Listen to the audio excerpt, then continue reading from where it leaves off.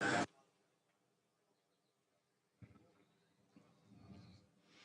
first update of the day coming up. Mark Watt round the wicket, bowls to Stoneman, leaves alone outside the off stump, goes through to Brooke Guest. Williams arrived. Make a note of the time, 1 minute past 11.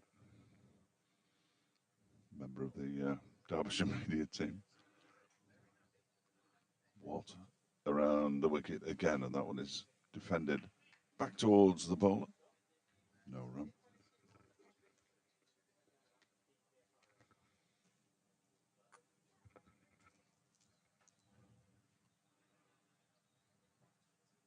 Oh, the wicket now. Watt bowls, and that one is pushed back towards him. No addition to the overnight score of 95 for 3.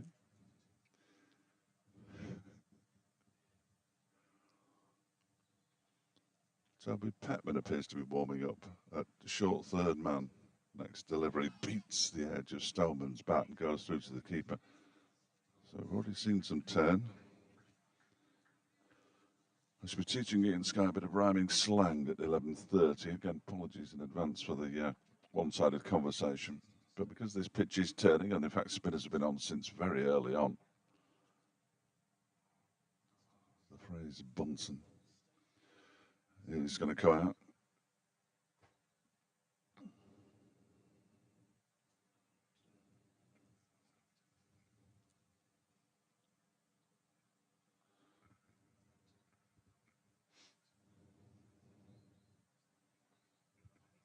Could be a fascinating day's play. It's going to be Toby Petman. I don't think he's bowled from the pavilion end in this match yet. So he will be. Ethan Bamber.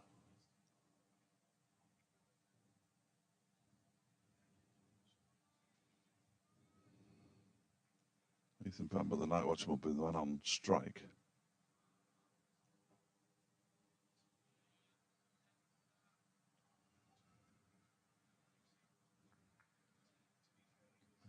There's all sorts of warm-ups.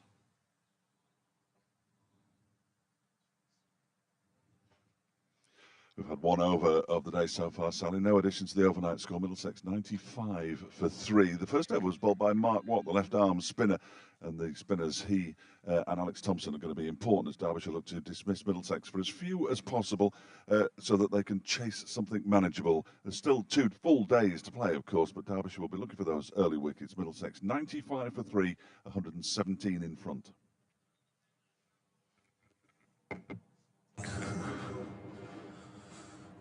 $95 for 3. If only life could be exciting all the time. Petman bowls, and that's driven up to mid-off. Just saying how everything has to be exciting these days, Fletcher, doesn't it? Have you noticed? I didn't try and make it sound exciting there, did I? Well, no, just yes. Middlesex would benefit from some non-exciting cricket this morning, wouldn't they? Yes, sort of, yeah. 60 or 70 runs in the session for the loss of 1 or 2 wickets. They'd be absolutely thrilled with that. Bit of accumulation. Never did anybody any harm. They still haven't got to their overnight score yet. Bowles, and they have now. Lovely looking shot by Ethan Bamber. He's on driven that. Yours. The on drive. Yours. Oh, it is mine, nearly. But, well, the late. Well, Will had to do something because he only just arrived. Yeah, the late Will has just arrived, so he had jumped. Apparently, he's had problems with his car this morning. I understand so. Yeah, should have bought a more reliable one, really. Shouldn't bought one of those reliable Robins, whatever they were called, aren't they? Robin Reliance. Was that one? Do they still make them? No, I don't think so. 3-wheelers. What was that all about? Petman bowls, and that's down the leg side, and I think there's going to be a leg by here for Bamber. I would have refused that on the basis he didn't really play a shot at it. He just sort of waved the bat at it a bit, didn't he? But umpire raises his leg, and that is the 100. 100 for 3, 4 to Bamber. Stoneman, as yet, not added to his overnight 60. 3-wheeler cars, he might not have. It might have been the 4th wheel that he had the flat under. So if he had a 3-wheel car, it'd have been all right, wouldn't he, this morning? Well, I suppose he would. Yeah, he could have got here on 3 wheels, couldn't he? Perhaps they ought to put a fifth wheel at the front in the middle. So then if you had a puncture somewhere, you could all right. sort of carry on, couldn't you? Next delivery outside the off stump. No run. Stoneman leaves it alone. Perhaps have a word with Mr. Musk or whatever his name is. Elon, is it, or something, that makes his electric cars. He could stick Elon Musk. maybe have a retractable wheel, so that if you've got a flat, you could put a fourth, you could add a wheel without having to change the tyre. It was on a little arm. It could fill in for any one of the other four, couldn't it? Yeah. Come down the middle and then just fill in.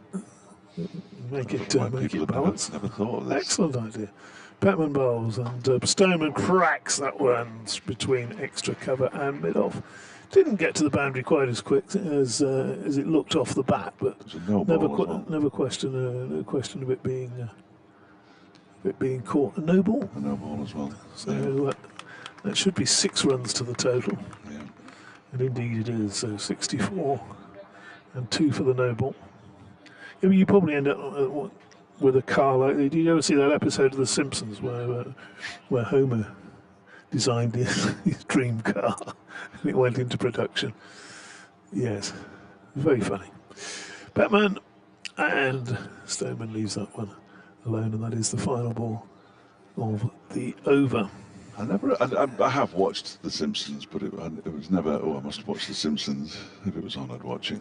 Well, I was a bit like that as well. But when you actually get into it, it's one of those programs that sort of it works on all sorts of different levels. You know, the kids like it because there's humour there for the kids, and then there's some very adult humour in it as well. Not quite as adult as one or two of the other ones. South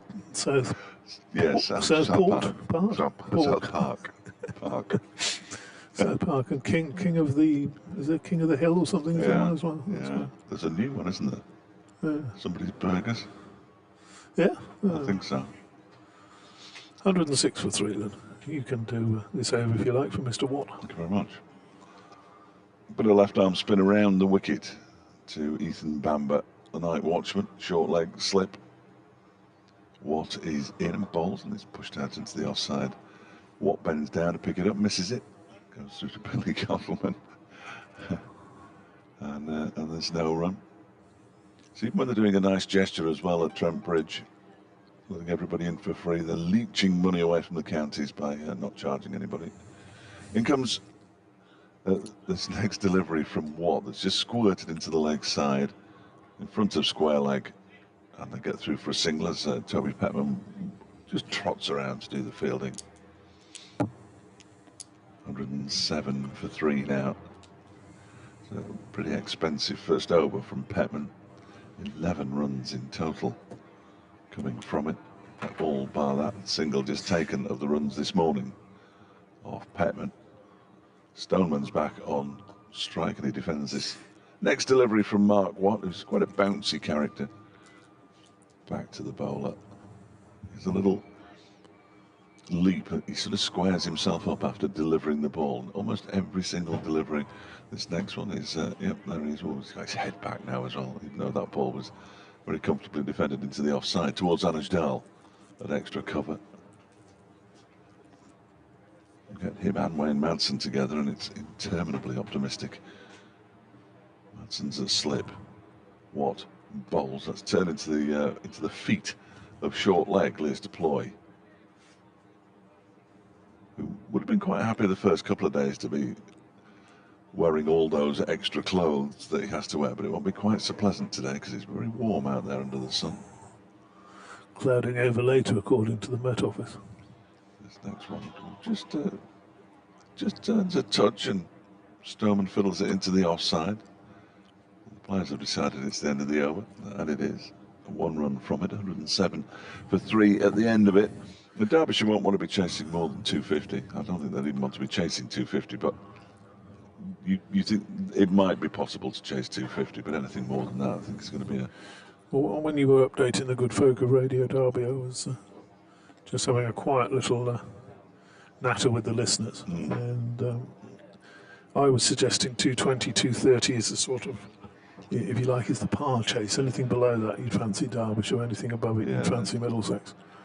That's not to say that Well, no, I mean, 180 won't be a big enough lead, or that Derbyshire can't chase down 300. But you'd think that's somewhere that yeah. they call it the spread or something, isn't they? Petman runs down the hill, and that's pushed up to mid-off. No run. Well, if they don't call it the spread, they should. It's a very good description. Yeah. It's a betting term, is it? See, I'm not a gambler. I've never been a gambler. No, well, have you ever had to bet them? No. Two different things, betting and gambling. Really? Seriously, yeah. Oh, yeah. Absolutely. Betting, you're backing your judgment. Gambling, you're just, Hoping. Well, you're hoping, yeah. You have no next ball from Petman, who's pushed up to mid-on. No run. Yeah, you're hoping. Right.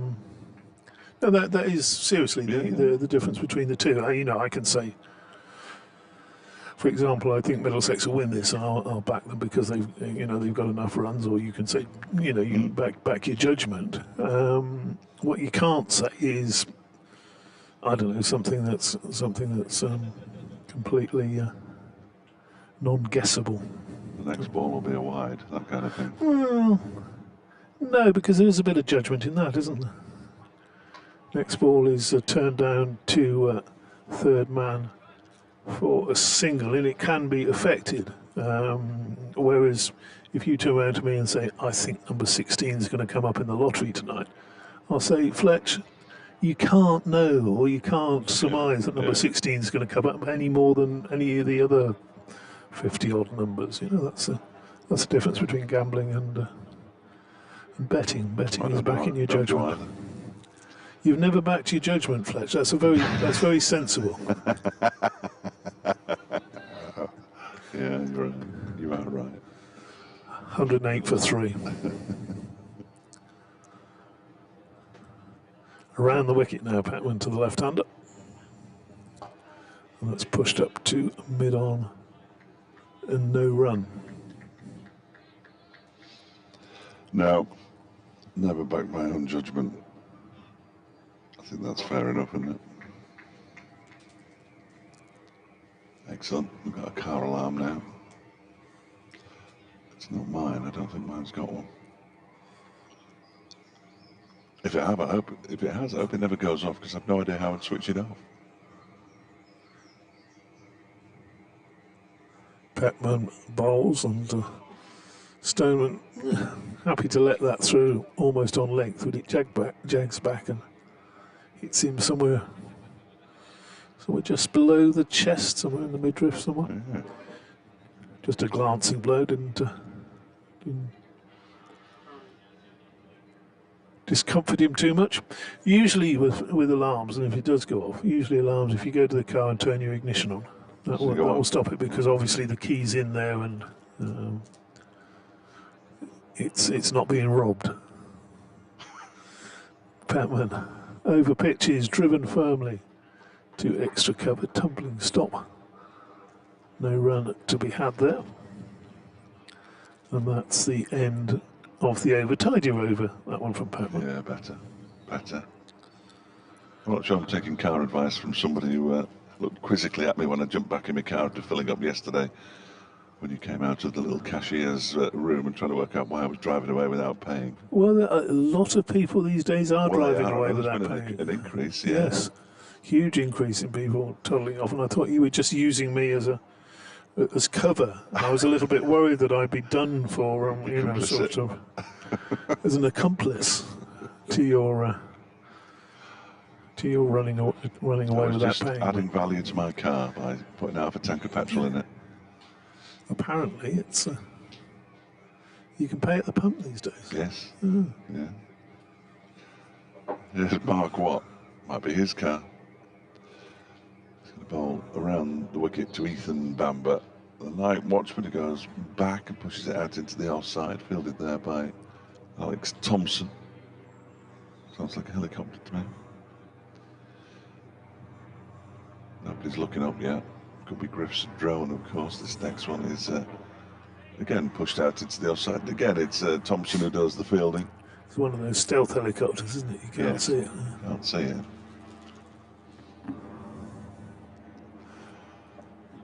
That's what we need, a Perspex roof. This one is left alone outside the off stump by Ethan Bamber.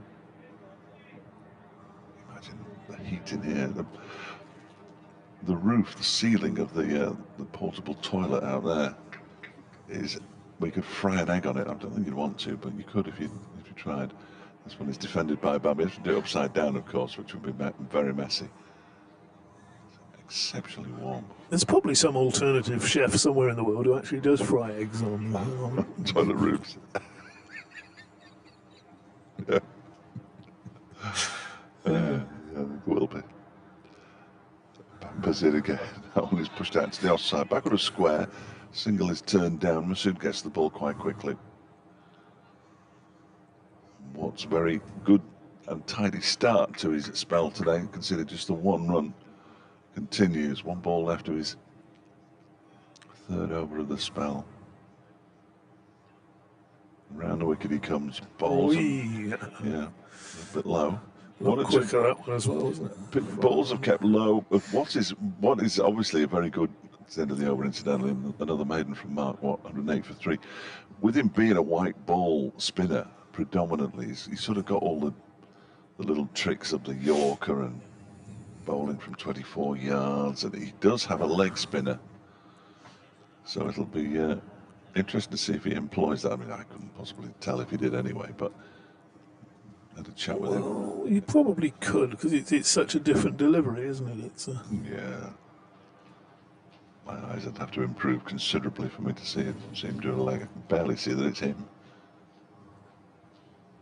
I can't see Billy Godwin chatting to Toby Petman. He's going to continue. Ordinarily, you'd have expected to have seen Sam Connors bowling first up, but he is out there, but there's not much luck in this game so far. He's fielding at extra cover.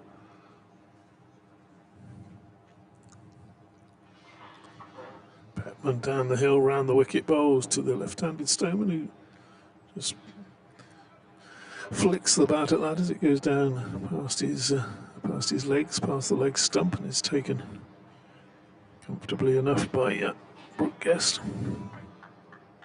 Sprinkling in today, sprinkling. A sprinkling of spectators, yeah. Not too bad. Plenty of room. Anybody in the local area fancies There are some spare chairs, aren't there? wander down here after lunch. Bowls, and that short and cracked backward a square. Is that going to go all the way? The cover sweeper is round, tidying up. And the batsmen are back for 2 runs. So Stoneman on 266, 110 for 3. Add, what is it, 28 to the lead? No, 22 to the lead. 22 to the lead. So 132. 7 wickets in hand. Derbyshire need one. Petman bowls and Stoneman watchfully pushes that into the offside. I don't think it'll be long before we see Lewis Rees, providing he's pulled up okay. A little bit of left arm. It was John Lukic yesterday, thank you, Jim. It was John Lukic in the VIP tent yesterday. Former Arsenal and Leeds United goalkeeper. Yeah. Chesterfield born. Didn't he have a spell at Arsenal as well? What did I say? Leeds United, you said? Oh, no, yes, he was definitely. He had 2 spells at Leeds and 2 spells at Arsenal. Oh, right. Rather bizarrely. When you think of the goalkeepers, Bob Wilson was born in Chesterfield. Gordon Banks was born in Chesterfield. Lukic. Chesterfield? Top quality goalkeepers. There would have been a time in the Home Nations tournament when 2 Chesterfield-born goalkeepers were in opposition in Bob Wilson for Scotland and Gordon Banks for England. Gordon Banks was a heck of a keeper, wasn't he? Bad. Petman to Stoneman, who plays that to mid-wicket. No run, defends. different areas are known for their different products, but you'd have to say that producing 3 goalkeepers of that quality, Chesterfield, Yeah, not a bad effort. not bad at If all. only they could have had one of them playing for them. They might not be in the mess they're in now. Well, they probably will be now because he's 63, John Lukic. Next delivery is outside the off stump and through to the keeper. Was John Lukic one of those quiz questions where his mum was actually on the? It's an urban myth. I looked it up yesterday. Yes, you're right. On the It's crash, an urban myth. Munich, yeah, because that was in '58 and he was born in '60. Well, is he 63 then? That's a good question. I'm sure he was born in. I looked him up yesterday. There he is. Let's have a look. Yeah, born in December '60, 61, not 63. That's how he's sick. That's how. So it's very unlikely that his mum was pregnant with him in 1958 then. Yes. Yeah, because he was the I've myth. heard that. Yeah, the myth was that he was a Munich air crash survivor because he was actually. Oh, it's a shame when myths like that aren't true. I know, it's a good one, that, isn't it? There's Mark Watt around the wicket to Ethan Bamber, goes back into his stumps, pushes out into the offside. I got slightly distracted by this spider. He's just working his way down towards the table. I don't want to hurt him now because he's come down about 8 feet.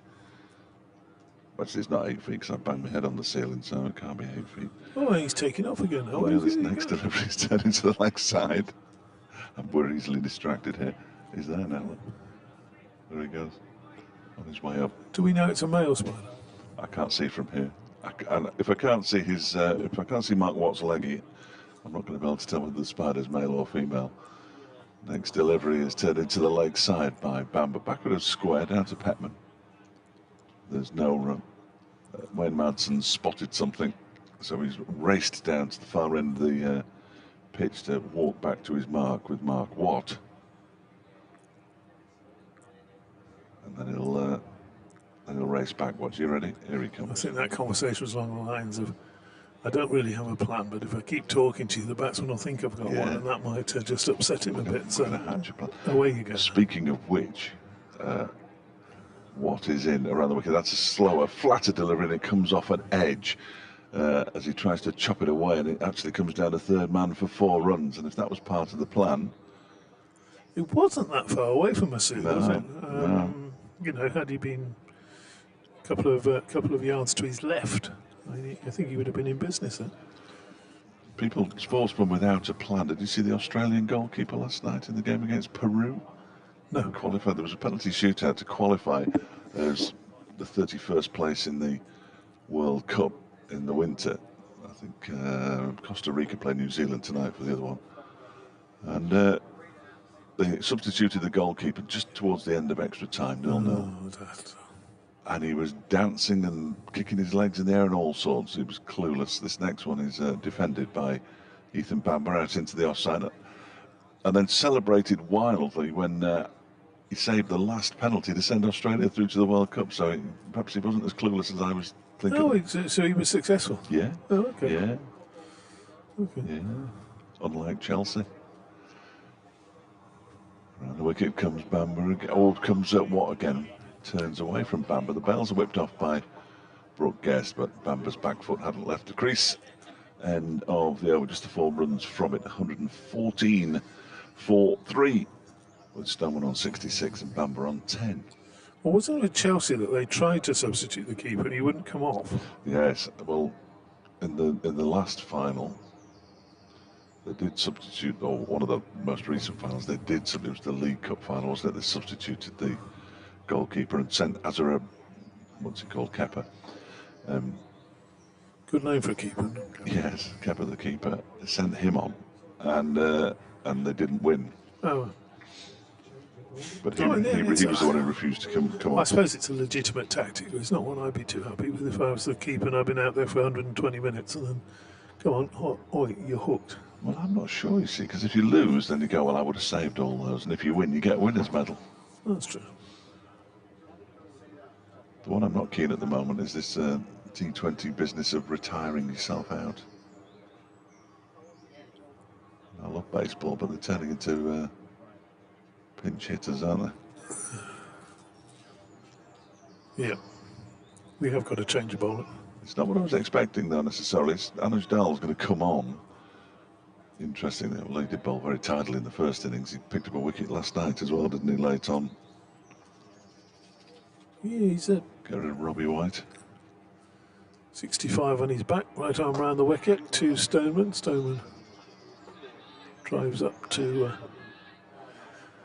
Billy Godleman at mid-off. As Dave said, Billy Godleman's always at mid-off. Always. Does he know, even if there's a right and left-hander, he still swaps and goes mid-off? Oh, yeah. So, Yeah. They're remarkable.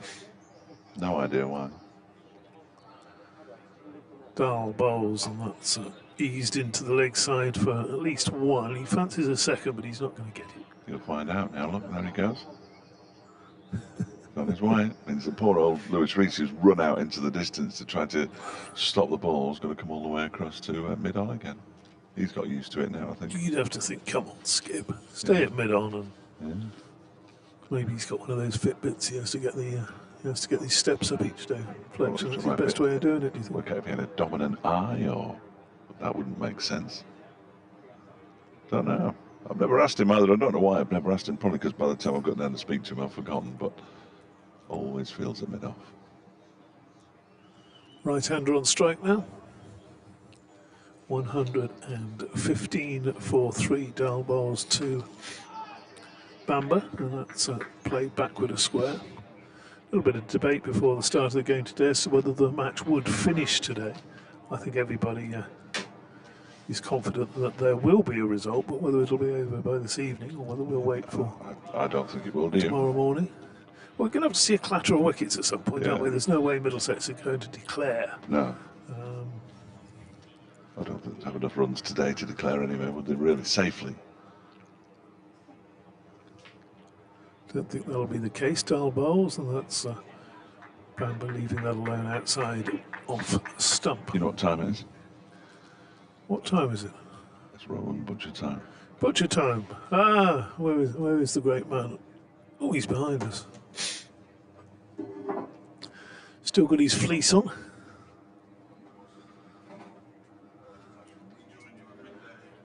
It'll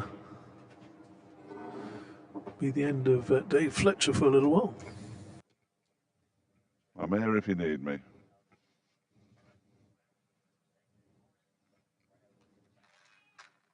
Yeah, of course it is. Morning to you, David. Good morning.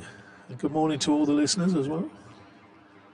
So, Butch, you'll be astonished to know, although having said that, I've got a sweater on as well. So, but despite the sunshine and the bit of warmth today, you've still got the old fleece on. You're still trying to warm up from last night. Actually, I'm fine at the moment. I mean, it's a lovely day so far. I'm not going to tempt Providence. Next delivery is angled down to third man by Bamber, who's got one. He fancies a second as well. They are looking for these second runs, but not wisely not taking them on both occasions. 118 now for 3. 67 to Stoneman. He's on strike. Bamber's into double figures. Doing a good job at the moment, isn't he, young Ethan Bamber for Middlesex? Yes, he's offering some good support to Stoneman. Stoneman's obviously been there from the start. Good decision just to settle for the single. The throw was not fully into the gloves, but close enough to the stumps. Dahl around the wicket to the left-hander, and that is the end of Mark Stoneman. The ball has bounced. He's just felt for it outside the off stump, and that's just taken the top of the bat or the glove, and it's gone through. Regulation catch for Brooke Guest. Roland Butcher's been in his seat for 3 minutes, and he's taken a wicket already. 118 for 4. Yeah, good delivery that from Dahl. We spoke about 1 or 2 deliveries just fullish of a length and outside the off stump, both to the left-handers and the right-handers taken off a little bit. That was the delivery there. Stoneman really had to play at it. He had no choice. It took off and took an edge, went through at a decent height to the keeper. And Stoneman has gone for a very well played 67.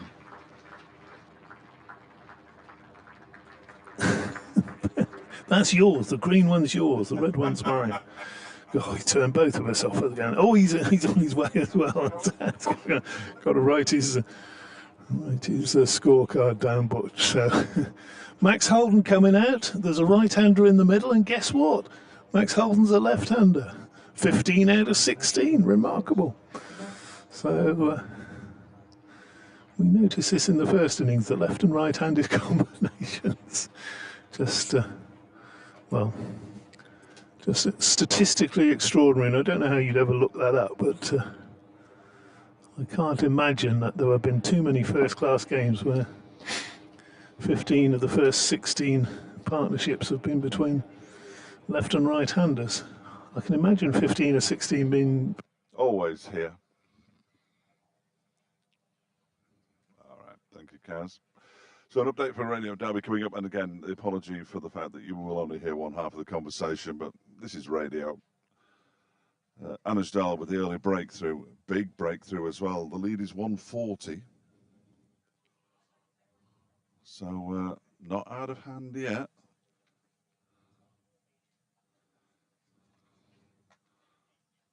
Speak to Ian Sky. It's going to be Mark Watt to continue.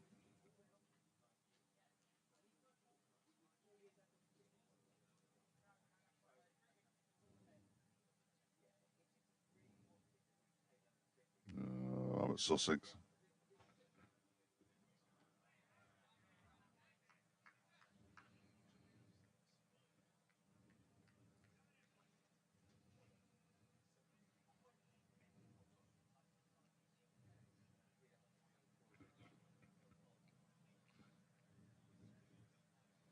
Watt in around the wicket, bowls. Oh, leading edge.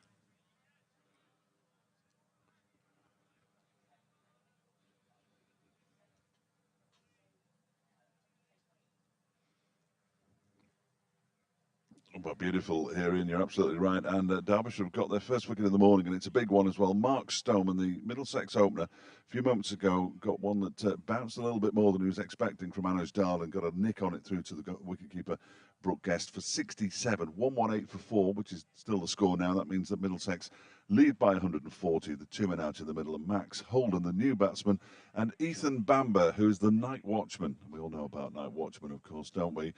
He's on 11 not out from 35 deliveries. So, yeah, the night watchman, Ian, what does he do? Yes, yeah.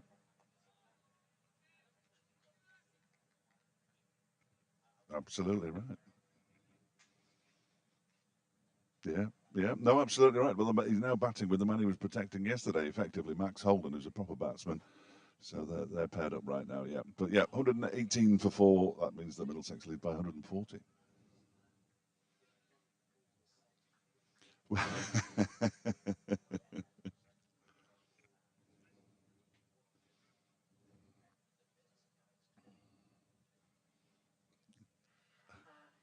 I'm going to teach you. It's a rhyming one, so you might be able to guess what it is. But we've seen an awful lot of spin in this game.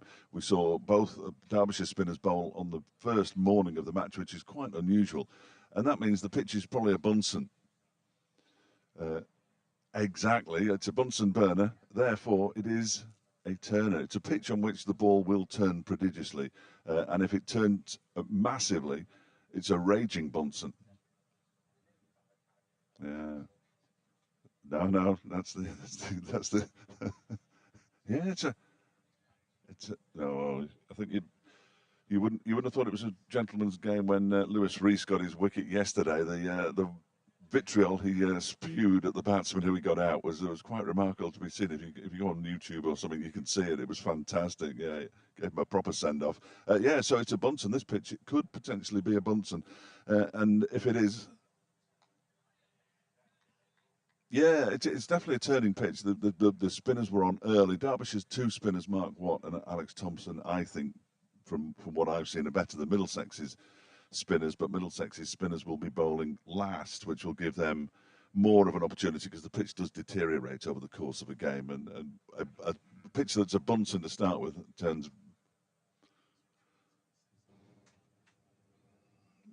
Well, not particularly, no, because they talk about good pitches, and that good pitches aren't necessarily good as far as I'm concerned, because a good pitch means that it's good for batting generally. It's a batsman's game. So this is a very much a sporting pitch here at Queen's Park. We're definitely going to get a result, and at this moment in time, despite the fact that Middlesex have just hit a 4, we've no idea which of the two sides is going to win, but one of them definitely will. This will not end in a draw, I guarantee it, unless it absolutely chucks it now. Mm.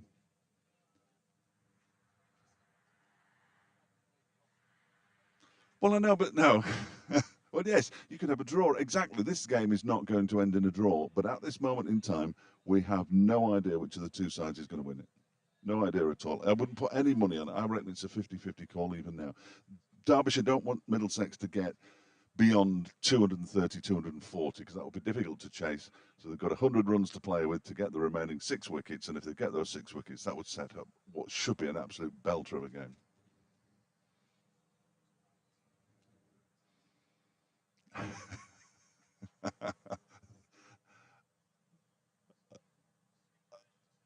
Yeah. Cheers.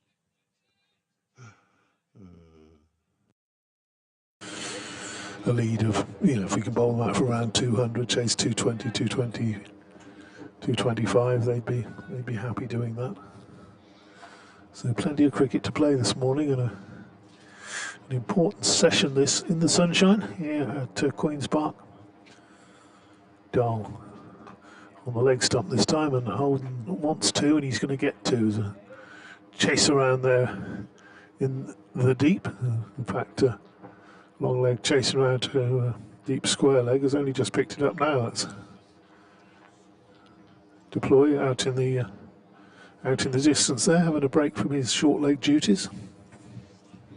I mean, Dahl so far today, he hasn't quite looked the same energetic bowler as in the first innings. He ran in with real purpose. He's a little bit gingerly at the moment.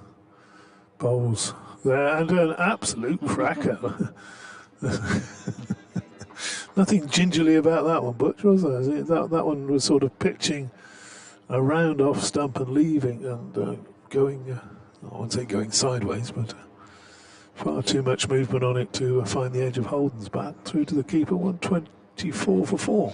Yeah, that's the delivery that we spoke about many occasions, that just suddenly something happens, and that one just bunks. That was the key, really, the amount of bunks that it just came off the pitch, and really the batsman was very fortunate to stay inside the line of that one, because it went across him, started fairly straight.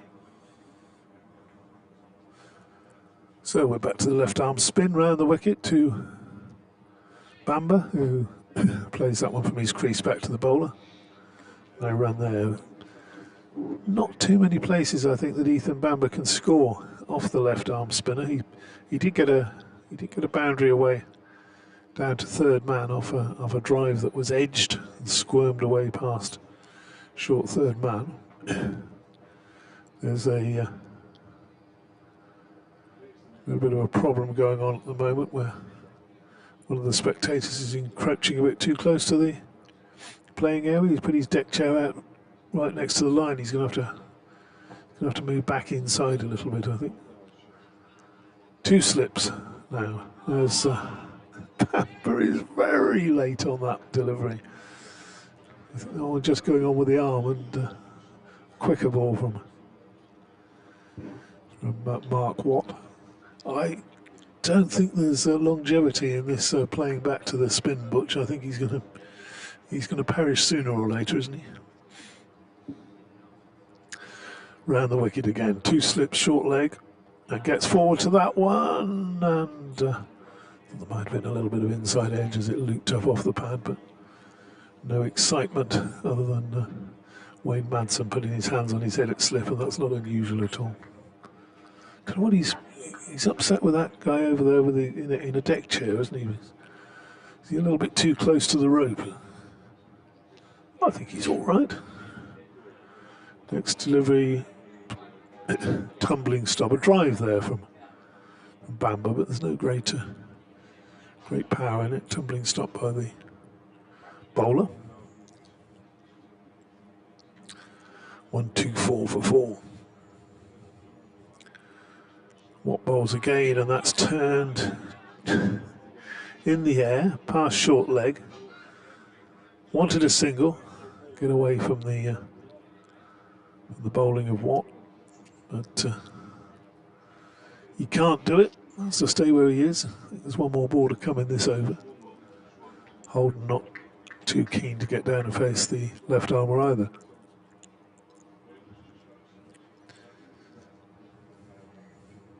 Watt bowls, gives that one a little bit more flight, but again on the back foot. Bamber survives another over, so Watchman doing a sterling job for the side. Yeah, Bamber's looking quite safe and secure. Obviously not trying to score against the left armour. He's primarily staying back because Watts tends to get most of his deliveries just to go straight on with the arm. So Bamber's trusting his technique to stay back and just defend with a straight bat. At this moment in time, no great alarms. Oh, you got to be careful with these things. You know about the commentator's curse. Dahl bowls, and that's gone straight through Holden, who's perhaps just playing for a little bit of a movement away, and that seems to have seamed back and gone between bat and pad and over the top of the stump. So bit of a let off there for Holden. There are two ways to look at the commentator's curse, but one of them is to say, oh, you must be careful, you can't say these things, and the other one is to say, that's just a load of superstitious nonsense, because you can't have any effect from up here.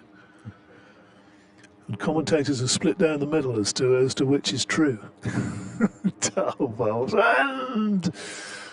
And Holden was sure outside the off stump there. David, the side that I take is that it makes no difference what you say. It may only be coincidental that something happens as a result, either way, of what you've said, but you don't bowl a ball from the from the media centre. It's funny, isn't it? Those sort of superstitions from not only from commentators but from fans as well. And Dahl, and that's pushed back to him by Holden. No run there, 124 for 4. Fans are cricket fans, football fans as well. You know, they have a lucky shirt, don't they, or a lucky hat, or the team only wins if I don't know, if I have a fried breakfast in the morning, or something like that. They just, and then, of course, the one time they don't, the team lose, and oh no, gosh, I knew I should have had that breakfast. Plenty of those superstitions. I think football fans are probably worse than cricket fans. Dahl bowls, and again, good, lively bit of bounce outside the off stump. Holden did well to get the bat out of the way of that one. So David, that is why 250 will be a very difficult score to get on this pitch, because every now and again you get that type of delivery that just really should be fairly straightforward to play, but it just leaps off the wicket and causes a problem. Dahl bowls pitched up, and that's driven by Holden. He wants a single. Oh, he's going to have to scamper to get there. And a shy at the stumps, and underarm at the stumps, and it just, I think he was home anyway. But good positive cricket, admittedly, but maybe a little bit risky with Middlesex just leading by 147 runs. It was very risky. Got home in the end. I think a much more alert fielder would have come in there and perhaps certainly underarm the ball at the stumps with the right hand. Instead, he's left-handed, Lewis. He had to run around it. He's left-handed. But if he's still from that position, he was still collected on your right hand side. Wrong hand. He had next delivery from Dahl outside the off stump, last ball of the over. So Bamber survives again. He's still on 11, 7 to Holden.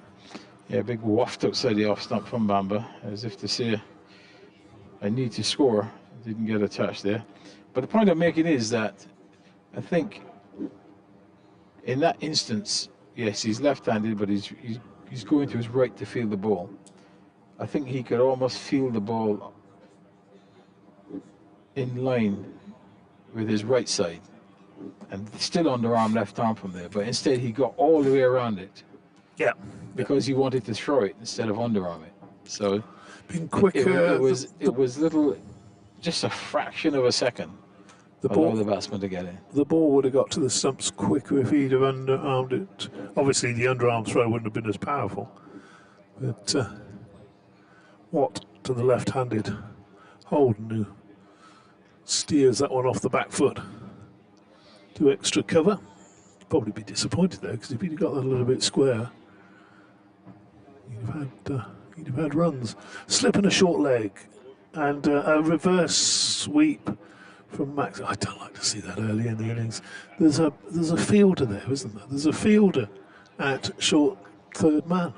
Why do you play a reverse sweep earlier in your innings? It's a risky shot anyway. Early in the innings, when you're not seeing it as well as you will be later. I know it's positive.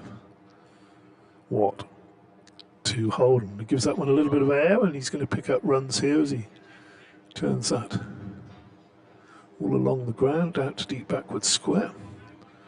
One more, Connors does the fielding. Holden ticks on to 8. I just think, given the risk that's involved, and given that there's a fielder there, if there'd been no fielder there, yeah, fair enough, but I don't think it's a risk worth taking. And Bamber, his next delivery from Watt, pushes defensively. You were always quite an attacking batsman, Butch, and took your chances. But would that be a risk you'd take early on in an innings? Well, the reverse sweep wasn't one of my shots, so I wouldn't be playing it. Watt bowls to Bamboo, swings that one away, high, wide, and handsome. That's gone all the way. So it's gone up towards the burger van on the far side of the ground. Safe shot, no deep square leg out, just the 2 men in saving, or 3 men on the onside saving the single. He spotted that one, and thank you very much. Yeah, very good shot by Bamber. Just picked the length. That was the key. Just 3 fielders on the onside, all saving a single. Next delivery tempts him outside the off stump, up too wide outside the off stump. There was no way he was going to slog sweep that one. So good effort this from young Ethan Bamber. He's got 1,732 for 4. Derbyshire would have probably thought they'd have got rid of the night watch one by now, but no, they haven't. 8 runs to Max Holden at the other end. Yeah, Bamber's doing a very good job. Obviously came in last night as a night watchman to ensure no further wickets fell. He did his job then, and this morning he's continued. He's lost to one, but he certainly doesn't think that his job is finished. As a bowler, you need to bat when you get the opportunity. Here's a new over from Dahl, and that's delightfully driven back past him by Holden. There's no great effort went into that shot, just a nice bit of timing, a firm push back past the bowler. And a couple of overs like this where you get a single and a 6, and then a 4 along the ground, and all of a sudden the lead's up to 158, and Derbyshire is thinking to themselves, got to do something here, got to take a wicket. Dahl bowls, and that's pushed into the offside. Cheeky, pushed into the offside, called yes, through quickly for the single. And completed comfortably in the end. But again, that was just a little bit cheeky, wasn't it? Was it Thompson perhaps on his Alex Thompson perhaps on his heels a little bit there? Do you think, the cover fielder? Wouldn't have taken one to you there, Butch, in your day. Probably not. But it was a little bit deep. Probably not at that time. Dahl bowls this time to Bamber. That's outside the off stump, and again we see that little bit of extra bounce. Well, he could have tried it. But it was a well-judged single in the end, really, because it was well played with soft hands by Holden, and it was difficult for the fielder to come in who's already quite deep. So, as if the ball was not really rolling out to him, it was literally stopping. So, it was a comfortable single. Dahl to Bamber, turns that nicely through the onside. He's going to pick up a couple of runs. Thompson has to chase back. does so, whips the throw in. And 2 more to Bamber. So, yeah, interesting one, perhaps to the listeners, what we were talking about before, about the difference between running around to field to get onto your good arm so you can put a bit of power into the throw, and maybe picking it up with your weaker hand and just underarming it towards the stumps. And you reckon the ball will always get to the stumps quicker if you underarm it? From that distance? I think from that sort of distance, because you're no more than 10 metres from the stumps. Dahl to Bamber. Bamber defends. Because you'll waste valuable seconds winding up to throw from the shoulder. You might as well, because your momentum is taking you to the ball, you might as well collect and you just whip it just with a bit of wrist action. Yeah. I suppose but maybe I'm being a little bit too harsh on. No, it's a modern day fielder. I mean, you were recognised as one of the best fielders around when you were in your prime, long time ago now, of course. This next delivery from Dahl is driven into the offside by Bamber. He's going to pick up. I thought he was going to pick up forward. I don't think he'll quite get to the boundaries. He got the legs on it. Has the covered dive to try and stop the ball initially. Had he turned and chased it, I think he would have caught it. But it just has the legs to pop up over the rope, and that's another boundary. And the run's coming a little bit too quickly for Derbyshire's liking at the moment. Bamber is on to 23. Sorry, we were talking about your prime. Yeah, but before that, nice shot with Bamber. Really, that should have been 1 at maximum. Really, the fielder should have stopped that. It wasn't a difficult ball to stop. He just made an awful dive at a ball that really should just be moving across to his right to stop, and cost the bowler 4 runs. Bamber won't disagree. He'd be quite happy to take the runs. This also increases the Middlesex score. But getting back to what you were saying, David, Yes, we were talking about you being a wonderful fielder, Butch, back in the last century. What comes bowls, and that's turned by Holden for 1. He's thinking about a second. He won't get a second. He will. Oh, he will. The fielder's got to the ball, sort of tried to do a fancy slide, and ended up sort of kicking it towards the other fielder. Well, what was going on there? So 2 more to the total. Holden on to 15. Watt, who's been bowling unchanged from the Lake End, aborts his run though as he's bowling over the wicket to the left-hander. Slip short leg. Bowls to Holden, who covers up, pushes into the offside. Ewan on one side of the pitch and Graham Barlow on the other side. It was a pretty dynamic cover mid-wicket combination. That his next delivery is tossed up, and Holden says, "Thank you very much. I'll have some of that." That's gone a very long way. That's 6 runs over to the cafe side of the ground. I call that one. They're going to go and have to look for that one in the woods.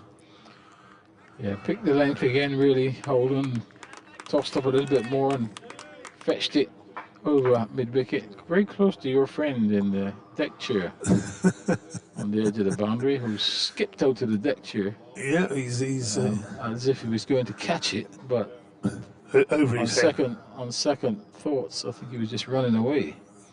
But Holden gets. He's now being extremely helpful. He's just standing there with his hands on his hips now. And now he's given the thumbs up to the umpire to let the umpire know perhaps that the ball's been found. He should get a job as a steward. He's obviously highly skilled, and he's sat back down again now. Yeah. Earlier you suggested that he may have been, not you didn't suggest, but I think perhaps some of the fielders and others were suggesting, the umpires in particular, that he may be a little bit close. But really, when you look in relation to where he is from the rope, he's a long way from the rope. I'll tell you where it's really close, and that's Scarborough, where on the side with the benches, the popular side, the rope there and the wooden benches, you'd think always a little bit too close. That over that side's fine. Watt bowls this one in quicker. He's not taking a second chance, and he's got a deep mid wicket now. So maybe he will just tempt Holden again. Holden's moved on to 21. Bowls to him and comes forward defensively, pushes on the offside. So deep square leg, deep mid wicket, mid on, a man on the 45 and a short leg. That's the 5 fielders on the onside. Tries round the wicket now to Holden, and he knows that if he just pushes the ball into the onside, as he does, he's going to get a single, and he scampers through. And that is the end of Watt's over. Maybe time just to try something a little bit different. Perhaps have Lewis Rees running up the hill with his left armers from that bottom end. Yeah, but Derbyshire has to try something because the game is slowly drifting away from them, particularly with a contribution by the tail ender. You would have hoped as a fielding side to have dismissed the tail ender and have 2 new batsmen at the crease. What has happened so far is that Bamber has survived. He hasn't only just survived, but he's also flourished. So he's in the 20s. The new man who came in at the fall of Stoneman's wicket, he has now got started. He goes into the 20s as well. So you've got 2 batsmen who are becoming fairly well set. So it must be worrying signs for Derbyshire. Yes, Max Holden has been very, very positive since he arrived at the crease. Scored 22 runs. He's hit that 6. Bamber's hit a 6 as well. So Bamber just getting some new gloves, I think, was he? Oh, that's a bit cheeky, isn't it? New gloves. Probably never. New gloves. He's probably never ever batted this long, David. So he's in new territory. Here's the the start of the new over from Dull, and that's pushed up to mid on. Yeah, it's one of the great night watchman stories, of course, from my good friend Mr. Jason Gillespie, only man to have made a double 100 as night watchman. In his last Test innings, he got dropped afterwards, Butch. 201 not out and dropped. He's not the first to go and having made a big score in his. Next ball is just worked into the onside by Holden for a single. He draws level with Bamber, 23 runs each. Yeah, I mean, I think Gordon Greenwich got a double or a big 100 in his last Test, and that was his last. Did we know it was his last, though? Had he announced his retirement? Or his impending retirement? He surely wasn't dropped. I'm not sure whether he retired or whether they retired him. Yeah, it's a bit harsh. But that was his final game. Oh, great batsman he was. People always talk about about Viv as being the premier West Indies batsman. But I would always give it to Gordon. I'd always give it to Gordon. I don't think the Viv issue can be disputed. I mean, Gordon was good. Gordon was an opener, though. But I mean, Viv was different to Gordon in that fast or slow, Viv was in command. Next ball to Bamber is played defensively.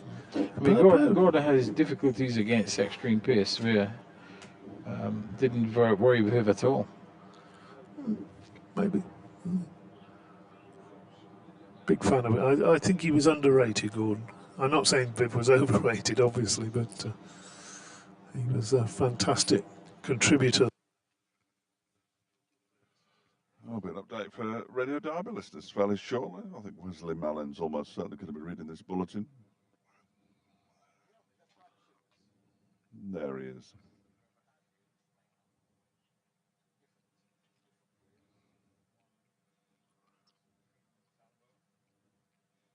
Goes down and bowls as the ball is crashed out to the cover boundary for 4 runs, and the lead moves up to 179.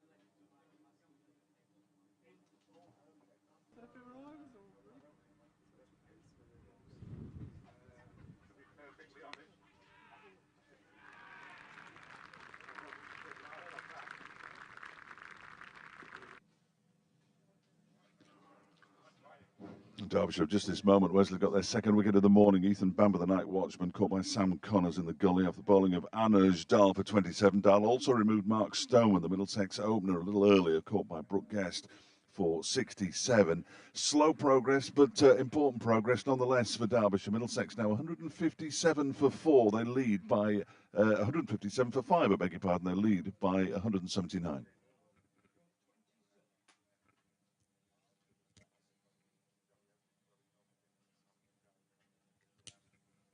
The left hand, right hand for the first time for, well, almost the entire game, as far as Middlesex are concerned. Yes, and there was Luke Holman still to come in next, of course. He's the left hand. So. those new gloves lasted 2 balls. Yeah, well, one of them was a boundary. One was a boundary, and then we're trying to repeat the same shot. Do you think he just got a little bit carried away with himself? Or was the ball there to hit? Well, he probably could. I would imagine he got carried away. He's crunched the previous delivery to the point boundary for 4, and obviously this delivery was up again. He just threw caution to the wind on this occasion, didn't quite get his timing right, and it just really spooned out to point. A good diving catch coming forward, but probably were just a little bit overzealous. So 157 for 5. It looks as though Fletch is ready to move back in, so I'll leave you with Roland Butcher for a minute. See what the red button's mine.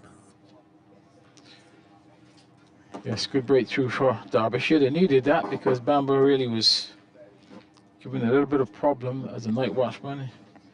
Did everything his team wanted him to do. He's first of all survived, and then also contributed with the bat. And for the first time together today, Fletch, good morning. Morning. How are you, Roland? Warmer, I hope. Mark Watt begins a new over and squares up Max Holden a little bit with his first delivery. Good bowler, Anuj Dahl. Really good cricketer. And he's picked up both wickets to fall today. 3 for 48 his figures as well now. Catch by Sam Connors, I believe. Yeah, he seems to make things happen. He does, doesn't he? This one is driven slightly unconvincingly by Max Holden up towards mid-on when it's fielded by Lewis Rees at mid-on. And the batsman get through for a single. John Simpson on to strike for the first time. John Simpson is a man who, with the lead at 179, could take this game away from Derbyshire in the blink of an eye, if Derbyshire aren't careful. Really good wicket-keeper batsman. Got his England chance at Bristol in that series last year. Quite right too. Watt is in and bowls to him, and he goes back into his stumps, pushes it up towards mid-on. Across goes Watt to do the fielding. It's an absolutely too hot, if anything. Too hot, if anything, here at Chesterfield today. It's blisteringly hot out there. Next delivery is a little quicker from Watt and left alone by Simpson outside the off stump. Will you be removing the fleece at any point, Roland, today, do you think? At some point, David, but I wouldn't totally agree with your assessment of it. It's being too hot. I would say it's nice. It's pleasantly warm. This next delivery back into his crease goes Simpson. He drops it down near his feet and then just sticks out his left foot to make sure that the ball doesn't drift back towards the stumps, which it didn't really look like it was going to do. They don't want to be chasing more than 250, do they, really? Derbyshire tops, I would have said, and means they've got 70 runs to play with here. Mark Watt isn't happy with something. What's happened there? No idea. Absolutely no idea. Somebody walking behind the batsman, which doesn't normally put the bowler off, but bizarre. Unless he hit the umpire with his arm, because he does swing his arms. That might have been what he did there. Hassan Adnan. The umpire immediately called dead ball. I'm not sure whether Mark Watt's now apologising. That last delivery of the over was pushed out into the offside. No run. 158 for 5, 24 to Max Holden and John Simpson yet to get off the mark. And unsurprisingly, Anuj Dahl is going to continue from the pavilion end. Yes, the nicest day we've had so far. Thoughts have sort of turned towards Saturday from a working perspective. And the problem we've got is that the weather forecast for Saturday is not very good at the moment. There's nothing worse than standing around waiting for a T20 to start if you're in a gazebo. The only other game that's been rain affected was the one up at Headingley when they played 8 overs a side, but it's not too bad if you're in a purpose-built pavilion. Gottleman and Dahl in conversation now. Dahl's got the ball in his left hand. They're discussing something or other. No idea. I bet nobody moves. There's a man out on the mid-wicket boundary still. There's a man down at long leg and at mid-on. Oh, yeah, somebody is going to move. The third man is being pushed around. In fact, everybody's being pushed around. No, the third man's gone around the boundary to point on the boundary. He's gone into cover. So there is no third man now. That looks like Petman from here. Oh, he's still going. Blimey, he's gone a long way in front of square. Sam Connors has just moved around a little bit, a backward point. Dahl is in and bowls. Nobody's guided out into the offside and they pick up a single. One more to hold and he moves to 26, 160. 160 for 5, which means, no, 159. Blimey, they put that single on quickly. 159 for 5. Lewis Rees getting ready to bowl for the first time today. The left armour has had success in this match. When he was bowling, certainly didn't quite manage to guide the tail to parity when Derbyshire's first innings was eventually completed for 229. Dahl is in the balls to Simpson, who pushes it straight back to the bowler, fields it in his left hand, and then tosses it to Mark Watt, who appears to be the designated ball polisher. Interesting. Straight into the team, straight onto ball polishing duties. Somebody's got to do it. But the bowlers don't do it anymore? They tend not to. They tend not to. Dahl does when he's not bowling. This next delivery is pushed out into the offside. Dahl will bend down and he'll throw it to Brooke Guest, who gives it to Mark Watt. So it's definitely Mark Watt. Lewis Rees has in the past been the designated ball polisher. He quite often come off a field of play and he uses the front of his shirt or his sweater. It looks a bit of a mess. Dahl will polish the ball. Billy Goldman tends not to.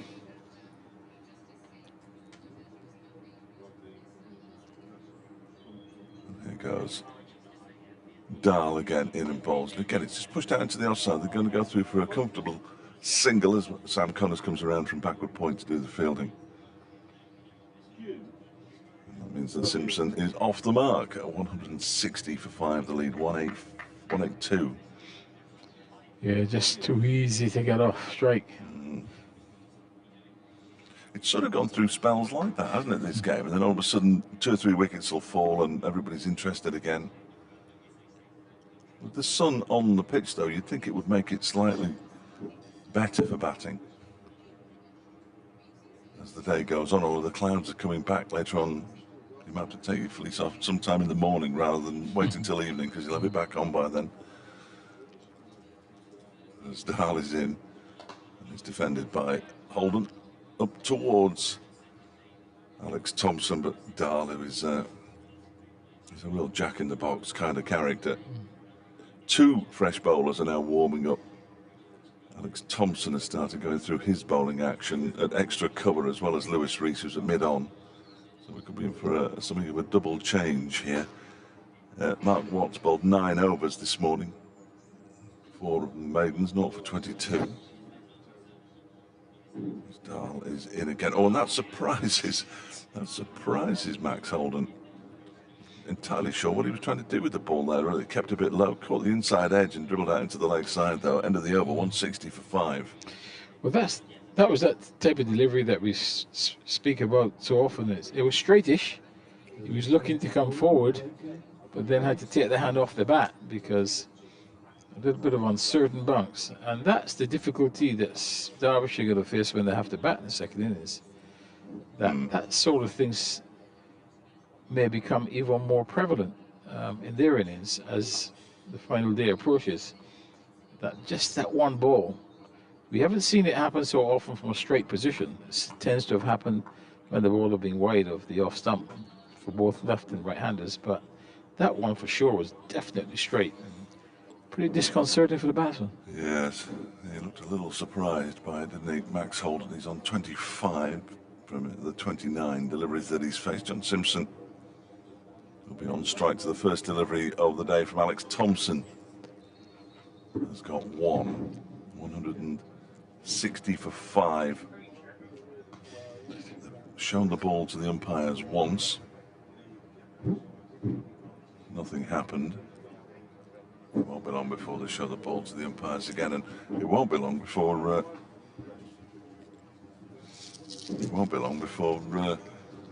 Lewis Rees is bowling, so he'll be keeping a very close eye on the ball, I'm sure.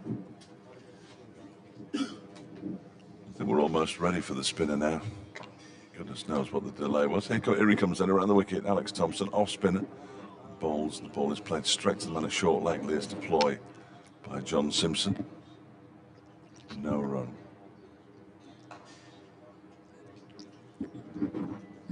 Sun disappears for the first time today. Cloud covers it. Around the wicket comes Thompson again. That one turns and bounces and goes past the edge of Simpson's bat. Good delivery. Lovely delivery from the off spinner.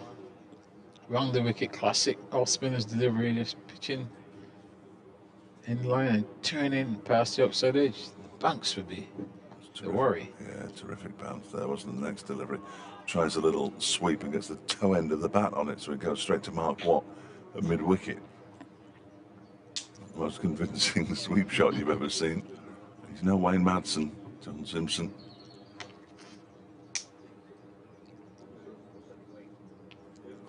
Twiddles his bat. And he's ready again now as Thompson in, flights this one up and it's driven out into the offside. Parried by Anuj Dal. Fielding completed by Thompson himself. Good piece of fielding by Dal.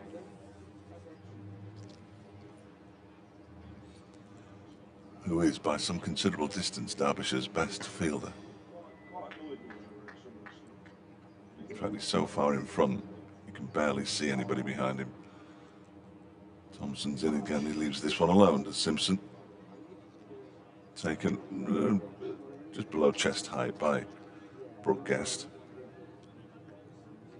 When Madsen in a slip, let's deploy a short leg. Thompson is in again, flights this one, driven straight back to him by Simpson. Almost got underneath the bat, not quite. Thompson opens with a maiden over, 160 for 5. Middlesex leading by 182. Holden 25 not out. Simpson has 1. Yeah, very tidy over there by the off spinner Thompson. Just one delivery actually turned past the outside edge, but generally very consistent in his length at line. So he'd be quite happy with the start that he's made in that first over. They've reached the innings break at Trent Bridge, New Zealand, all out for 284 in their second innings, which means that England will need 290 to win, which is a lot of runs.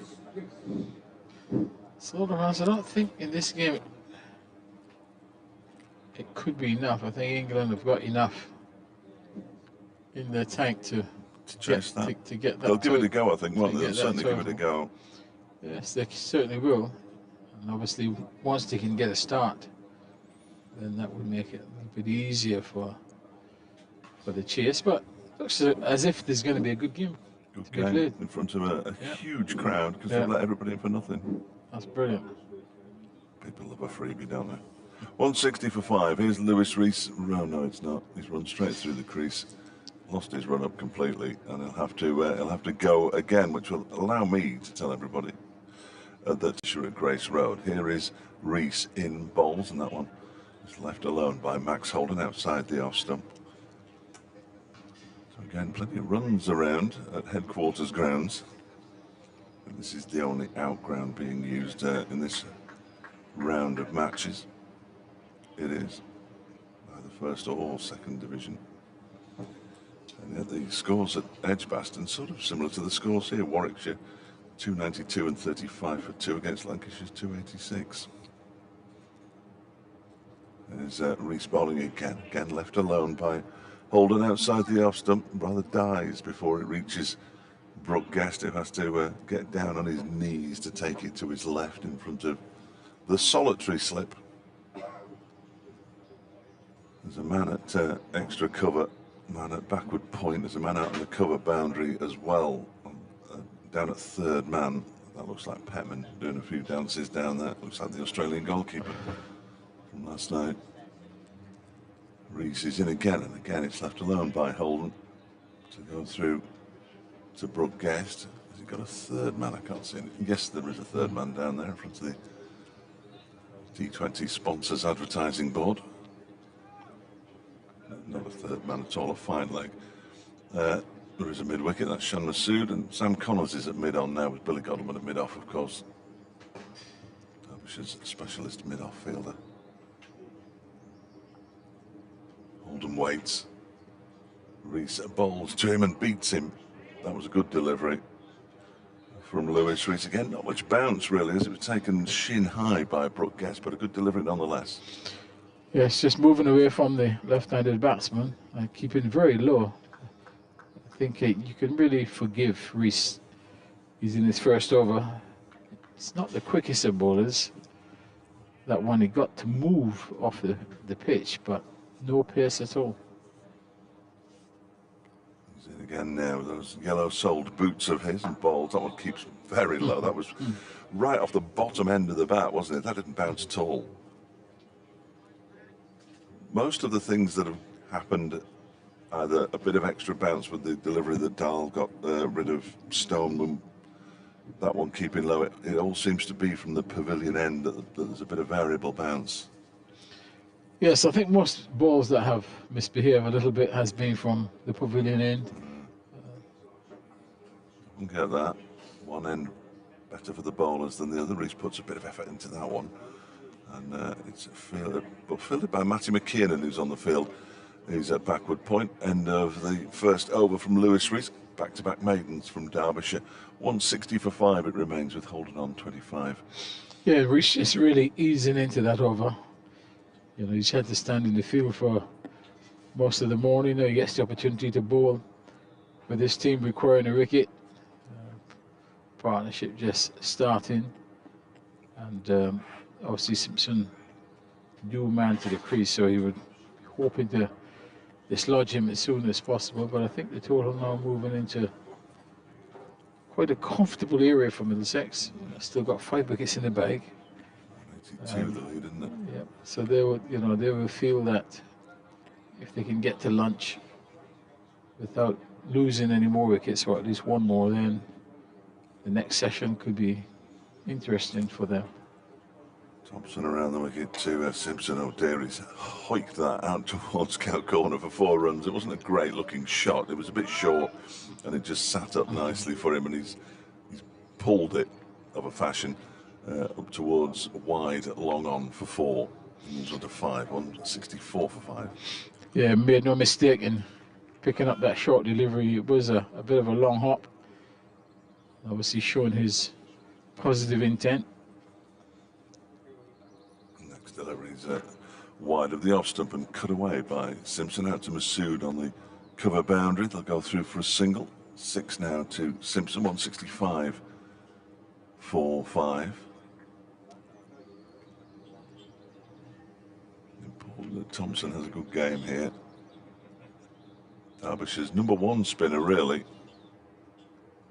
He's around the wicket and bowls to Holden, who just guides a full delivery out into the offside where it's fielded by McKiernan. Dave, explain something to me after this delivery. Seems unlikely, but I'll give it a go. Thompson around the wicket, reverse sweep comes out. That's going to be 4 runs. That was a well-executed reverse sweep from Max Holden. It raced past backward point, Matty McKiernan. He moves on to 29. It's 169 for 5 now. Yeah, well timed reverse sweep all along the ground, got them low, and just struck that one nicely. The question I was going to ask you is, we've got an off-spinner bowling around the wicket to a left-handed batsman. The occasional ball turning quite appreciably. Why would you have a forward short leg and not? Somebody on the other side. Next delivery is pushed Yeah, into the offside, exactly where that Yeah, ball's why, gone. why would you have the four short leg and not the man on the other side where that ball went? Yeah, no, it doesn't make a lot of sense. It's not going to turn. It's not going to turn into the short leg, is it? Because it forces this bowler to bowl too straight. Yeah. Next up, he uses his feet, Holden pushes it down the ground, straight to Reese, takes a tumble as he fields. And the last ball of the over goes for a single. 170 for 2 now, 192 the lead, 30 to Holden, 6 to Simpson. No, you're absolutely right, Roland. It makes no sense for Leas to ploy being a short leg. You might as well be on the other side. Yeah. And it helps the bowler because he's in his mind now, he knows to adjust his line to move an offside line. But having the ball, having the fielder there at forward short leg. He wants to pitch it in line with the stumps, doesn't he? Because then if he gets if one doesn't turn and it goes straight on, you've got a chance. And if it does turn, it can take the edge.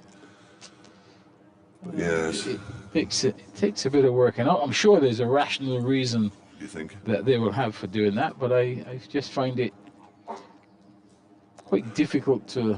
Other than, well, I always stand here. Here's Lewis Reese. In and bowls turn into the leg side nicely. Good stop by Shamsood. And there is a run out. Yeah, both batsmen at the same end. That's a terrific piece of fielding by Shamsood, who dived away to his right-hand side. And, well, both batsmen ended up at the same end. I thought they were going to actually go for the quick single. And John Simpson has perished for 6 runs. He bolted, I'm afraid. And as a result, Simpson has gone. Yes, in actual fact, there was never a single there. The ball was struck firmly, and the batsman really ran. Holden ran on the shot. Masood made a good save, dive into his right. And then it was just a simple return back to the keeper. Both batsmen at the non-striker's end. And unfortunately for Simpson, he's got to go. And just as we were thinking that Middlesex were in a very comfortable position, they lose their 6th wicket. Yeah, and a big one, really, because as I said earlier, Simpson's the kind of batsman who really can take it away, take a game away from a side. Derbyshire won't mind how they get them. Lewis Reese will be telling us he was bowling for the run out. And with the greatest respect to, certainly the finest batsman I've seen play for Derbyshire since I started in 2016, he's not gun fielder, Shan Masood, but that was a really good stop, and perhaps in the batsman's mind they've gone, well, it's Masood, there should be one here, and he's suddenly pulled off something that you wouldn't expect him to pull off. I certainly didn't, and as a result, and he paid the price. Yeah, he paid the price. But it was an excellent piece of fielding. You know, he was quite sharp. He dived, and because the batsmen were running through the momentum of the shot, the non-striker really had no chance whatsoever of. And really, it's only because the striker ran past the non-striker that he was run out. Simpson shook his head the entire walk back to the pavilion. Not a happy man. It's Luke Holman. It would be interesting to see, Dave, the replay of that, just to see if when the stumps were broken, whether he had actually run past. Yes. Simpson. Yeah. Putting that extra effort. We know what the batsmen are like. A little bit of extra effort. Oh, sorry. My mistake. 170 for 6 then. 3 wickets this morning for Derbyshire. Lewis Reese is bowling to Luke Holman, the new batsman, who pushes the first delivery out into the offside, fielded by Alex Thompson. An extra cover. Matty McKinnon's now on again. He's on this time for Shan Masood, who's pulled off his best bit of fielding since arriving at Derbyshire and has gone to bask in the glory in the pavilion. Maybe he's going to see the replay to see how he did it. That was good, wasn't it? That was good, wasn't it? You see that, coach?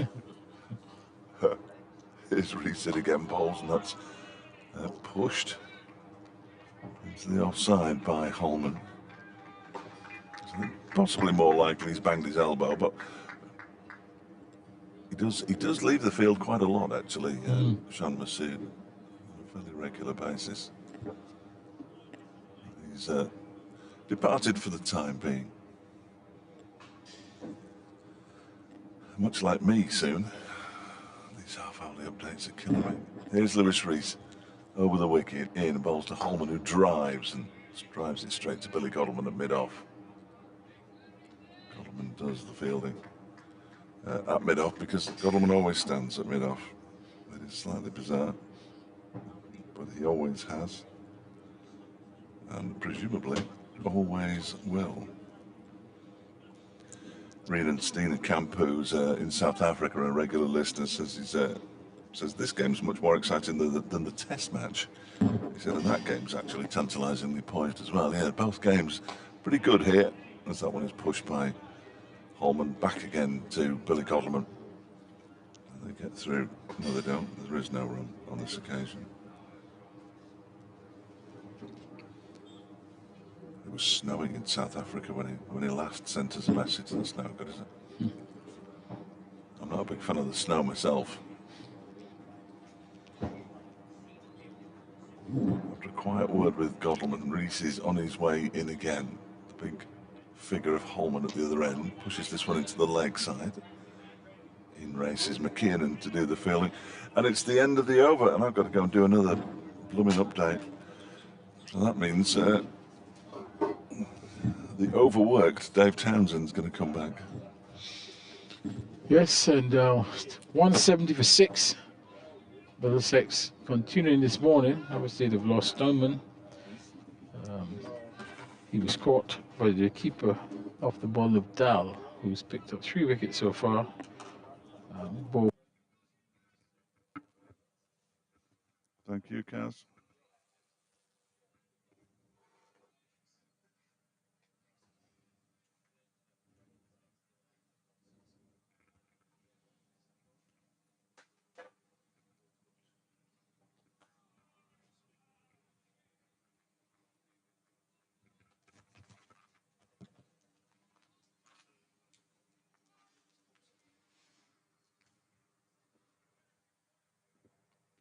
Yeah, they've got themselves a 3rd wicket of the morning. John Simpson, the wicketkeeper batsman for Middlesex, has just been run out. Fine piece of fielding from Shan Masood at mid-wicket. Both batsmen ended up at the same end, which is a recipe for disaster.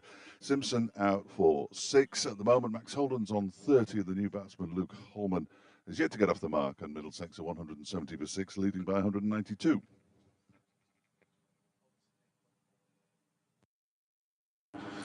Minimum. It's next to delivery, turns and bounces. Holden starts to cut at that one. It bounced well over the top of his bat. He just pulled out of the shot. With the ball, the occasional delivery turning like that, doesn't it make sense having that short leg field on the other side? Yes. You would think that was more likely to where the bat pad would go. It's just played defensively. The batsman, of course, adjusts the shot, just the position of the bat and pad, doesn't he, depending on where the bat pad fielder is. But I know what you mean. That delivery has squirted out. No, that's the area that the off-spinner needs to be bowling. So why not have a fielder on the other side so that you can bowl off stump? Yep. That's have somebody turn a back pad on the offside. Well, why not? I think there's more chance of getting a wicket that way. Why not have one on both sides, especially to the new batsman Luke Holman, who's just come to the crease, taking his. He's probably going to have a gully now. Or second slip. Second slip going in for the left-handed Holman, who's kicking away at the loose dirt below his feet. Comes in, bowls to him, and he watchfully pushes that out onto the onside, past the short leg. No run. 31 to Holden. No score yet to Holman. Holden and Holman. We can have fun with that, but 171 for 6. Yes, and I think Middlesex, you figured 230. I think Middlesex would want to be certainly the 250 range. Would feel a little bit more comfortable with that sort of total. You don't really want to be under that, because a couple of partnerships and it could be there or thereabouts. Yes. You need to try and take it a little bit out of the reach of the team batting second. Ideally, they'd like to get to 300, but Reese bowls, and that's defended into the onside, no run. But I just think the absolute minimum would have to be 225, 230 lead. But, I know they'd want more than that, but So you're talking another 50 runs or so at this point. yeah. Plus the deficit.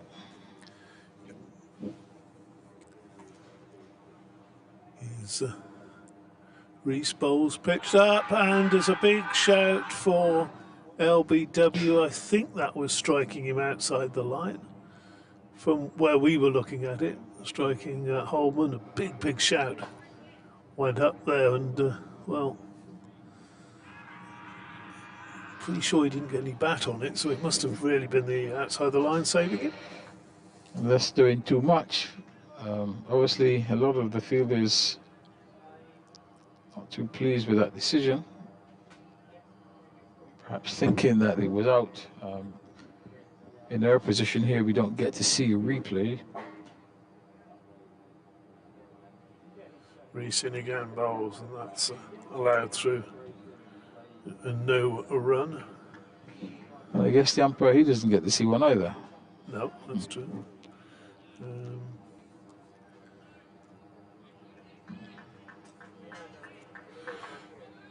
Reese still walking back, thinking the world's against him with that decision not being given.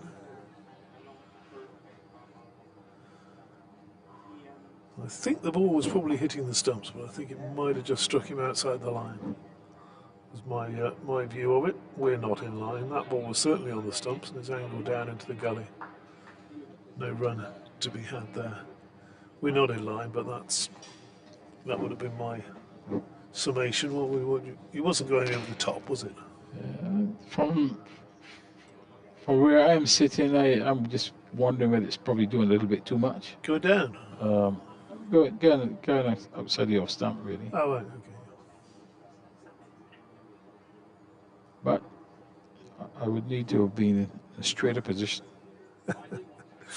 Next delivery outside the off stump. No doubts about that one. That goes through to the keeper. I think because of our position, because we're slightly off, we're looking at an angle, so we don't get the original line. We don't. We get where we feel the batsmen have been hit, but yeah.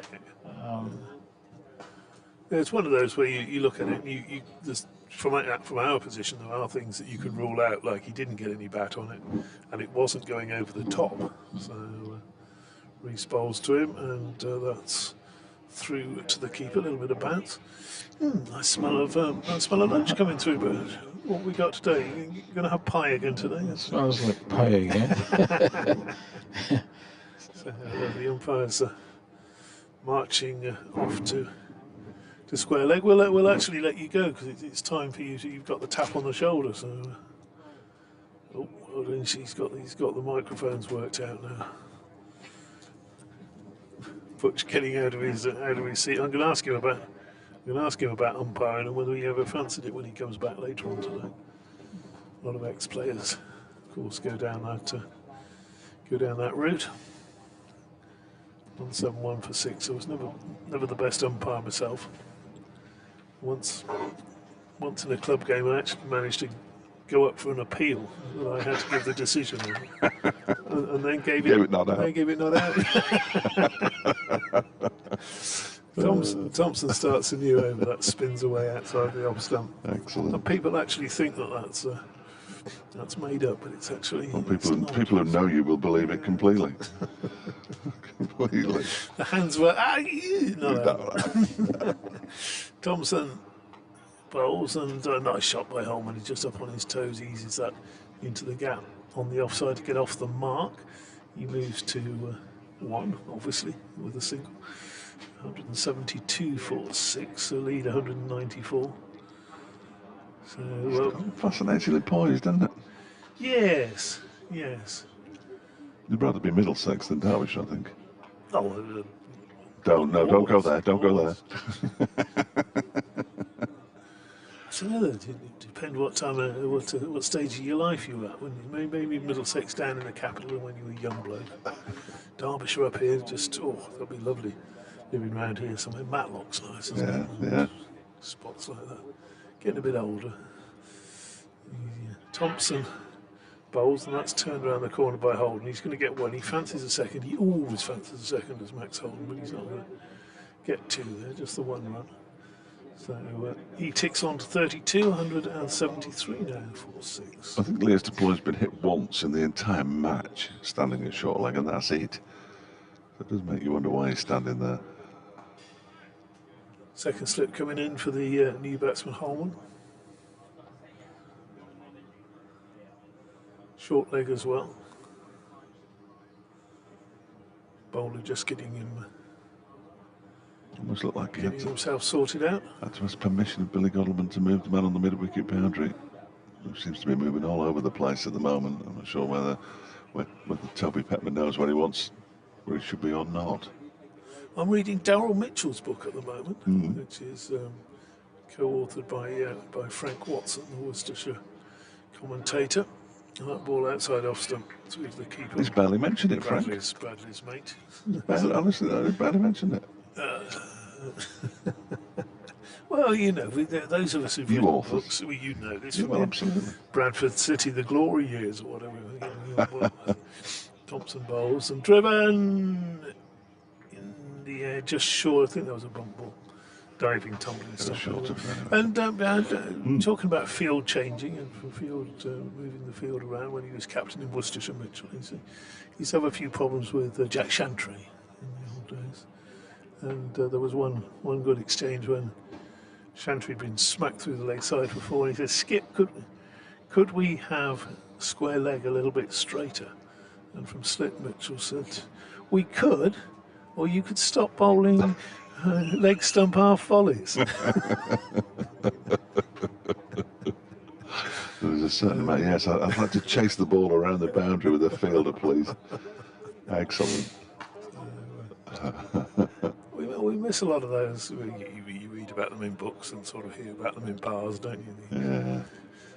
New over from Rees is turned into the leg side by Max Holden, who once again fancies a two there, but there isn't two because it's fielded by Leas Deploy down at long leg. So he'll move on to 33, 174 for 6. Very comfortably played. I'm sure that Lewis Rees would probably prefer to be bowling at the new man. I know he's faced 10 deliveries already, Luke Holman, but you always want to be bowling at the new man. He's only got the one slip though.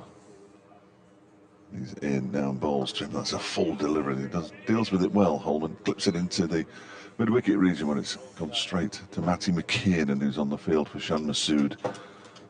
And there's no run. McKinnon then starts clapping. We'll try and do something with the effects microphone at lunch. So I've just noticed it's dangling rather instead of pointing, which it really should do. So I'll try and sort that out at lunch. As Rees turns at the top of his mark. Slightly watery sunshine at the moment, but he's in. That's the umpire now, and that one is another full delivery, and again with minimum of foot movement. Holman pushes it out into the offside this time. Again, there is no run. Well, I had a look at the weather forecast first thing this morning. I tend to go with the Met Office. Yes, I do. My favourites. Well, they had quite sort of cloudy from about 12 o'clock. There are clouds, but it's not by no means overcast at the moment, is it? No, it's got a bit watery, the sun, hasn't it? But it's still there. There's Rees bowls, and this one's played off the back foot out to man at cover, who is Alex Thompson, and there's no run. Lewis Rees, who called me out this morning. It was really warm when they were going out to field for the first time, and I was just standing in front of the commentary position here. Do you always wear a t-shirt and jeans? He said. I'm thinking, well, I don't quite know what he wants me to wear, but just get on with your cricket. Don't bother about me. No matter what I wear. This next one is left alone by Holman to go through to Brooke Guest. Nothing to do with you, son. I'll occasionally wear shorts, but Only when it gets warm. Can't really guarantee that it's going to stay warm all day. I'll certainly have the shorts on Friday, but nobody will be able to see me, so that'll be good for everyone. Where will you be Friday? I'll be at home. Oh, right. Out in the garden? No, well, I don't have a garden. You don't have a garden? No, a backyard. I'm from the north. Oh, from the north. In the yard? Yeah, I've got a backyard. Just got a bit more room in it now that the washing machine's gone. In comes Reese Bowles and beats the edge of Holman's bat and goes. Don't tell me your bath is full of coal, isn't it? Yeah. I'd say it'd be worth a bit if it wasn't. Yes, it would. It's like I'm going to fill it with petrol.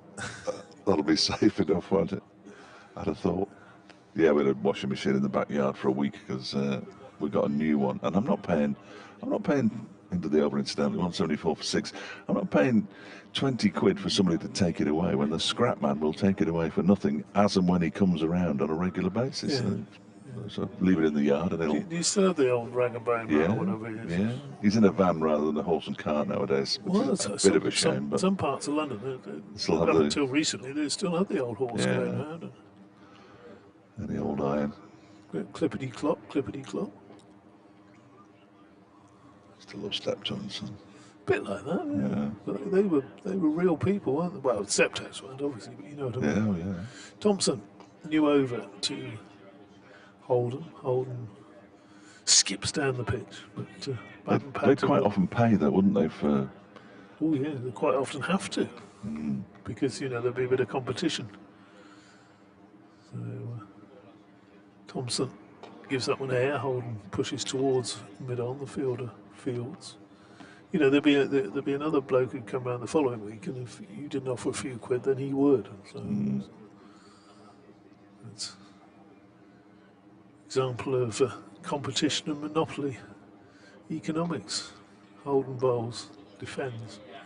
Nowadays, there's only one bloke, and you'll take it. Money for it. Good Lord, I'm doing you a favour. When I moved Saving you £20. Well, that's it. When I moved into the house, there was a fridge there, which is very difficult to get rid of.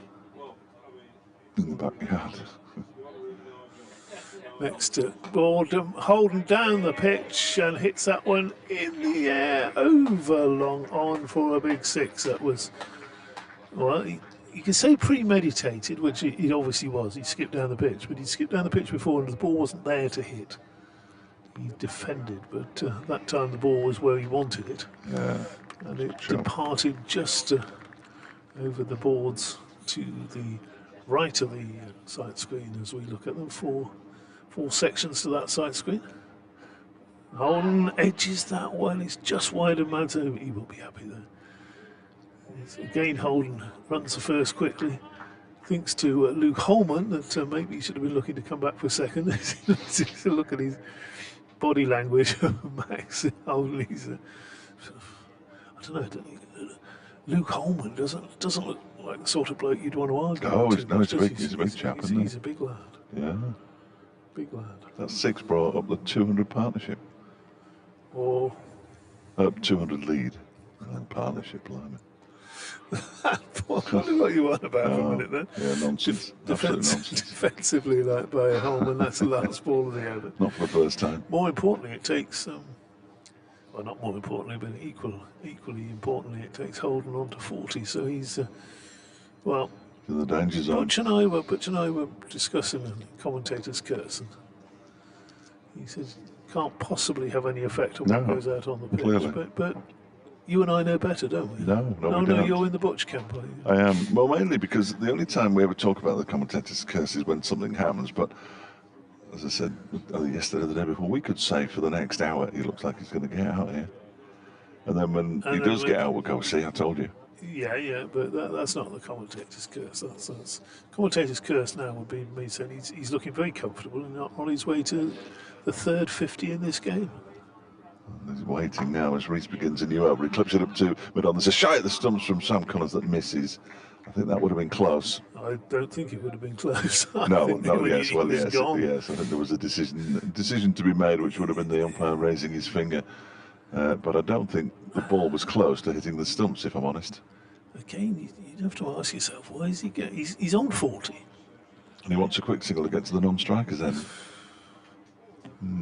But you know, there's already been a run out with John Simpson, and well, And he's one of the better fielders, Sam Connors. He'll be disappointed in the throw there, I'm sure. Reese turns at the top of his mark. He's bowling to Holman now. And Holman pushes it out into the offside. It's fielded by Alex Thompson, and there's no room. Yeah, so I had a fridge, a couch, and a bin that seemed to be full of something very heavy. And I had to pay somebody in a van to come and take it away because the council wouldn't do it. I wasn't going to put all that nonsense in the back of my car. It was too small. And you can't dump fridges anyway. Or it's very difficult to because of all the stuff that's in them. Next delivery from Reese is outside the off stump, goes through to the keeper. There's no room. You can tell what kind of area I live in. Yeah, but the council should come and take those away because, and then the next thing the council, oh well, we'll save money by not doing that, and then the next thing they have to do is allocate a large amount of money to clear up after fly tippers. Yeah. You know, it's nonsense. Yeah, absolutely. You have to pay somebody in a white van to come and take it. The van just happened to be white. He's a very nice man. Here's Reese in bowls to Holman, who pushes it straight back to the bowler. Has a look at the ball. Decides to give it a bit of a polish himself this time. That's good to see. What will they do with another wicket? Perhaps if they could get 2 more before lunch, Derbyshire would feel like there was a bit of momentum. But 2 more before lunch? Yeah, I think 2 more before. It's only 10 minutes to go. Yeah. What was that? Oh, that's my... There's a new one on me. Here's Reese in and balls, and Holman pushes it out into the offside. It's fielded again by Alex Thompson. There is no room. Probably a booking for the hotel or something. Just oh yes, a confirmed booking. There you go. Oh, excellent. Nice to know a few people are coming along. Still very quiet in Thailand, on the tourist side of things. Yeah. Well, compared with how it used to be. There's Reese in again now, and that one is clipped off his legs down to long leg by Holman. He'll pick up a single. Lewis Reese is still down on his haunches. You can't believe that he hasn't got a wicket with that delivery. He'll have to believe it though, because he hasn't. 183 for 6. Holman has 2.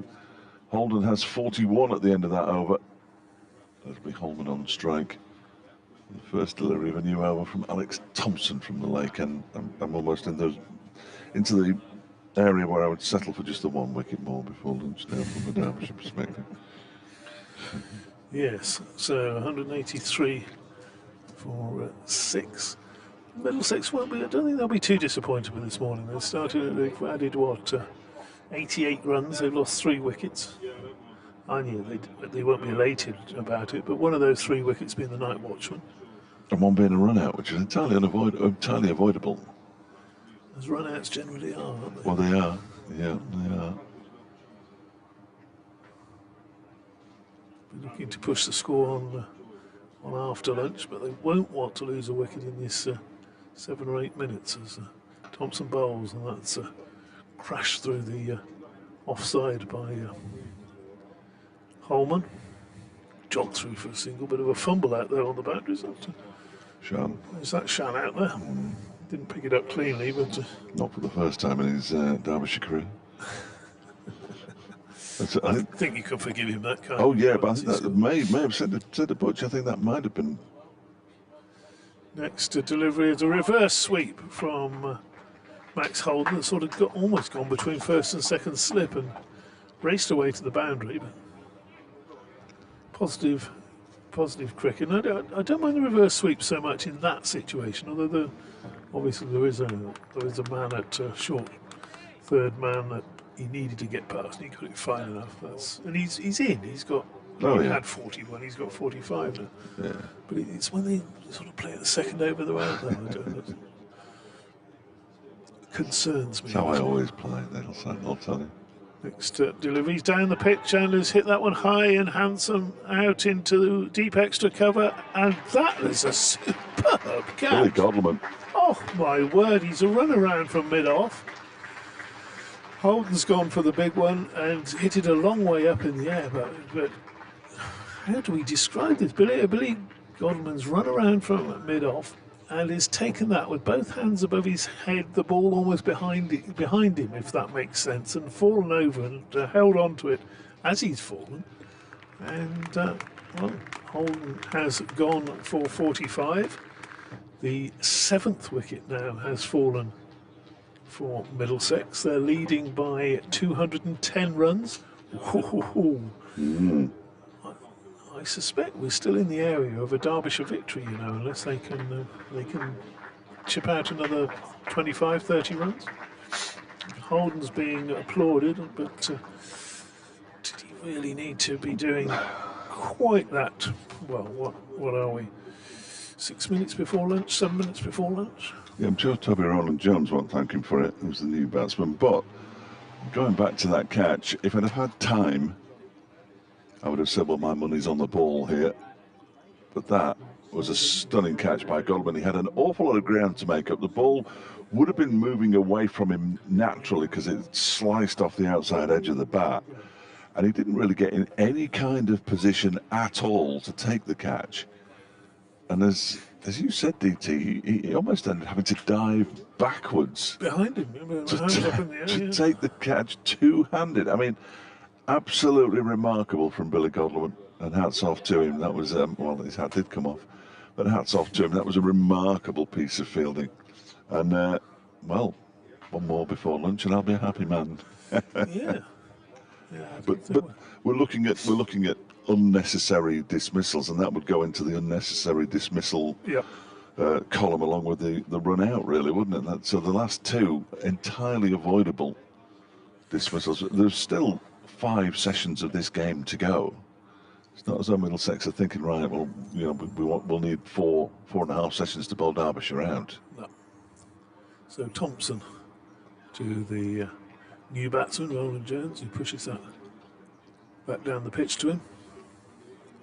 Are we into the batsmen who only play one way yet? No. Okay. No. Although it's he's batting at number 9 today, Derby Rowland-Jones. Kev's theory that you have to bat differently if you're at number 8 or number 9. He did try to explain it the other day. Oh. Well, I usually end up agreeing with him in the end just to keep him quiet. 188 for 7. What's in a number? Thompson puts a lot of action on that ball into the offside, and there's no run. Why would you bat differently at 8 than you do at 9? I just don't understand that at all. Then again, my theory, because England have had problems for several years now with the number 3 position, that they should simply do away with the number 3 position and play 2 number 6s. Because we've been successful at number 6. So you would have Root going. Root would still bat at 4, but he'd come in when the first wicket fell. Yes.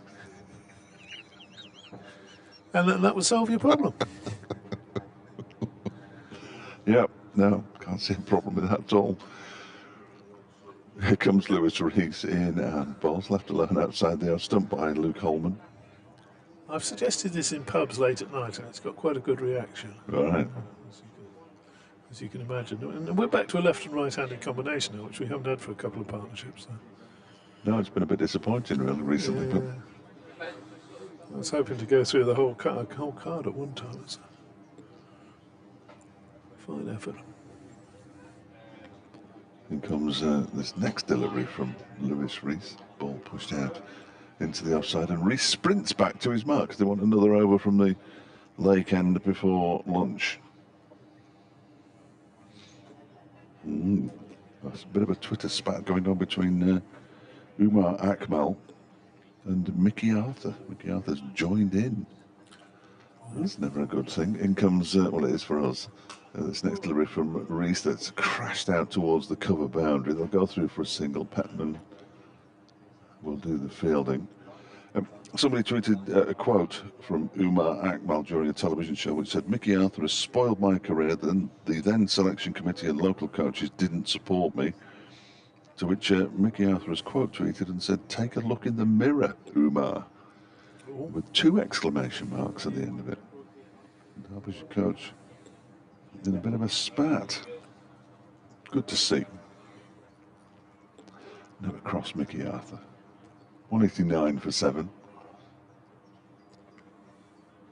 Rees is in and it's left alone outside the off stump. Bit of extra bounce on that one, taken shoulder high by Brooke Guest. Yeah, well, one of the world's top coaches has ruined my career. You might have to, as I say, take a little look in the mirror and think to yourself, well, perhaps not following the advice of one of the top coaches in the world has ruined your career. Contributed something to it. Maybe I could just have listened to him. Rees in again and balls to Holman, who's beaten. Not far off the outside edge. For a moment, Brooke Guest looked like he was pretty convinced he was taking. Well, he did take the catch, but it didn't hit the bat. He thought it had hit the bat. I don't think anybody else really did. That's because we were old school, though, Dave. You know, back in the day, you could tell somebody that they were, they were wrong. Nowadays, you've got to say, well, I understand your position, but have you considered? Have you tried this? Yeah. Last ball of the Rees over, in and balls, and it's defended by Luke Holman. And that's would appear to be lunch. That's it. Rushing through that over. He was rushing through that over Lewis Rees to try to get another over in, but he's failed to do so. So at lunch, Middlesex 189 for 7. Luke Holman has 4. Toby Rowland-Jones yet to get off the mark. And it means that Middlesex, who this morning have lost Mark Stoneman for 67, Ethan Bamber for 27, John Simpson for 6, and Max Holden for 45. They're 189 for 7 and lead by 211. So an intriguing position. I think we said before, certainly on commentary in the first hour, that 220, 230 was the spread, if you like. Anything above that, Derbyshire might struggle to chase. Anything below it, you'd fancy them to get. So, well, who knows? They might charge there and win by 7 wickets, but we shall find out in due course. We shall. When I said to Ian Sky, who were doing the update at 11:30, I spoke to him and said, one thing is certain, that one of these two sides will win this game. Yes. He criticised me for my entire lack of punditry, saying, well, what are you talking about? Of course, what? And I said, no, this game will not end in a draw. One of these two sides will win, but at this stage, and even now, we don't know which one of the two sides are going to win it, which is exactly what you want. This is true, unless, of course, it's a tie. Unless it's a tie, which I didn't chuck in. We're going to see you in... thank you, DT, for backing me up. We'll see you in about 40 minutes' time.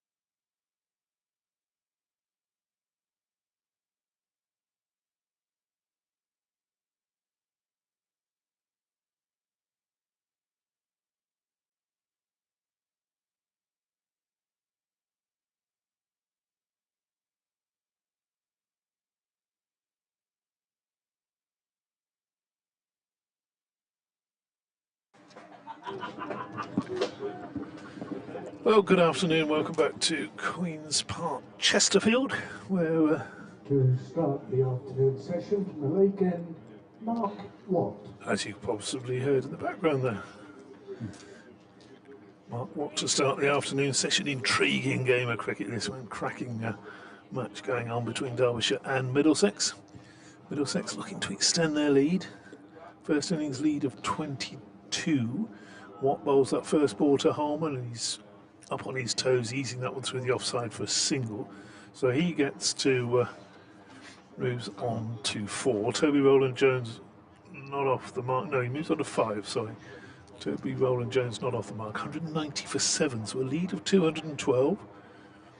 Middlesex want to get a lead of at least 250. They'll want 250. I think if they get a lead of 230, then they'll, yeah, just about be par. They lose these last 3 wickets quickly. That could be a problem, and just Murta and Walala Wheater to come. Then those two don't hang about, Butch. So bit of well done, Butch, with me. Bit of responsibility on Roland Jones as he faces his first delivery in the afternoon, and that one just turns a little bit, sits up, and he can quietly play it back down to the bowler, and there's no run there. So Derby should be looking to take these last 3 as quickly as they can. And Roland Jones there pushing back down the pitch, 190 for 7. Loads of questions as to how this game will go. Will it be over today? Is one of those questions.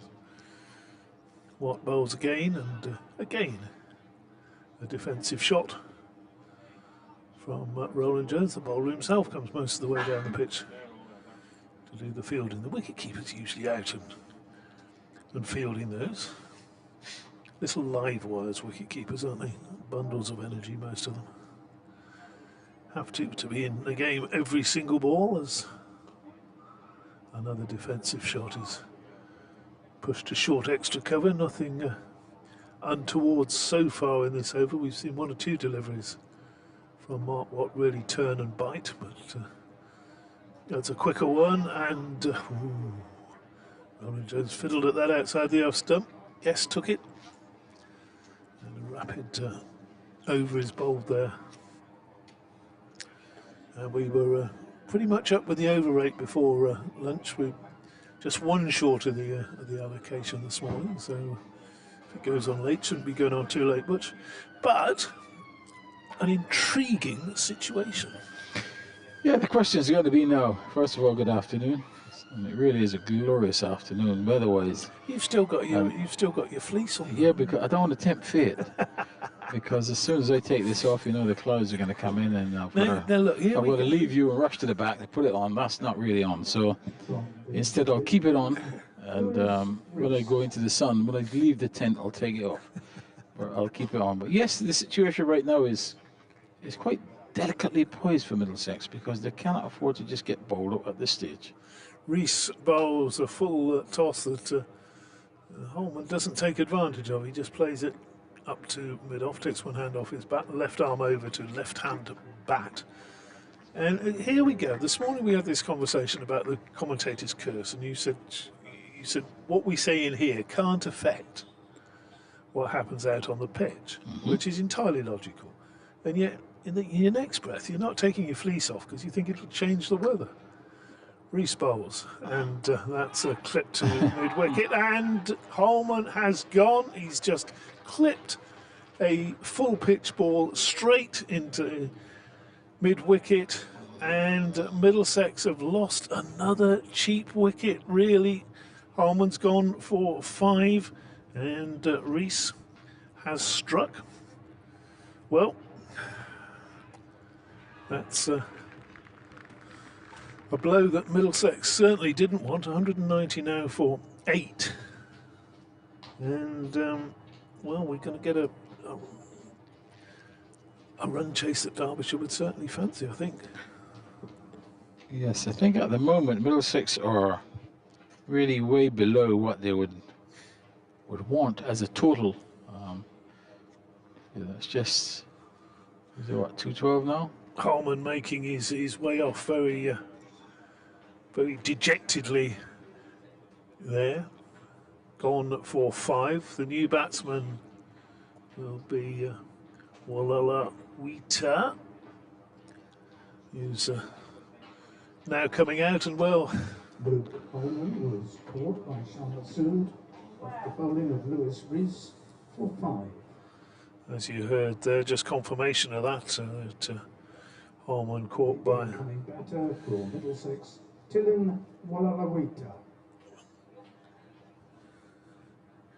Sean Mahmood taking that catch.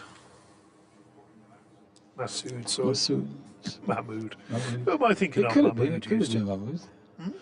Probably think Azam Mahmood. but he was Azam Mahmood back in the day. a wasn't sorry it? player. But When a was good that? breakthrough. 1970s or something? 80s? Bit more. Azam would have been 80s, yeah. Yeah. He would have been 80s. Yes. Very, very disappointing dismissal. That. Yeah, I mean, Azam Mahmood as a player had greatness. You thought he was going to be a great player because the way he started Test cricket, I think he had 300s in the first 3 games. And you thought, well, it's going to be something special. Indeed. So, in comes Rees to the new batsman who defends into the offside. Now, Walala Wheater doesn't hang about. Not known for hanging about. He can obviously play. They can all play. Tim Murtagh, not known for hanging about. Now, what do the Middlesex boys do here? Do they stick or twist? Is the Well, the they need question, really? they need to hang her about, David, because there's too much time left in this game right now. They just need to nudge and nurdle another 20 or 30, perhaps. Rees bowls, and that's turned into the onside again. Masood does the fielding. No run. You know, they certainly can afford to soak up some deliveries because there's so much time left in the game that, barring poor weather, that you know there will be a result, one way or the other. We won't have poor weather unless you take your fleece off, you told us. Rees to Walala Wheater, who plays that into the offside defensively.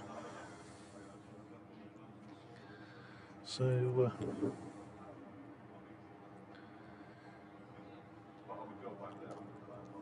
very, very tense little session here. Derbyshire, I think they might just fancy they're ahead in the game now, with those 2 wickets falling just either side of the lunch break. Pitched up this time and tempted the batsman. Swinging away, taken by the keeper. That is the end of the over. Now, Toby Rowland-Jones is going down very determinedly. He's walked most of the way down to have a word with the young left arm spinner. I don't know, I'm trying to work out what their tactics are. Maybe a word came out from the dressing room as to how do we go about this. Well, I think Toby's probably saying to him, you stay down and I'll take care of the spinner. I'll do the scoring, you just hang around. That would be, if you were in the had your captaincy hat on, that would be the way you'd go, wouldn't it? From a batting point of view, I believe really you need to bat time. Time is going to be of the essence now, really. There's no point in getting quick 15 runs and getting out. That doesn't put your side in a great position. It still leaves the game in a balance. Take some time out. Watt bowls to Rowland-Jones, who's quicker ball. He's back and plays that back to the bowler. No run. Neither batsman off the mark. 190 for 8. The lead is 212. Watt round the wicket. Offers that one a little bit more air to the batsman, but it's pushed to short extra cover. Let's have a look at the field. A slip, short leg to the right-hander. Then you've got 4-man saving one on the offside. Watt tosses up and Rowland-Jones looks for the drive. I think he was looking to play that on the onside initially. So that's the offside field. We'll say 4 saving the one, although extra cover is quite short. And then you've got a man on the 45, a mid-wicket, and a deepish mid-off. He's not really saving one if the ball's pushed to him. Mid-on, sorry. The next delivery pushed square of the wicket, no run to be had there. Glorious afternoon now, the sun's out, the trees that encircle this ground. Very beautiful cricket ground, picturesque. That next delivery defended. Smaller crowd than the first 2 days, but they'll be enjoying this.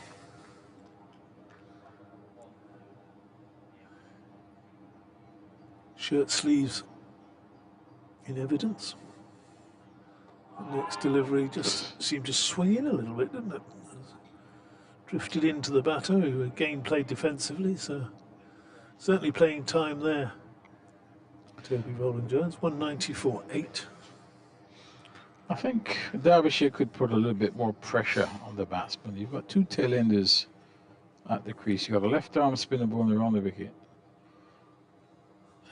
You know, you've got a forward short leg. That last ball went in the air to where bat pad would be on the offside. And I've seen it often in this game that they seem to have the field on the other side. And maybe I'm a little old, I think, in my thinking as to why.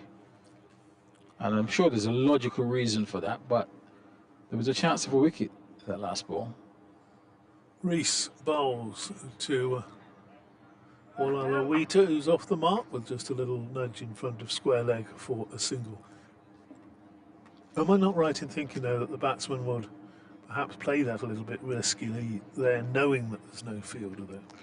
Well, if a ball is pitched on your off stump, right, you cannot look to play it on the onside, so you still have to play in that area.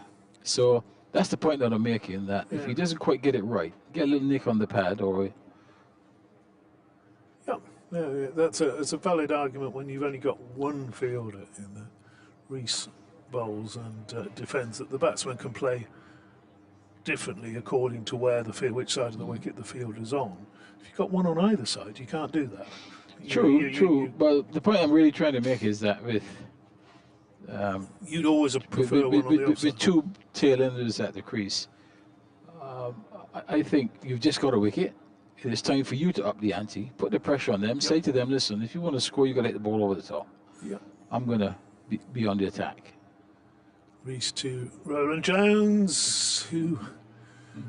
that ball did a fair bit, because I thought he'd edged that. It deviated very late and past the bat as he went to look to hit that down the ground. No contact. The ball through to Guest. And Rowland-Jones certainly was trying to hit that one over the top. Luckily for him, it didn't come back as much as some of the others from Rees. But the intention was there. The lead, 213. Next to delivery is left alone. The wind gets up a little bit. A little bit of breeze, as you can hear, just ruffling these plastic tarpaulins, if that's not a contradiction in terms. Tarpaulin isn't an actual material, is it? Or is it? I don't know. But you know what I mean. The covers that they bowl, they cover the bowlers' run-ups with. 191.48. Derbyshire tails up. Rees bowls to Rowland-Jones, who pushes that to short extra cover. No run to be had there. 6-3 field. Plenty of space out down towards deep back with square leg, deep mid wicket. If he gets anything, he can hoik in that direction. Offside fairly well defended, a third man out, which is very sensible at this stage. Don't want to be leaking runs in that direction. And Billy Godleman at mid-off, a little bit deep. There's a single to be taken to him, but there's not a single there as that's played up to a mid-on. The end of the over, another over ticks by. And Middlesex eking out this lead. Well, start of the day, fair play. 220 to 230 we said would be the spread. And they're up to 213 at the moment, so right on the touch and go margins. You just feel if these last two wickets can somehow cobble together 30 or 40 runs, that would be very significant.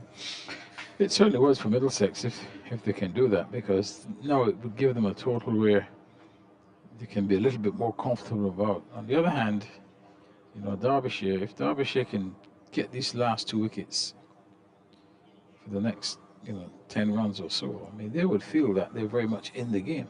Yep. But because there's so much time left in this game, that there will be some sort of result. So it's now Walton to Wicket, and he pitches up, and that's edged away. Valuable runs there past slip. Is he going to go all the way? I think he probably is.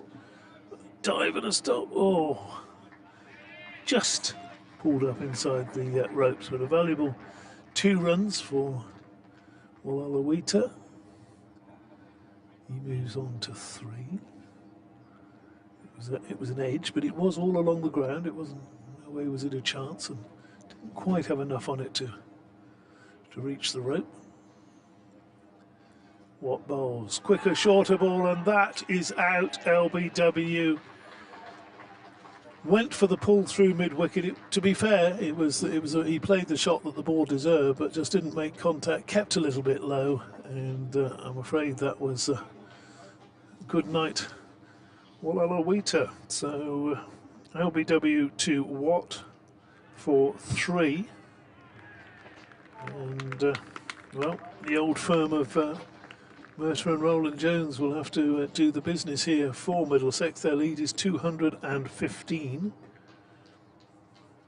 They need to channel Scarborough for 2016 when they put on a wonderful partnership there on the final morning. But Yes, certainly need something. Middlesex have just lost their 7th, 8th and 9th wicket with a grand total of addition of 3 runs, so hasn't looked too good from really the 170 for 5, now 193 for 9. 170 for 5 when they had that run out, unnecessary run out of John Simpson. Skipper now making his way out. Batter for Middlesex, their captain Tim Merter. A couple of stretching exercises for the old fella.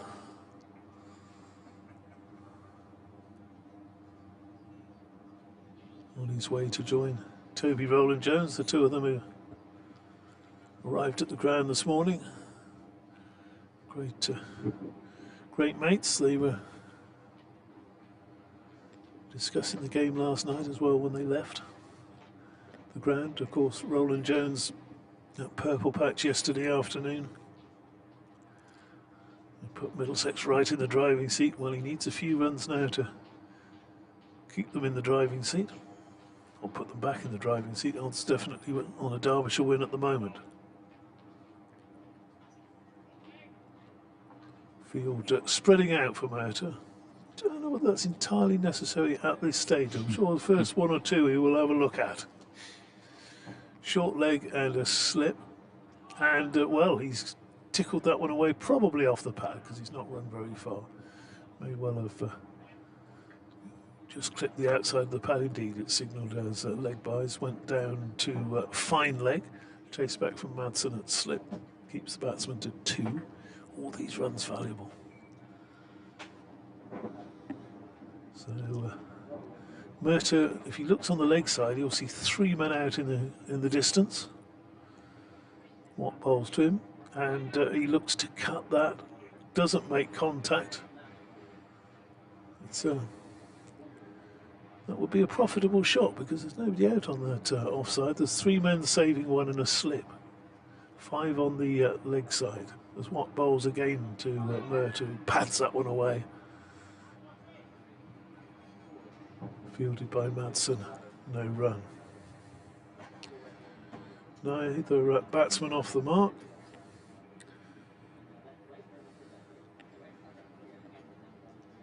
Watt to complete his over.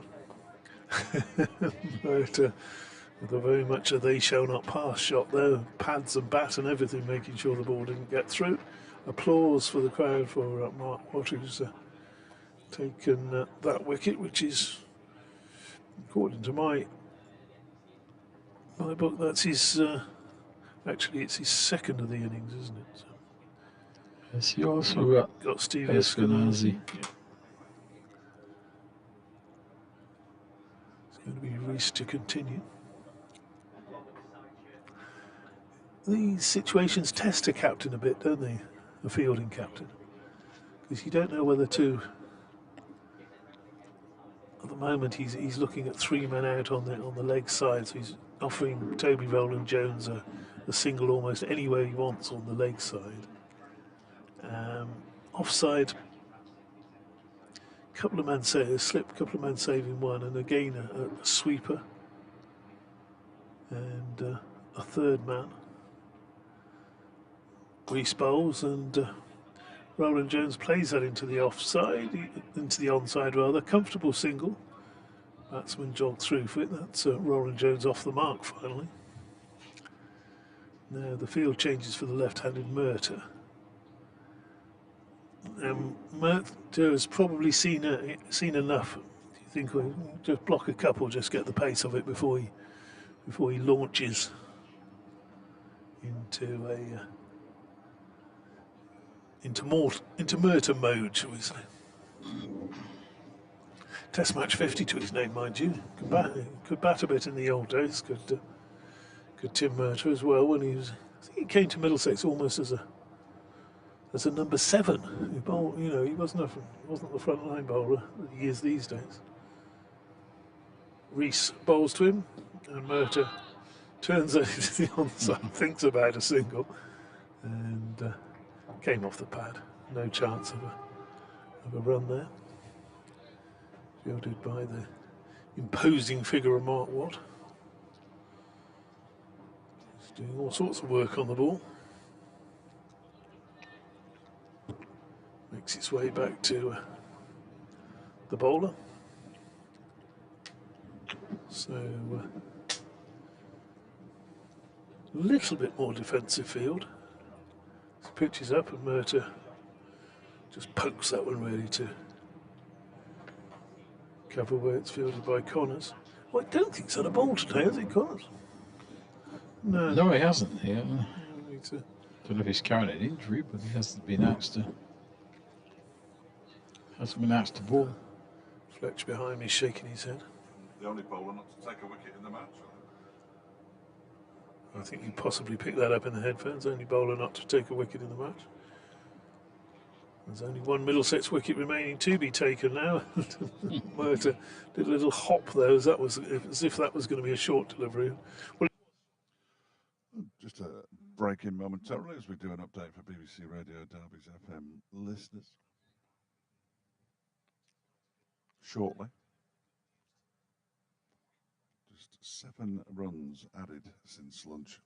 2 wickets have fallen, 218 the lead.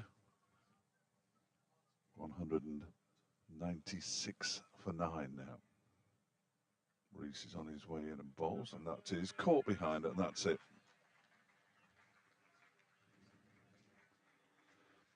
Middlesex have just lost their 10th and final wicket. Tim Murtagh caught behind off the bowling of Lewis Rees. 3 wickets have fallen since lunch here. Sally Luke Holman for 5 to Lewis Rees. Tilan Walalawita, LBW to Mark Watt for 3. And what that means is that very soon Derbyshire will be batting and they will be looking for 219 to win this match at Chesterfield.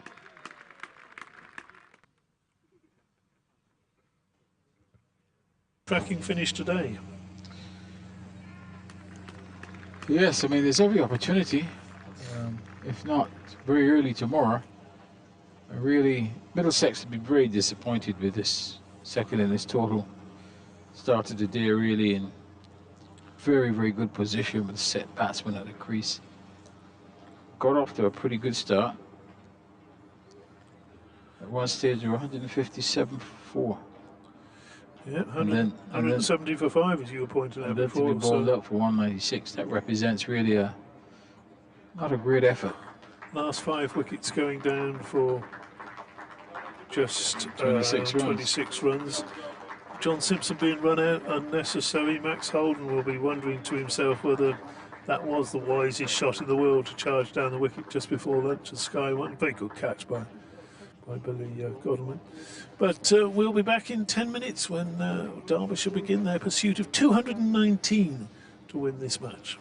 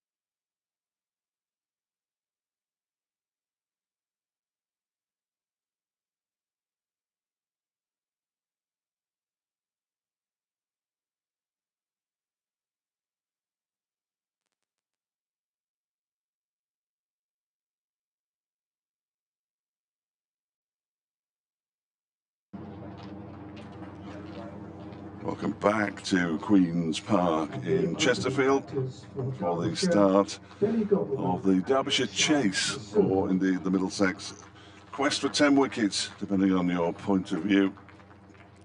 Middlesex having been bowled out for 196 in their second innings, losing their last 5 wickets for just 26 runs, which was a little careless, if we're being entirely honest. So the target's 219, 58 overs left today, not the 70 that Griff just suggested to me next door. So they'll have to go at about 3.5 over the course of the day to win today. If they are to win it today, of course. Yes, thank you, John. John Masood's always on strike. So we had a similar collapse. Yesterday afternoon, wasn't yesterday, it? I mean, yeah, 5 for 14. 7 for 21. Yep, and now today, similarly. Today we had 5 for 26. Remarkable, really. Let's see how Derbyshire fare second time around. They made 229 in their first innings, of course.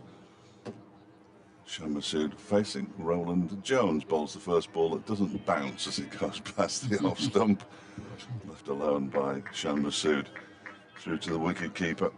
Could be a very good game of cricket, this, Roland, couldn't it? Really, when you think about it. I mean, you would assume that Middlesex would chip away at the wickets. Derbyshire will have to really play quite well to score in excess of 200 in the fourth innings of a match on a wearing pitch at an outground. I think we could be in for an absolute belter here. Masood is pushing this one out into the offside. There won't be a run there. Max Holden comes swooping in. It's Max Holden comes swooping in to do the fielding. I can't help thinking that Masood, from a Derbyshire point of view, really holds the key. His innings is going to be of great importance. If he stays in, then obviously Derbyshire will be very much in the game. If he doesn't, faces this next delivery and slashes it over the slip cordon for 4, down to third man. Not entirely in control of that one, I think it's fair to say. He's off the mark with a boundary. Hit that hard, and it flew a long way over the slip cordon and down to third man for 4 runs. Yeah, I think he's made his mind up how he's going to play. If the ball is there, he will play his shots. He got out similarly playing that sort of shot in the first innings. The ball was a little bit closer to him. Got a nick, but on this occasion, a bit wider. Up and running for without loss. He waits now. Roland Jones is in, and that's guided away out towards the cover boundary this time. There's a chase on for big Luke Holman, who puts the dive in, but the ball gets to the boundary first. And it's 4 more to Shan Masood. Very much like the first innings when, at the close of play, at the end of day 1, Derbyshire were 28 without loss, and Shan Masood had 27 of them. He's got all 8 runs scored so far. Yeah, and dealing in boundaries. Didn't quite time that one as well as he wanted. He was also aiming more towards extra cover, but the ball kept a little bit low, came off the bottom of the bat, but still had enough timing and power to get to the boundary. Roland Jones, 5th ball of the over, balls to Masood, has a flash at that one outside the off stump. It goes through to Simpson. That's the danger, of course, if he's going to play in a very aggressive manner. Unlike in white ball cricket, where you can get away with the odd edge or 2, here there are 3 slips as well as the wicketkeeper in place, and you've got to be very, very careful. Yes, that's perhaps the best way of Middlesex getting him out. What we've seen in the 2 innings so far is that ball just short outside the off stump. Got one over the slips, got caught off one and just missed another one. Roland Jones to complete the over, defended out into the offside. Holden does the fielding. 1 over down then in the Derbyshire innings. We will have 58 overs in total in the Derbyshire innings today if required, so 57 overs left in the day's play. And Derbyshire only 219 to win or 8 without loss. Yes, and Derbyshire be quite happy with that start. Those 2 boundaries off the first over. But as we said, I think Masood holds very much the key to this. He's such a good player in terms of his numbers, and his consistency so far for Derbyshire. Obviously, they rely very heavily on him. Should he go cheaply, I think there'll be a little bit of nervousness in the dressing room. Even though the total chasing is not a huge total, I think they would be mindful of what has happened so far in this game in terms of the various collapses that have taken place. So, there's still a lot to play for. Over 900 runs in first-class cricket this season now. Shan Masood with the second of those two boundaries.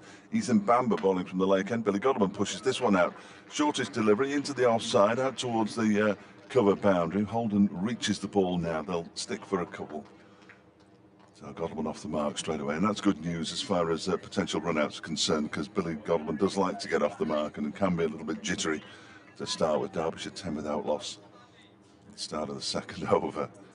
I know all batsmen like to get off the mark, but some of them try a bit too eager, possibly at times, which can make for interesting viewing. Bamber running up the hill in and bowls to Godleman, who goes back into his crease and just pushes this out into the offside. This time there is no run. Middlesex slip cord, and they're sort of doing that, passing the ball to everybody, but there didn't seem to be the same enthusiasm there as there was at the start of Derbyshire's first innings. Billy Godleman, in contrast to Shan Masood, now has 206 runs for the season in first-class cricket, and thereby hangs quite the tail. 10 without loss. Bamber bowls, and Godleman again goes back and pushes this one out into the offside. It's one of those as well in cricket, and that people will look from the outside, perhaps not regular cricket followers, and so on. 96 overs tomorrow and 58 overs today, and you only need 219 runs. Well, it's a cast iron certainty, but it just never is in the fourth innings of a match. Never is. And for a team like Derbyshire, who aren't used to winning, they've won one game in the championship this season. That was at Leicestershire, but they were poor last season. This one is has Billy Godleman hopping around in his crease as he pushes it back to Bamber. They won one game last season. That was in the final game of the campaign down at Sussex, who were the only team to finish below them in the second division of the county championship, and they suffered a lot of heavy defeats last season. The new coach has made quite the difference in terms of being difficult to beat. But when he came in, he said, we've got to make them difficult to beat before we can then go on and turn them into a side that will win on a regular basis as well. Long way to go before we start talking about winning. Bamber is in and bowls to Godleman, who has a wild swing at that one. A very, very powerful looking drive and makes no contact. A bit of extra bounce as well for Bamber. Yes, and inviting delivery, pitched up outside the off stump, trying to drive that on the up. Fortunately, they didn't get a touch. The two slips and Galley waiting in position, so I think Godleman looks as if he's also going to be attacking. I think perhaps that's the strategy of Derbyshire, is not to get bogged down. Something that Wayne Madsen said to us last night on the interview in a moment as Bamber bowls and Godleman drives out into the offside. Nice piece of fielding there on the bounce by the man at extra cover, I think is Stoneman. Could be Stoneman. End of the over, 10 without loss after 2 overs. I was talking about Stoneman himself actually last night to Wayne Madsen, saying, because he was 60 not out I think overnight, wasn't he? Yes, 60 not out. I said he's going to be a key wicket tomorrow, and he said, well, Stoneman is playing the way you have to play on this pitch. Yeah. He's looking to score runs all the time, because if you get bogged down, you go nowhere and you'll get out. Yeah. And I know that's the case on a lot of pitches, but on this pitch in particular, if you're not looking for those attacking shots, then you're going nowhere. Absolutely. I mean, what we've seen so far, we're in the third day now, what we've seen so far and the way batsmen have batted and the scores they've got suggest that is the case. Roland Jones to begin his second over from the pavilion end to Shan Masood, who drives very pleasantly. That's a good stop by Tilamwala Lawita at mid-off to dive across to his left-hand side and prevented what looked like a certain four when it left the bat. Did well there. Luckily for him, it was on his left-hand side, his strong side, so he was able to. But it was a nice shot as well. Well fielded. Yes, I didn't think he was going to get there initially. He was heading straight for us. It was quite a straight drive from Shan Masood, who waits now as Roland Jones is in, and he goes back into his crease, pushes it out into the offside. Max Holden is there, and there is no run. So to win today, they'd have to go at nearly 4 and over, which is quite a big ask. I know they get the extra half hour as well, light permitting. Should have enough light. Yeah, I mean, that will be pushing it, and I mean, you have to push that hard. Yeah. You know, if you're really playing well and you're getting the boundaries, then maybe, but apart from that. Next delivery from Roland Jones is left alone outside the off stump. It's a no ball by Tim Robinson. Outstretched left arm means 2 more runs to Derbyshire's total, 12 without loss now. Yes. A couple of no ball problems. Derbyshire, I think Rees and Dahl bowled no balls, but I don't remember Middlesex bowling too many first time around. I think there's obviously a little bit of extra pressures on Roland Jones and being the main strike bowler. Also, you know, he will be conscious that if he doesn't get it right, that Masood will score. This time he's in and bowls to Masood, who just defends this out into the onside. Stoneman does the fielding. And of course it was Toby Roland Jones with that magnificent spell yesterday. 7 overs, 4 maidens, 5 for 14, who basically kept Middlesex in the match at that stage, because Derbyshire lost their last 7 wickets for 21. At one stage they were 208 for 3, ended up 229 all out. That spell really put Middlesex back in the game, really. It was, 5 for 13. It's a great effort. Masood waits and pushes this out into the offside. Yeah, is the cry as Holden has to move to his right to do the fielding. And they have rotated the strike for the first time. 13 without loss. 9 now to Shan Masood. A good judge single. Masood always looking to score, whether it's singles or the attacking shot. He's always on the move. And on this occasion, the fielder really couldn't do any better than that, really. He was a well-judged single. Hence his strike rate of 74 per 100 balls this season for Derbyshire. Look at other attacking batsmen. Liz Deploy 45, Wayne Madsen 58, Anos Dahl 53. I mean, he's a considerable way in front of all the other batsmen.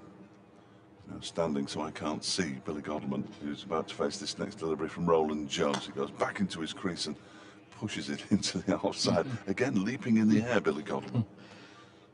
But then getting low because the ball actually stayed down. But he controlled it quite well. He timed it nicely. Could easily have gone all the way in the air to the field of extra cover. Well, he does have a style very much of his own, Billy Godleman, when he's batting. I'm told when he was a youngster, when he started at Middlesex, then moved on to Essex and came up to Derbyshire. But when he was at Middlesex, he was being touted as one of the next big things. He waits now as Roland Jones bowls to him, and this time very front on, squirts the ball into the offside. Luke Holman does the fielding under the over 13 without loss. Yeah, good last delivery. Just turned him around somewhat, looking to play an attacking shot and having at the last minute to adjust and defend. And this session, I'm really looking forward to the rest of this afternoon, because you could either see Derbyshire going along nicely and winning this game eventually, or you could see Middlesex clawing their way back into it by just picking up wickets at crucial intervals. So I think the spectators are in for a good treat this afternoon, one way or the other. A trio of Derbyshire bowlers going for a lap of the ground. You don't see that at headquarters grounds, but you do in out grounds. Sam Connors, Alex Thompson and Mark Watt going for a little walk around. They're going to be joined by the S&C, whose name completely escapes me. My apologies for that. He's a very, very friendly James. Griff's just shouted hello, James, so I'm going with James. He's a good lad. Always says good morning, always says hello. Here's Ethan Bamber then around the wicket to bowl to Shan Masood, who guides this nicely. Backward of square on the offside. Blimey, he's hit that hard. And Max Holden stood no chance. He was probably no more than 10 yards away from where the ball eventually crossed the boundary's edge. He put the slide in, got nowhere near it. Masood moves on to 13 and Derbyshire to 17 without loss. Yeah, rasping square cut by the left-handed Masood, wide of the offside. There's a man at point on the boundary, You only had to move 10 meters, Yeah. but he Maximum. never got near it. The speed of that ball across the turf. It's been very dry. The outfield is really nice here at Chesterfield as Bamber bowls outside the off stump, left alone by Shan Masood to go through to the keeper Simpson. They've prepared a very sporting pitch here at Chesterfield. You can just see the T20 pitch starting to lighten up, two across to the left from where we're playing. That'll be where the T20 takes place. They're the two pitches on which the first class or Derbyshire County cricket takes place these days here at Chesterfield. As Bamber is on his way in again, and this time Masood gets an inside edge out towards square leg. They go through for a single. Holman does the fielding. 18 without, lost the single up on the board very quickly. 201 to win. And as you said, the Derbyshire bowlers very confident walking around the ground in their shorts. Just hope by the time they reach the other side, they don't have to run back to the pavilion. Scrambling for pads. To put some pads and first of all put their weights on. The one who would scramble most would be Thompson. He'd be the first in of those three. And Mark Watt and then Sammy Connors. He'll be hoping he doesn't have to take any further part in this match. Bamber bowls and Godleman pushes this out into the offside. Oh dear, there's going to be a run out here and Godleman's gone. He set off, he was set back by Masood and Billy Godleman has gone. Run out for two, and we've seen some unnecessary dismissals so far today, and there's another one. 9 balls he faced, and the run out was fairly straightforward in the end. Derbyshire chasing 219 to win, or 18 for 1. Yes, really a waste of a wicket there. There was never a run on there. The ball didn't go wide of the fielder, didn't go hard, and it was a very straightforward run out. Bit of a hesitation between the two, and in the end, Godleman stranded in the middle of the pitch, as the return was just gently returned to the keeper, who just had a straightforward job of removing the bills. And the first one goes, and I don't think Derby wanted that at all. No, not what Derbyshire wanted. Out comes Brooke Guest, good batsman. You were reasonably impressed with Brooke Guest, weren't you, in the first innings? Yeah, he batted pretty well. He looked in good nick.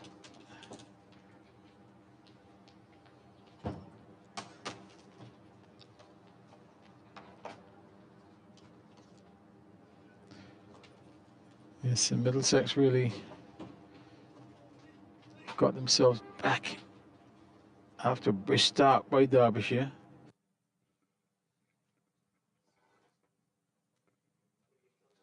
And now I'm on this one, ready for an update into BBC Radio Derby when I get this shout. Won't be too long.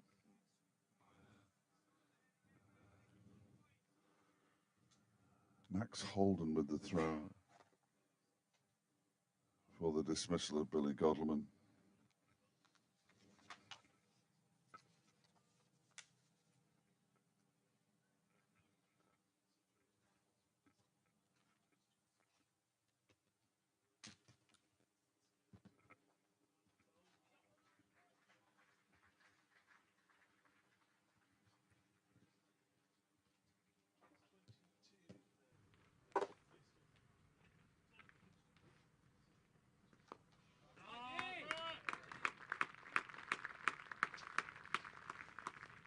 Guest off the mark, first delivery with a very nice shot there out towards mid-wicket.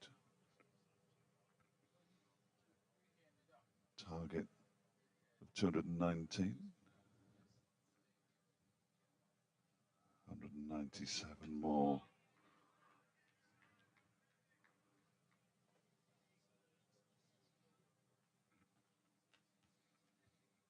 End of the over then. A successful over from a Middlesex point of view, but it was a run out that got them their first wicket. 22 for 1. Masood has 14. Brooke Guest has 4. Both bowlers have bowled a couple of overs. Toby Rowland-Jones and Ethan Bamber conceded 11 runs apiece.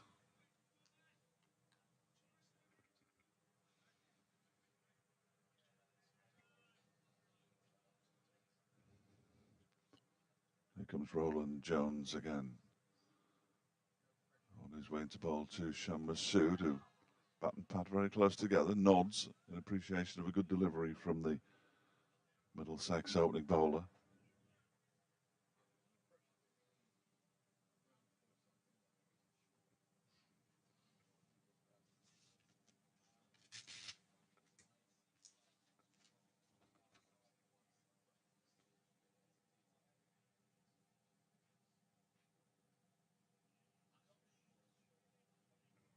Here comes Roland Jones again. In and bowls to Shan Masood, who tickles this away fine, down to fine leg for 4 runs. It will go all the way to the boundary. 193 required now, with Derbyshire moving on to 26 for 1.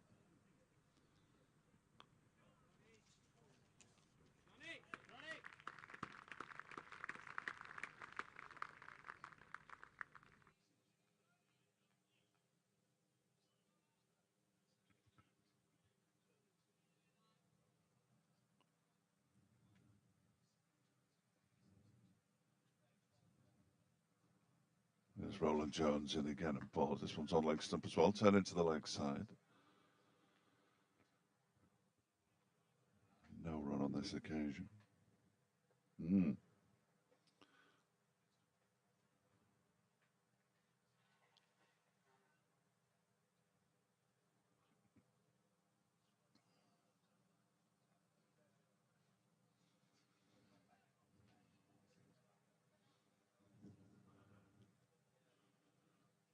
Good afternoon, Sally. Yeah, they lost the wicket of Billy Godleman, the skipper. He can't buy a run this season. Bless him, Billy. He was run out for just 2. The ball went out into the leg side. Billy Godleman went racing off for the single. Shan Masood stood exactly where he was, and Godleman turned around to see the bails being removed at the far end. So we're 18 for 1 at that stage. They're chasing 219 to win. They've since moved on to 26 for 1. Brooke Guest hit the first ball he faced for a boundary, and Shan Masood is just going along as he's been going along pretty much the entire season. 18 from 18 deliveries. All this after Middlesex were dismissed for 196. They lost their last 5 wickets for just 26 runs. 3 wickets for Anoj Dal, 2 each for Lewis Rees and Mark Watt, and that is edged and dropped.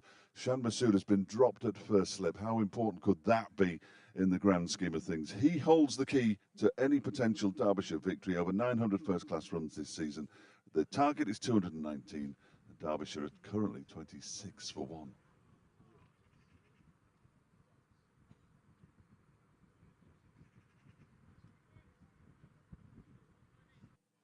Rather than, oh, I've dropped the catch. It was a good delivery from Roland Jones. Went across the left-hander. Had to play. Here he is again, encouraged by that, no doubt, down the hill bowls, and that's an attempted big drive, but just really plays it into the turf in front of him. Had that catch gone, well, had it carried, had it been held 26 for 2 with Masood gone, then the momentum would have been very much back with the visiting side. Yes, that was the one occasion that Roland Jones would have hoped that that ball would take off. Yep. And carry to the slip cordon, stay down instead. Not dissimilar way, of course, to the way Masood got out in the first innings, although it was Ethan Bamber bowling from this end who got the nick for one that did bats. Bamber bowls, and that's pushed back to him by Guest. This Derbyshire lineup, as we saw yesterday, it's should we say top heavy? Would that be fair? The top 6 all look good. Anoj Dal is an all-rounder. I think you can class in that in just about right position at number 7. But then the last 3 certainly a bit 9, 10, and Jack.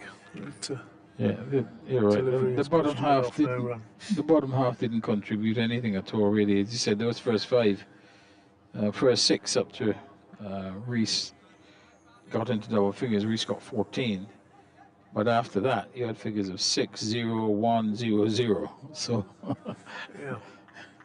So Middlesex will feel they're in this game, even if if Derbyshire get to say, 150 for 3 or something, they still won't feel they're out of it, although they probably would be. Bamber bowls, and again that's pushed back to him by Guest. Lots of energy out there, lots of encouragement from the fielding side. Yeah, once Middlesex get into the middle order, there will be some hope. When they look at the last 4 or 5 batsmen, they will believe that there's not a lot of runs amongst them. So, the thing to do is really try and knock the top order over. If you do that, get into the middle, then you're got a big chance. Next delivery is through outside the off stump, and with that very precise summary of what's got to be done, Butch, I think you deserve a break, do you? And, I think you're right. It gives me a chance to take this fleece off and get into the sunshine. Indeed. Which means Fletch will come in, and we'll see Roland Butcher again at about 3 o'clock, no doubt. Fletch is disappearing. Now, where's he going to? Don't know what. He's probably just checking something before he comes on. Bamber 2 guess bowls, and that's through outside the off stump. No run there. So what's he doing? He's having a natter next door. He's sure he's due on, isn't he? He's coming. Yeah, he's nodding away. We'll see you later, Butch.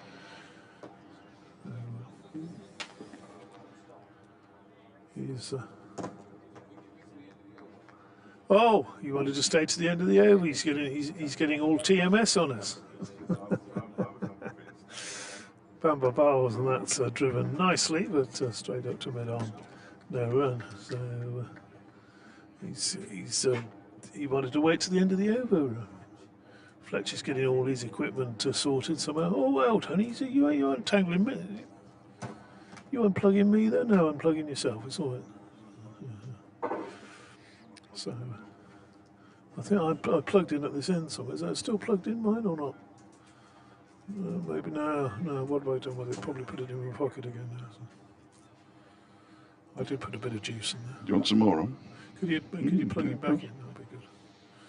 So, 26 for 1, and it's going to be Toby Roland Jones. Do you want to take TRJ or sure? I could take it.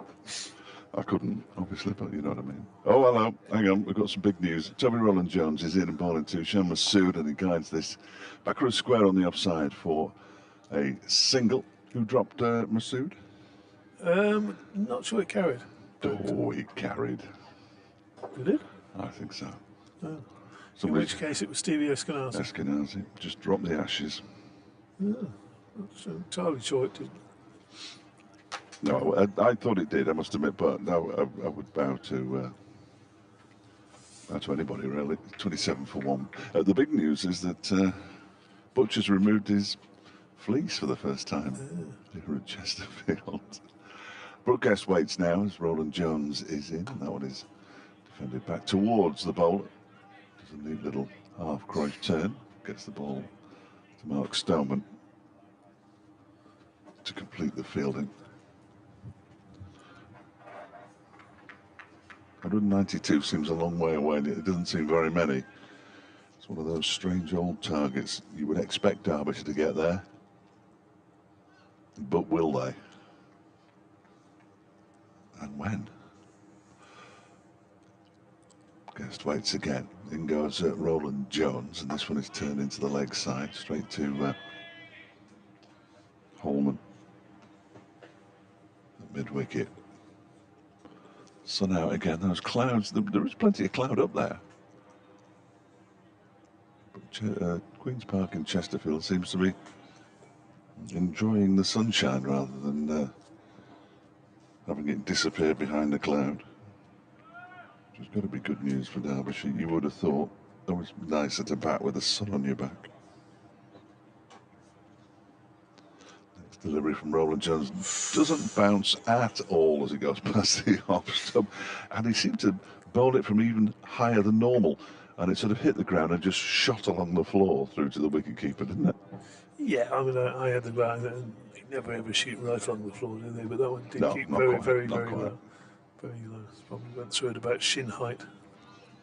Derbyshire have chased 219 or more twice successfully at Chesterfield in the past. Not a huge number. As in goes Roland Jones, bowls to Brooke Guest, who's taking his bottom hand off the bat as he drives this one out into the offside. Stoneman does the fielding. They chased 280 against Gloucestershire in 1948. I think you were probably here for that one, DT. And Yorkshire in 1989, 219 for 7. That would have been a good game. I think this one could, well, it certainly could still be. You just get the feeling this is just going to be a nip and tuck all the way through. Here's Roland Jones in and bowls to Guest, who defends up towards mid-on. In my water, it tells me that this is not going to be close. It's either going to be a 7-wicket victory or it'll be bowled out for 150. Oh, okay. Something tells me he's not going to be one of those that, Oh, two wickets left with 10 to get. Yeah. It's not gonna, something tells me. Come back in the morning to see if you can get them. Yeah, that would be something, wouldn't it? The umps will keep them out there, surely, wouldn't they? They've got the option of an extra 8 tonight, haven't they? 8 overs tonight. And in the game that Derbyshire lost at Trent Bridge, they were 9 down at lunchtime on the final day, and they gave them an extra 15 minutes. And then they just let them carry on until they got the last wicket, because Derbyshire were clearly heading for defeat in that game, as they so often are in games at Trent Bridge, sadly.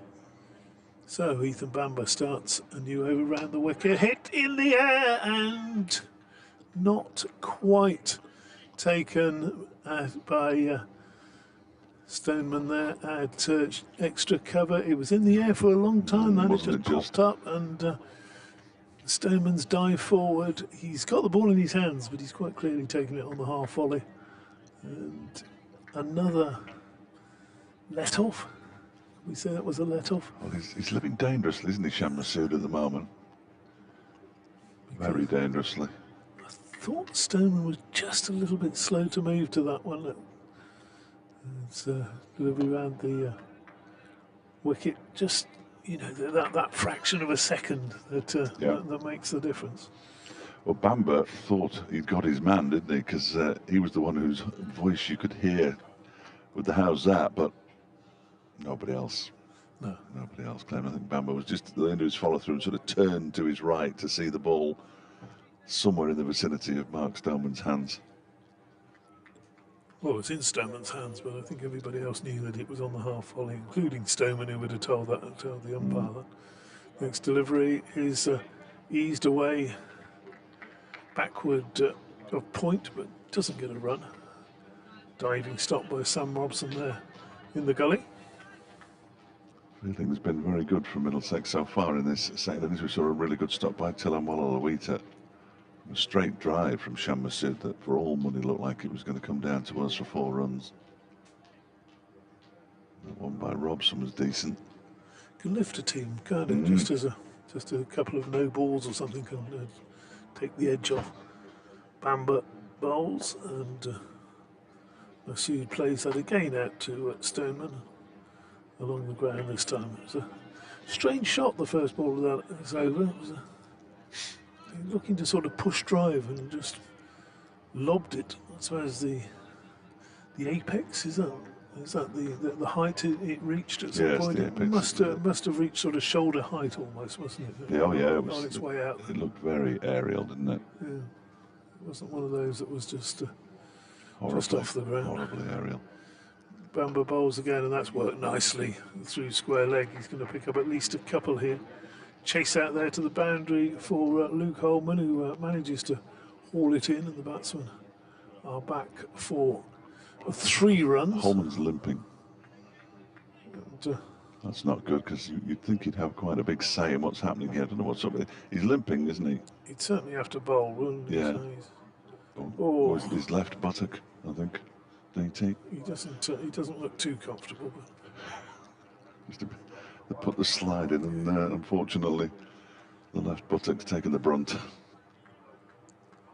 So you could just feel that kind of. Yeah, almost dead leg territory. He'll run it off. Bamber bowls to Guest, and Guest defends He didn't run it off particularly successfully there, did he? in the direction of Holman, who sort of limped a couple of steps towards it.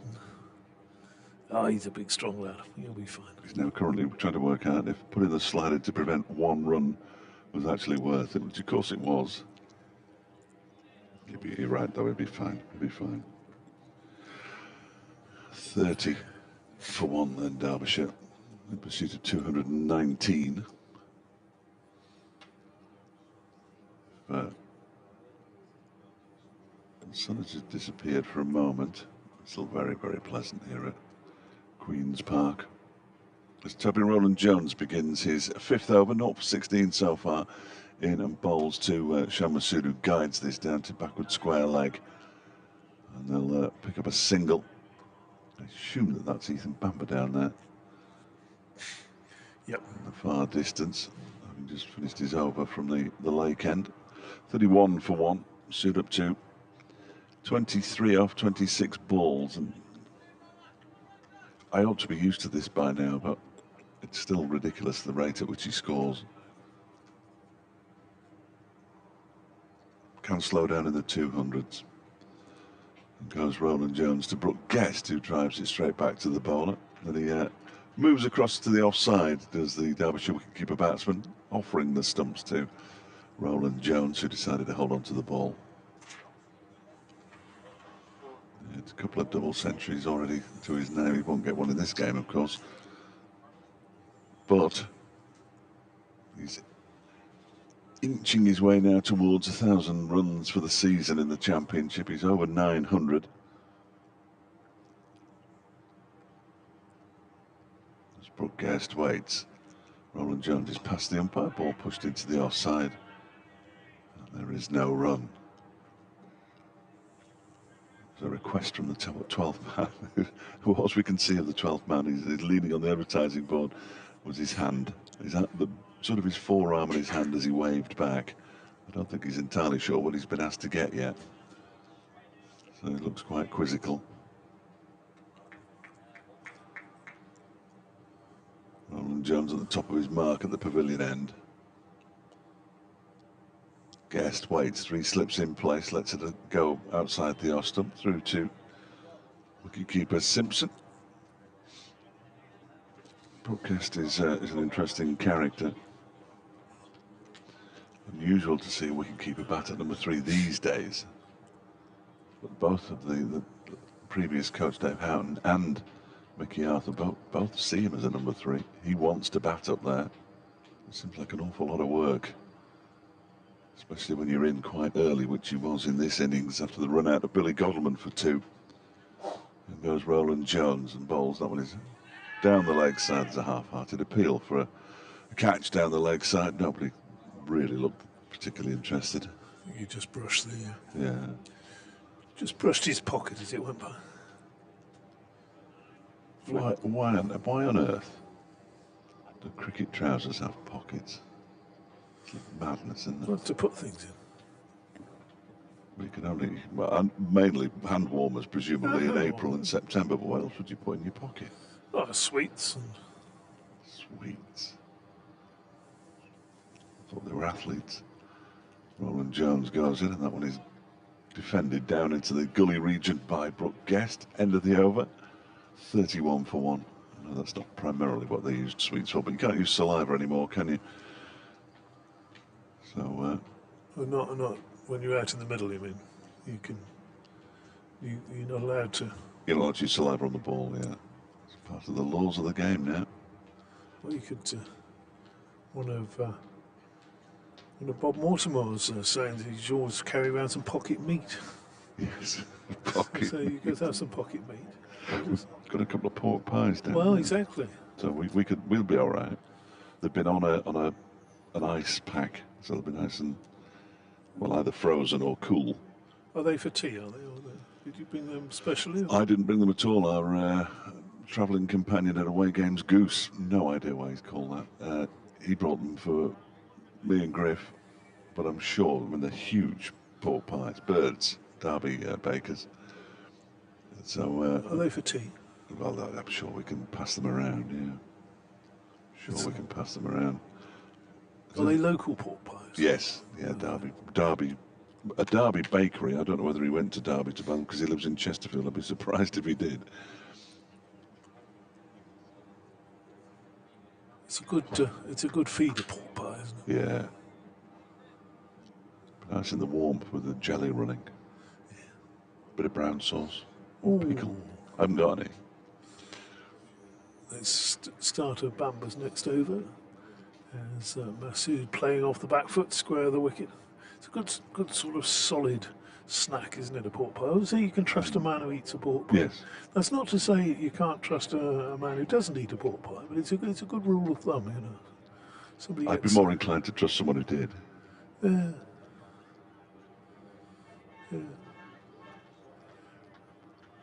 I'm trying to work out which of the fielders was just having a bit of treatment on his hand there, but I couldn't tell. Bamba bowls. And, it's defended by Guest, who played that a glorious shot to get off the mark first ball, and has not played a shot since. They hate us saying it, but he's not troubled the score since. No, indeed. The last 20 deliveries he's blocked. Just doing what he has to do. Well, initially staying out there with Sham Masood would be a fairly decent thing to do. Tim Murtagh warming up at the moment.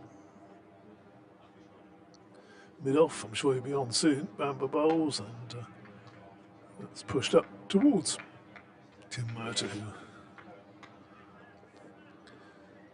disturbs his warm-up exercises to bend down and pick the ball up. No room. Ethan Bamba's run into the wicket makes it look like it's really hard work running up that hill. It looks like he's battling against the gale force wind up a 45-degree angle to me. There is a hill, but it's not quite as steep as he seems to make it look. He's battling hard there. Comes in and bowls, and that's eased nicely into the onside of that. Shy at the stumps, hits. That would have been the second run out, picked up by Stoneman. He had time almost just to settle himself and take aim. He didn't hit. Had he hit, Brooke Guest would have been the second Derbyshire player to be run out. It was a ridiculous run. In fact, the umpires might have had to decide whether they'd crossed or not. It was that daft. We have seen some poor running today, haven't we? It's infectious. Well, was it Simpson and Holden earlier, wasn't it? When Holden nearly ran himself out. Yep, he certainly did. This next delivery from round the wicket to Bamboo. It's a cheeky little lad having a word with Masood there. Was he? Yeah. Good lad. Not intimidated by the royalty at the other end. Sean likes a chat with anybody who'll listen as well, though. It wasn't as though he'd sort of got a thick edge or something, or he'd beaten him or anything. He unerringly found the middle of the bat. Bowls again, and that's a clip through mid-wicket. Chase for Murtagh, he may as well give up because it's running way downhill. It pops up, and the gentleman in shorts tries to do the fielding, but now it's disappeared behind the chair somewhere. How many times do we have to tell them? How many times? Oh no! Now the message he's looking for is, oh, she's found it. It's all right, dear. I've got it. Oh, but where was it then? Well, how couldn't you see that? Just there on the floor. I couldn't see it. I keep telling you to book that appointment with the optician. You won't listen. You never see anything like that. You can't look for anything. Why is it that women are always better at looking for things than blokes? Well, that's why I can never find anything in my house, because there is a female there, but you never see her. 37 for 1 Derbyshire after that 4 from Shan Masood. It was the last ball of the over as well. They did 182 more to win. And Tommy Rowland-Jones begins a new over from the pavilion end, bowling to Brooke Guest and beats him outside the off stump. Just moved back down the leg side after it had gone past the back. Greg Watts. Go on. She's still chirping away now. He's got his arms sort of determinedly folded in that sort of, I'm not joining in with this. Yeah, it'll only lead to a row. I had an email from Greg Watts. Good to hear from you, Greg. Do you think Billy's run of dreadful form, given his captain poses Mickey Arthur a dilemma, he asks, as Roland Jones is in. That's left alone outside the off stump by Brooke Gesson through to the keeper. Does he persist with him, or does he take him out and give him some games in the seconds? I'd like to know Roland's thoughts on that, but I'll ask Roland later when he's back. I don't think he's played an awful lot of cricket during the T20. He might have played 1 or 2 club matches. But he is the captain, and Mickey Arthur has steadfastly defended him on a number of occasions. And he very determinedly pointed out that he was the red ball captain. Here comes Roland Jones and bowls. That's driven quite nicely by Brooke Guest, but straight to Murtagh, who tumbles at mid-off as he does the fielding. But it is a dilemma, you're absolutely right, because Lewis Rees wants to bat at the top of the order.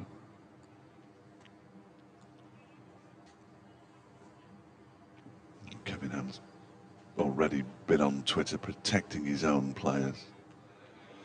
Bambo is the most apologetic person you'll meet. Overly so. He even apologised to a batter after an appeal in a recent game at Lords. He says this one is off a thick inside edge out into the onside. It means that Brooke Guest will pick up another single. So that Kevin. He says his words to Masood, spelt incorrectly, but don't worry about it, Kev. May have been sorry I bowled such a good ball! Exclamation mark. Yes, I'm sure that's exactly what it was. You were certainly having a chirp about something. 6 now to Brooke Guest after that single off the inside edge. 38 for 1 Derbyshire. As in goes Roland Jones, and that's a full delivery that's turned into the leg side by Sean Masood. He didn't think there was a single there initially, but it went just to the side of Mark Stoneman. And he did pick up a single, pinches the strike at the end of the over, moves on to 29 from 31 deliveries. Derbyshire 39 for 1 now, in pursuit of 219. That ought to be a fairly straightforward. It's 170 and 180. It ought to be a fairly straightforward calculation, and I couldn't do it. No. No, well, I'm known for not being able to do the straightforward calculations, and it wasn't the end of the over either, as Roland Jones bowls to Brooke Guest. It turns that one into the leg side, and potentially that was the last ball of the over. Dot ball to finish with 39 for 1. Derbyshire. Excellent work.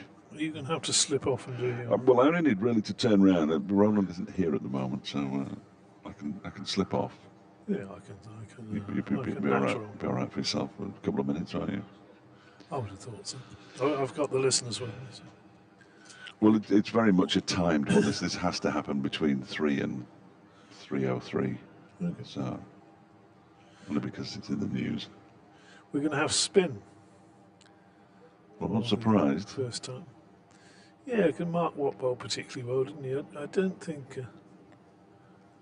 Wicket bowled as well as he could have done in the first innings. Didn't quite get it right, did he? But if he does get it right, then he's capable of causing as many, if not more, problems than Mark Watt, his fellow left-armer, did. He's probably got more experience than Mark Watt. Tillon Wallaluita. Certainly. Yeah, red ball cricket, absolutely.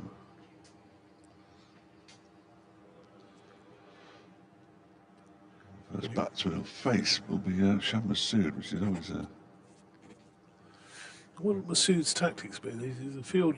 You've got 3 men on the leg side boundary with a mid wicket and a short mid wicket and a short leg. So a 6-3 field. Are we looking at? There's a slip.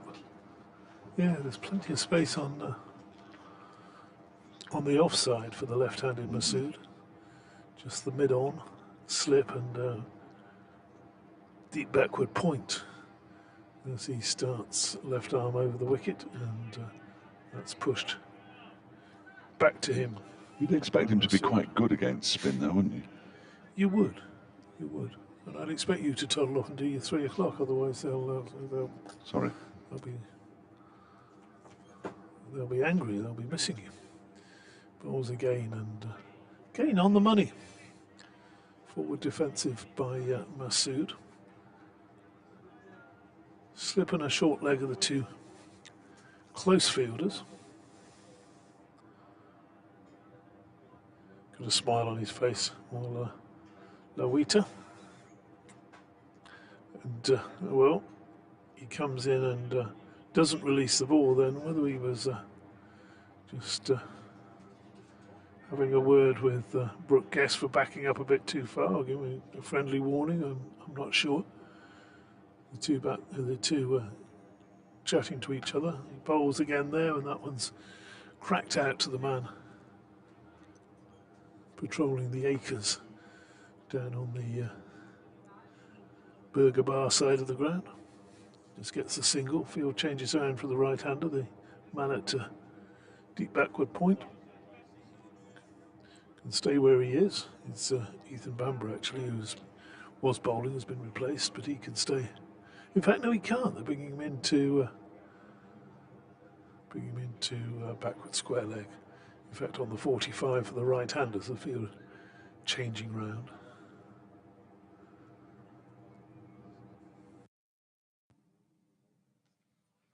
So update coming up fairly shortly as Brooke Guest pushes this one out into the offside, and there's no run.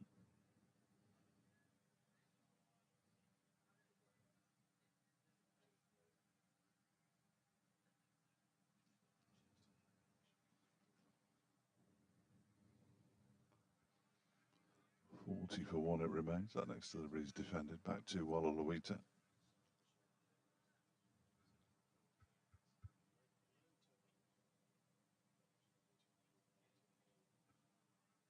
Left arm spinner around the wicket to the right-handed Brooke Guest. He's got a short leg in place. He dances down the track, flips it away for 4 runs. Glorious shot by Brooke Guest. He moves into double figures. He's on 10. Masood has 30. Derbyshire are 44 for 1 in pursuit of 219.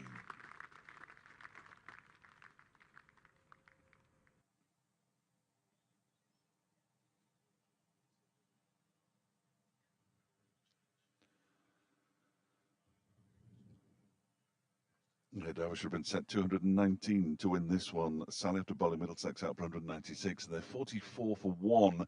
The one man out, Billy Godleman, run out for 2. But Shan Masood, who's got 30 off 34 balls, and Brooke Guest 10 off 30. Just steadying the ship and scoring some decent runs as well. Derbyshire requiring 219 to win, need a further 175. They're 44 for 1.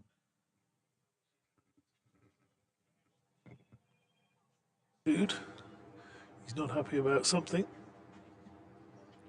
Physio coming over to have a word. Murta. Is that Stoneman who's just walked? No, who's just walked up? Skenazi's gone off with. I think he damaged his hand trying to take that. Yeah, yeah. That He was the one having a bit of treatment before, almost certainly.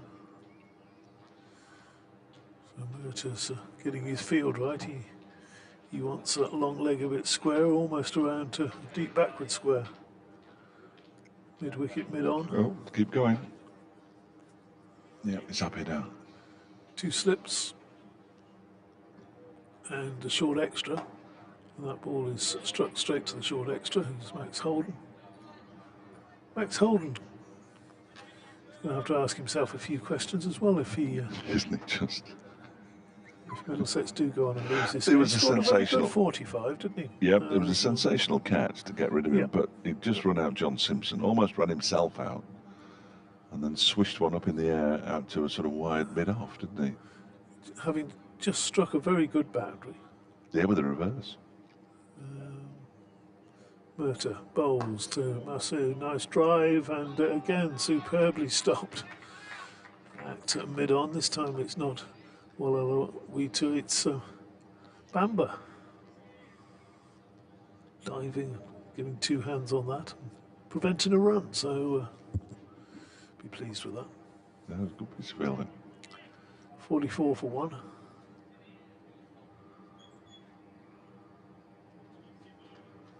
Murta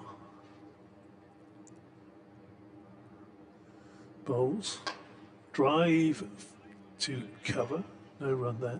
Well, they just got this feeling of, I know it's a silly thing to say when he's got 30 out of 44, but just just tying Masood down a little bit. And I think that would be a way of getting him out. Certainly, keep him quiet. He doesn't like to be kept quiet. He likes the sharp singles. I think I like this field. 2 slips, short extra cover, straightish mid-off, cover, and a man on the boundary. Murtagh bowls, and that's run away down to third man. There's nobody down at third man that can't cover all the boundaries, and it's run down in the direction of that rather splendid-looking tree. That's the purple one. Is it purple, sort of dark, purpley brown? Is it purple? It's a beech tree, I think, isn't it? Is it? I think so. I think so. It's different to all the others. All the others being stand to be corrected. Nice colours of green, aren't they? Various shades of green. Could almost be 50 shades of green out there at the moment. Possibly not as many as that. Murtagh bowls, and that's wide and smacked away down to the fielder out there, covering on the boundary at deep cover. One more to the total. 49 for 1. In the same way that some of our commentary colleagues have apps for aeroplanes, which I don't have. Well, when you say some, it's only one, isn't it? It is only one. You can get an app and point it to a tree these days, can't you? And it'll tell you what kind of tree it is. Well, I'm sure most apps you can point at a tree. Murtagh to the right-hander. Bowls, and that is the end of Brook Guest, caught behind regulation. The ball bounced, just kissed the edge of the bat. John Simpson took it, and that familiar dismissal to Middlesex fans. Caught Simpson, bowled Murtagh. It's not quite caught Marsh, bowled Lilly, but it's certainly been pretty prolific over the years. And that's the second wicket for him. And then again, it was that ball that we saw that just takes off a little bit of extra bounce, left the batsman, and Simpson taking the catch. And well, 2 down at 4:49. It could be nip and tuck. Could be nick and top. Something like that. What is it that they do with it? Neck and crop. Is that a facelift or something? Neck and crop. Is Wayne Madsen, who top scored in the first innings with 60 odd, 65, something like that. Something along those lines. 62 in the first innings. He's coming out to bat with Shan Masood twice this season. They put on 200 for the third wicket. Pretty confident they won't be putting on 200. No, they won't be doing it today. 170 runs now required for victory. Wayne Madsen. That was a very straightforward dismissal, wasn't it, really? Just propped forward. Glanced off the edge and through to John Simpson, who took a very comfortable catch. I always think there's a beauty about that, isn't there? Just a simple beauty of a ball that just does enough just to kiss the edge as it goes through, and the keeper taking it. It's the last ball of the over, so it's going to be. Well, I'll allow Wicket to continue. From the Lake End, the left arm spinner, Wayne Madsen, just doing a bit of gardening just to hold him up. Shan Masood, who's on strike. He's got 35 from 39 deliveries, 6 fours in his innings so far. And over the wicket comes Wicket. Goes back into his crease. Shan Masood pushes it out into the onside where Max Holden does the fielding. There's no run. 49 for 2, so 8 more wickets for Middlesex. Rather hefty at 170 runs for Derbyshire, and there's 4 of them from a reverse by Shan Masood. I'm not too sure how many times I've seen that from Shan Masood, but it was very effective. He moves to 39 and Derbyshire's half century's up there, 53 for 2. Yes, he's trying to bowl on the stumps, isn't he, to a 3-6 field.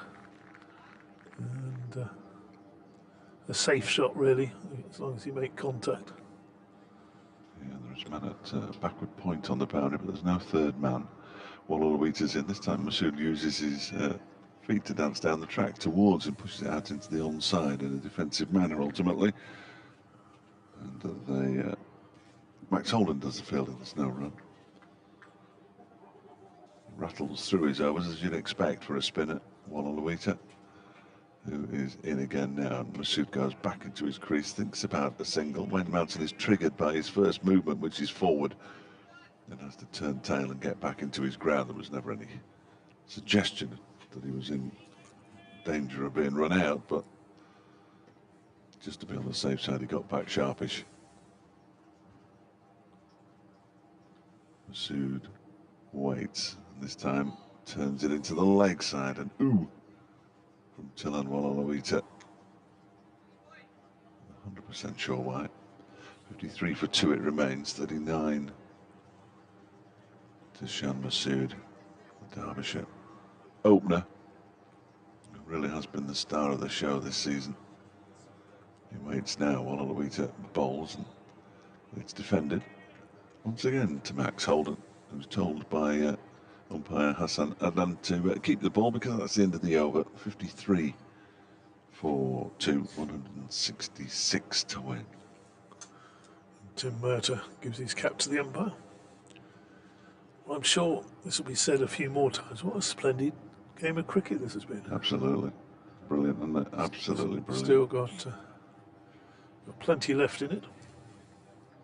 Talking about cracking games of cricket, what's going on at Trent Bridge? England chasing about 300 to win, though. We don't have any scores today, have we? 101 for 4, 102 for 4, England. 102 for 4. They did another 197 to win the test. Oh dear, they're not going to get that, are they? They'll play it for draw now. I suppose it depends who's out. What on earth has happened there? Stokes on 7 best, 125. Murtagh bowls, and that bounces a little bit as Madsen comes forward, and he whips his bottom hand off the bat. Murtagh just into a little bit of a groove now, isn't he? Very quickly into a groove. Joe Root caught and bowled Trent Bolt for 3. Oh dear. Bolt's got a couple. Matt Henry, former Derbyshire, played for a lot of clubs, hasn't he? And Tim Southey with the other. Murtagh again in bowls, and with the glasses on that. Madsen gets a run down to fine leg, but my word, if he hadn't have got any bat on that, there would have been something of an almighty appeal that you'd have probably been able to hear just the faintest strains of sitting at home in your front room, wherever you are. It would have been epic. So now it's Murtagh rather to Mrs. Merton. Mrs. Merton.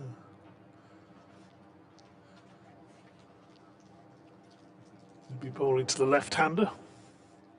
Masood on strike, who plays that one firmly back past the bowler. Won't get a run. Murtagh taking a little bit of the pace of it. What are you looking at there? I'm looking at the second division scores, because Nottinghamshire, of course, still languishing in the wilderness of the second division, according to their commentator. These pre-season predictions have got Leicestershire 39 for 2 in their second innings, and they still trail Notts by 69 at Grace Road. Glamorgan 446 for 8, leads Sussex by 70 in a thriller at Sophia Gardens. Murtagh bowls to Masood, who again drives firmly past him, and again doesn't get it past the mid-on and mid-offs. This time it's the mid-on, Toby Rowland-Jones, who does the fielding. And at Chesterfield, Worcestershire are 324 for 5 in their first innings, and they still trail Durham by, why does it keep doing that? They trail Durham by 318.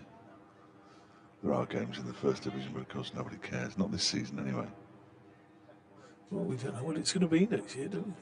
No, indeed. Another change for everything again. Murtagh to Masood, defensively into the offside, no run. Yes. The only joy in Middlesex winning the second division is that they get promoted to the second division next season. That would be very, very amusing if it's to happen. Right. In some ways, you think that this idea of 2 first divisions of 6 teams each, and a sort of second division of 1 group of 6 teams, and it's all very complicated. It's less cricket. Murta bowls, and that goes, shoots again along the ground, keeps very, very low, and Masood tries to jam the bat down and he misses off stump, but another example of how these remaining runs, 165 of them, may not be a straightforward case to collect. For the home side, that was the last ball of the over. It could quite easily have been the last ball for Masood, but just missing off stump. Where's Butch disappeared to? He's having a snooze somewhere. That'll be my guess. He's taken his top off, and now he's rampaging through Chesterfield. He'd be around somewhere. He's certainly not behind us.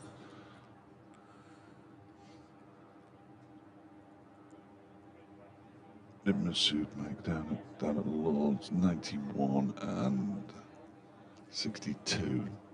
Matson's on strike for the start of a new over by Wallaluita, and he's paddle swept that very fine for 4 runs. First delivery turned it into a full toss. Really, he's got a long way forward. The batsman touch bats and touch gloves. This is getting ridiculous.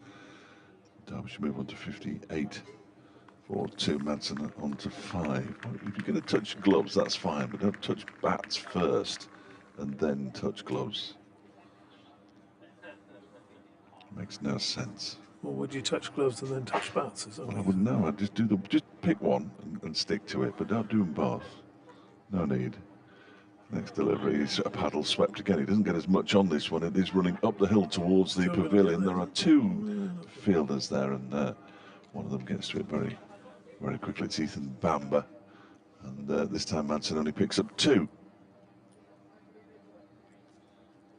The fielder who was racing towards the ball, was that Robbie White, number 14? It is indeed. Excellent. I'm getting there. It's only day 3, but I'm getting there. Usually takes a while.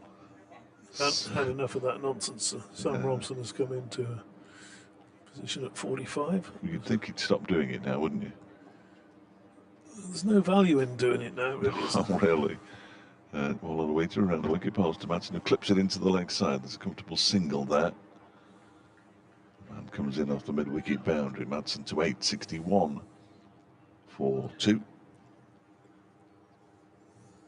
It's all change again for a left-handed, another right-hand, left-hand combination. The next batsman in is left-handed. They'll be juggling. Here's deploy. Masood waits as Wallaluita bowls to him. He uses his feet and chips it. Oh my word. Chips it up towards mid-off, and it bounces probably 4 or 5 yards in front of Tim Murta. And you're thinking, well, either hit the ball or don't hit the ball, but don't hit the ball like that. And there's me criticising Shan Masood. Yeah, he didn't just hit that in the ground, did he? I thought it was chipped as well, but I just wonder. Well, perhaps there was, there was no, yes, fair enough. This one is turned into the leg side, backward a square for a single by Masood, who moves on to 40, 62 for 2. There were no yelps, were there really? No, so that would suggest that it was a bump ball, wouldn't it? And I was getting overexcited and doing something that I'm very loath to do. Which is what? Criticise Shan Masood. Yes. because of what he's done and what his arrival has done for Derbyshire, it's very difficult to be critical of him, no matter what he does. Madsen defends this next delivery, the final delivery of the Wallaluita over out into the offside. And there's no run, so after 16 overs, Derbyshire 62 for 2 in pursuit of 219. So 157 more runs to win. It's going to be a nail-biter, or one side's going to win easily. Yeah, I think those are the 2 options. Yeah. Fairly sure it'll be over today. Yeah. Well, especially as they can claim the extra 8 overs, can't they? Yeah. You would think with 42 overs remaining in the day. Yeah. So potential 50 overs remaining to get 157. Yeah. You did all that in your head as well, didn't you? Umpires are having a look at the ball. They're not happy with the ball again. We all know what happened when the ball was changed yesterday. A clatter. Indeed. 21 for 7. It's started to cool down already. Butcher's putting the fleece back on. It's unbelievable, as you, isn't it? Murta bowls, and that's pushed into the offside, and there's no run. Where's he been? Who, Butch? I don't know. I don't know. He's got a note from his mother. He certainly hasn't been here.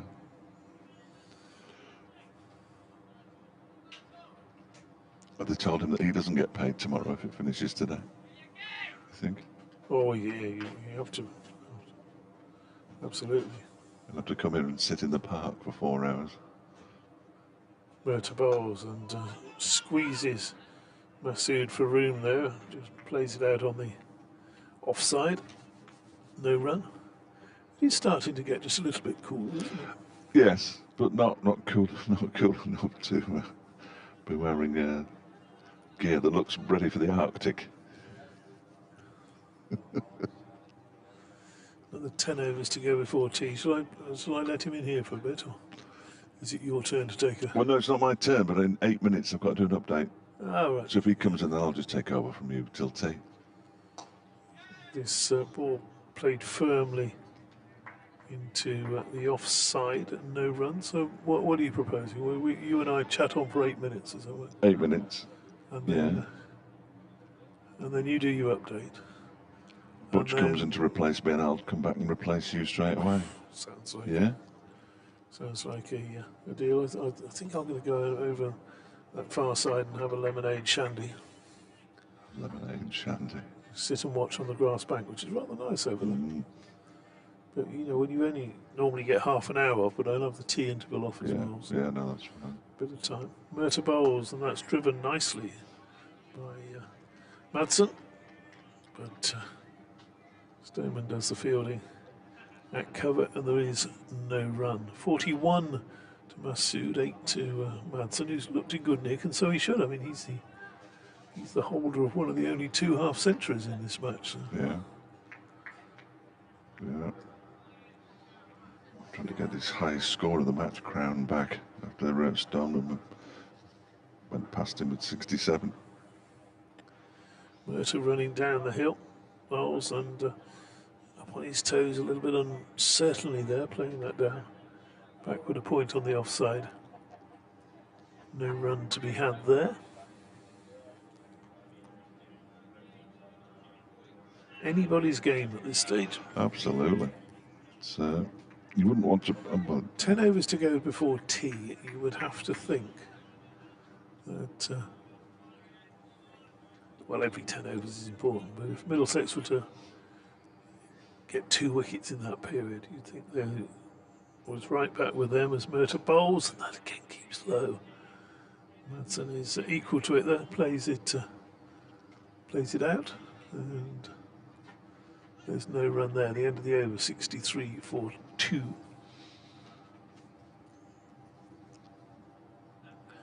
So gloves being run out, or? Oh no, they're taking the helmets away, so doing a change of bowling. Another burst from Ethan Bamber by the... He's bowled well in this game, hasn't he, Ethan Bamber? Deserved his wickets in the first innings. Well, I was chatting to Tim Murta and Toby Rowland Jones in the hotel, and they were really eulogising about Ethan. All the energy's coming. A couple of old blokes, obviously. Yeah. So, you know, the energy that he brings to the team. Yeah, it's good. Talking very Battles his way up the hill, bowls to Masood, who just guides this down to towards backward point, and they'll pick up a single Max Holden, who seems to be everywhere. Wherever the ball goes, you can almost guarantee that Max Holden won't be far away. Does the fielding, and Masood moves to 42, Derbyshire to 64 for 2. So this next Shot should be another little cut because Max Holden is now at a backward point. My theory is correct. So Mola Luita has taken over away to the left-hand side. But long leg. He's not a fine leg, definitely. As Bamber is in again and bowls to look, there we are. Oh no, just in front of Holden.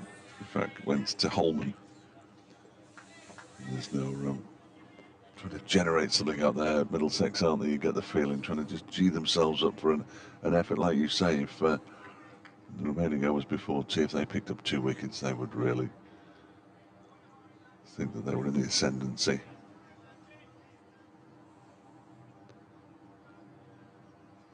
Bamber up the hill again, bowls to Wayne Mountain, who guides this out into the offside. There it is, Max Holden.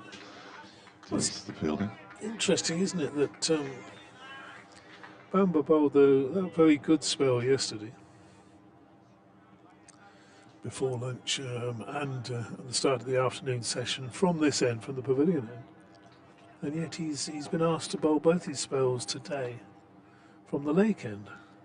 And he was getting that little bit of extra bounce and lift from this end that he hasn't seen so far from that end. Next delivery is pushed up towards mid-off, but Stoneman nips in and does the fielding. It seems to me to be the slightly shorter bowlers that have got the... Yeah. Well, Dahl certainly is a similar stature, isn't he? Yeah. To Ethan Bamber, yeah. Skiddier bowler, but if they can get that bit of bounce, and most of the bounces come from the pavilion end. Most of the balls that have bounced or kept low have been at this end. There's Bamber bowls. That strikes the pad of Wayne Mountain inside edge. Too high as well, I think. Not out anyway. 64 for 2. It remains. I need to receive my admonishing text from anybody back at base. I'm all right at the moment. It's getting close. This will be the last ball of the over, so that's quite good. Do they G you up on? They can do, yeah. Bamber bowls. Madsen guides it out into the covers. Holman fields, and that is the end of the over, just the 1 run from it. Derbyshire 64 for 2 with Shan Masood on 42 and Wayne Madsen on 8. He's coming, lads. Don't panic. And Roland Butcher will be coming in to take his place in a minute. So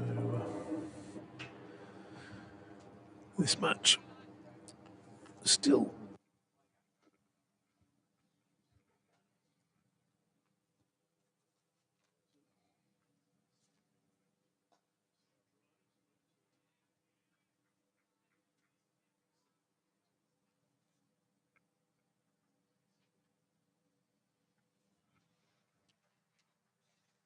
Hip to be square.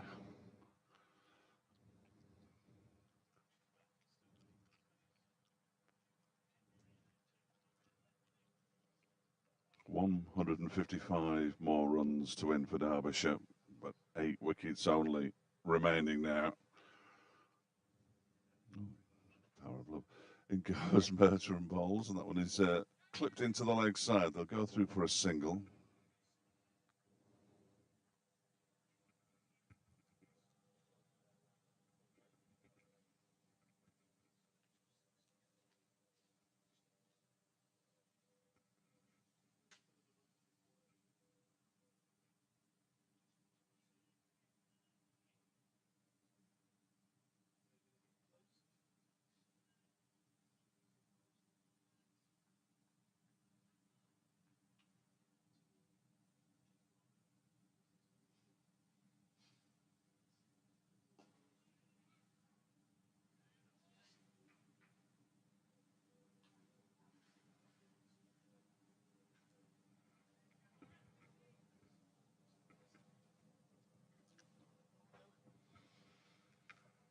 Still wouldn't like to call who's going to win this game. Derbyshire Middlesex is out in the middle. He's currently having a chat with umpire Tim Robinson, and Wayne Madsen's there. Derbyshire will be happy as Murtagh goes in and bowls to Madsen, who pulls his bat inside the line of that one. Allows it to go through to John Simpson. Billy Godleman run out for 2. Max Holden with the fielding. Of course, it was Max Holden. And then Brooke Guest caught by John Simpson off the bowling of Tim Murtagh, who's bowling currently from the pavilion end. He's into his 4th over. Bamber's bowled just 1 over of his current spell, having bowled 5 overs for 20 from the Lake End initially. And here goes Murtagh again, bowls to Madsen, who defends this one out into the offside. It's fielded by Mark Stoneman, the high scorer in the match so far, after making 67 before he was the first man out this morning with a score of 118.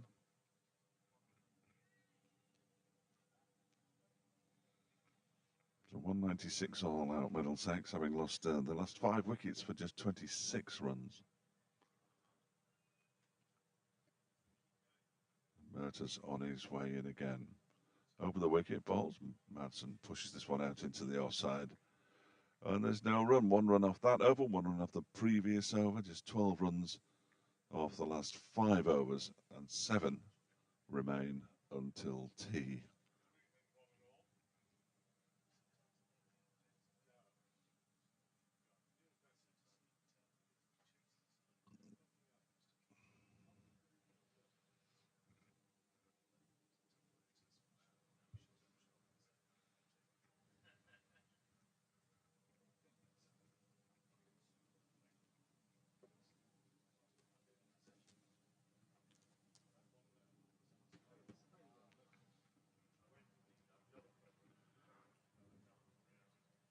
Here comes Ethan Bamber up the hill from the Lake End, bowls and is driven for 4 runs by Shan Masood. Glorious shot by Masood. He moves on to 47. And Derbyshire require 150 more to win now. All the way along the floor, past Mark Stoneman and away to the extra cover boundary.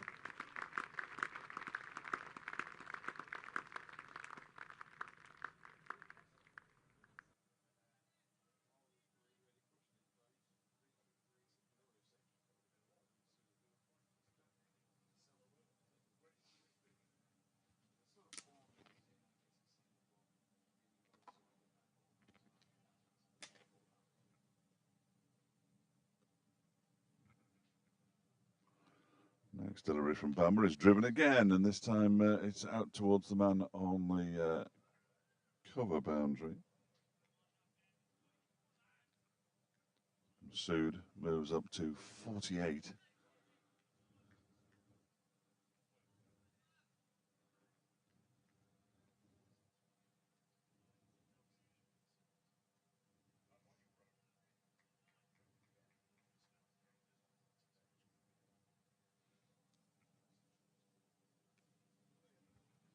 Bamber bowling to Wayne Madsen now. The batsman picked up that single in the previous delivery. Madsen blocks out into the offside where Stoneman does the fielding.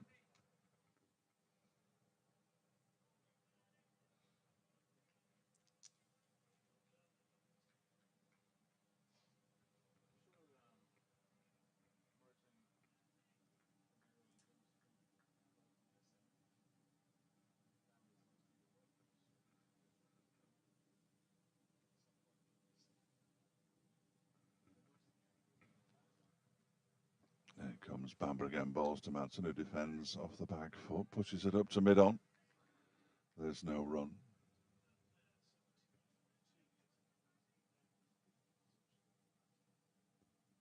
Indeed.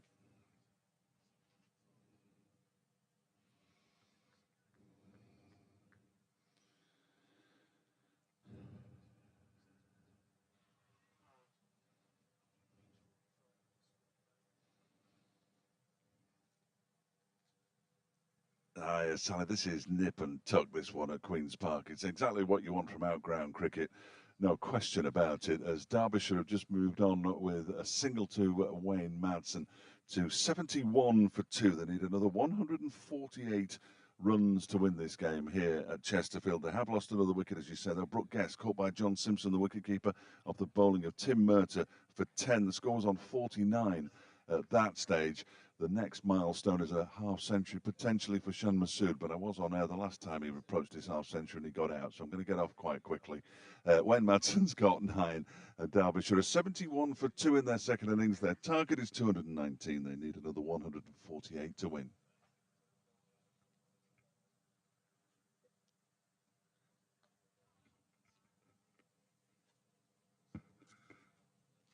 Yeah. 250 on this track is it's not going to be easy to get. You're not going to declare if you're still batting.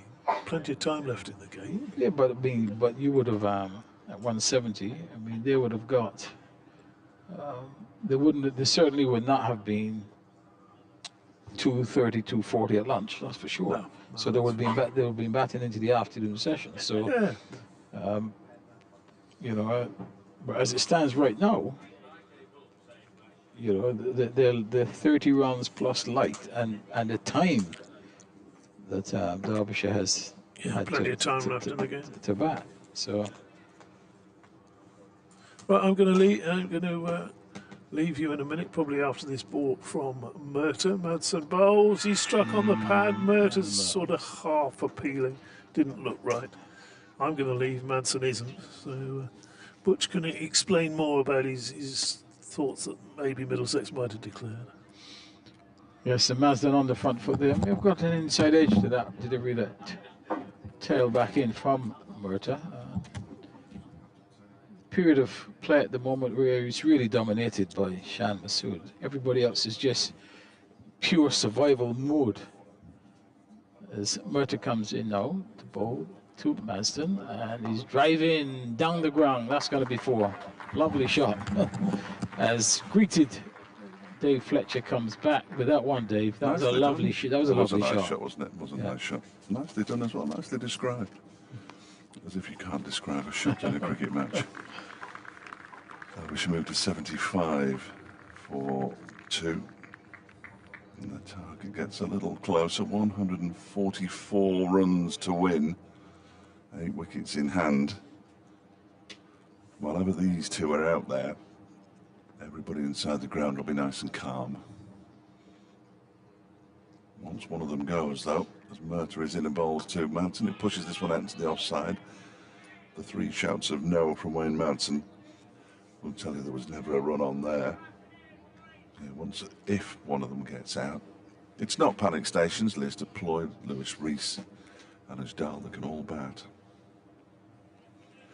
But they don't necessarily want to have to rely on anybody lower down than that. Alex Thompson and Mark Watt, Toby Petman and Sam Connells will be hoping that they don't have to do anything else in this match. Yes, the last 5 batsmen had a grand total of 7 between them. It's not great, is it? Because Bertram bowls to Madsen, who gets a bit of an inside edge out into the onside from that defensive shot. And one of them scored 6. Yes. Yes, well, Dal got 6, did he? Then ducks for Thompson and Petman, Connors. Mark Watt got 1. Yeah, if it gets down to that, it will really be squeaky bum time from a Derbyshire perspective at the moment. These two have put on 26 from 46 balls. And Wayne Madsen waits as Tim Murtagh is in and bowls to him, and he guides this out into the offside. Again, there's no run as it's picked up by the fielder at backward point. It's Max Holden, of course it's Max Holden. He fields every single ball that I seem to commentate on. And it remains 75 for 2. 48 to Shan Masood at the non-strikers end. Already got to 56 times this season. Gone on to make 300, 2 of which were doubles. In comes Murtagh again, and very watchfully forward is Wayne Madsen, pushing that one out into the offside. We're going to get some spin because the 12th man has rushed on with a couple of helmets and some fielding pads. 75 for 2 with 5 overs to go until tea. Yeah, good start by Derby. They'd be quite pleased with the position they've got at this point in time, having lost the 2 wickets. Needless run out with Godalming for 2, and then Not the first of the day. And then Guest, he went for 10. But since then, really, we've seen a good effort from Marsden, who's been a very reliable player for Derbyshire, showing his reliability today in the presence of a very fine player in Shan Masood, who has stood head and shoulders above everybody else in this game as a batsman in terms of sheer quality of batting. He doesn't seem to struggle at any point in time. I guess that comes from being confident, well, I guess if you're not confident of scoring 2 double hundreds, then Never will be. you'll never be confident. And but he needs support, because Middlesex will be sure that if they can get him out, that there will be some jitters in the dressing room, because he is the main man. Absolutely. Here is Luke Holman bowling for the first time. It's been a leg spin from the leg end, bowling to Shan Masood, who pushes this one into the leg side. And there's no run.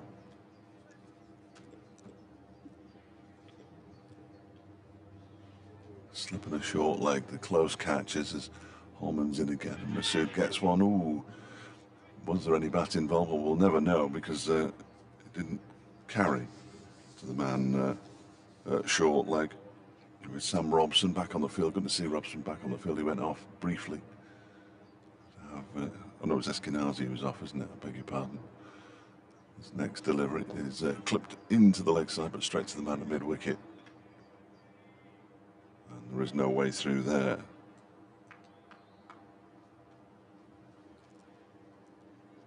He's on 48, Shan Masood.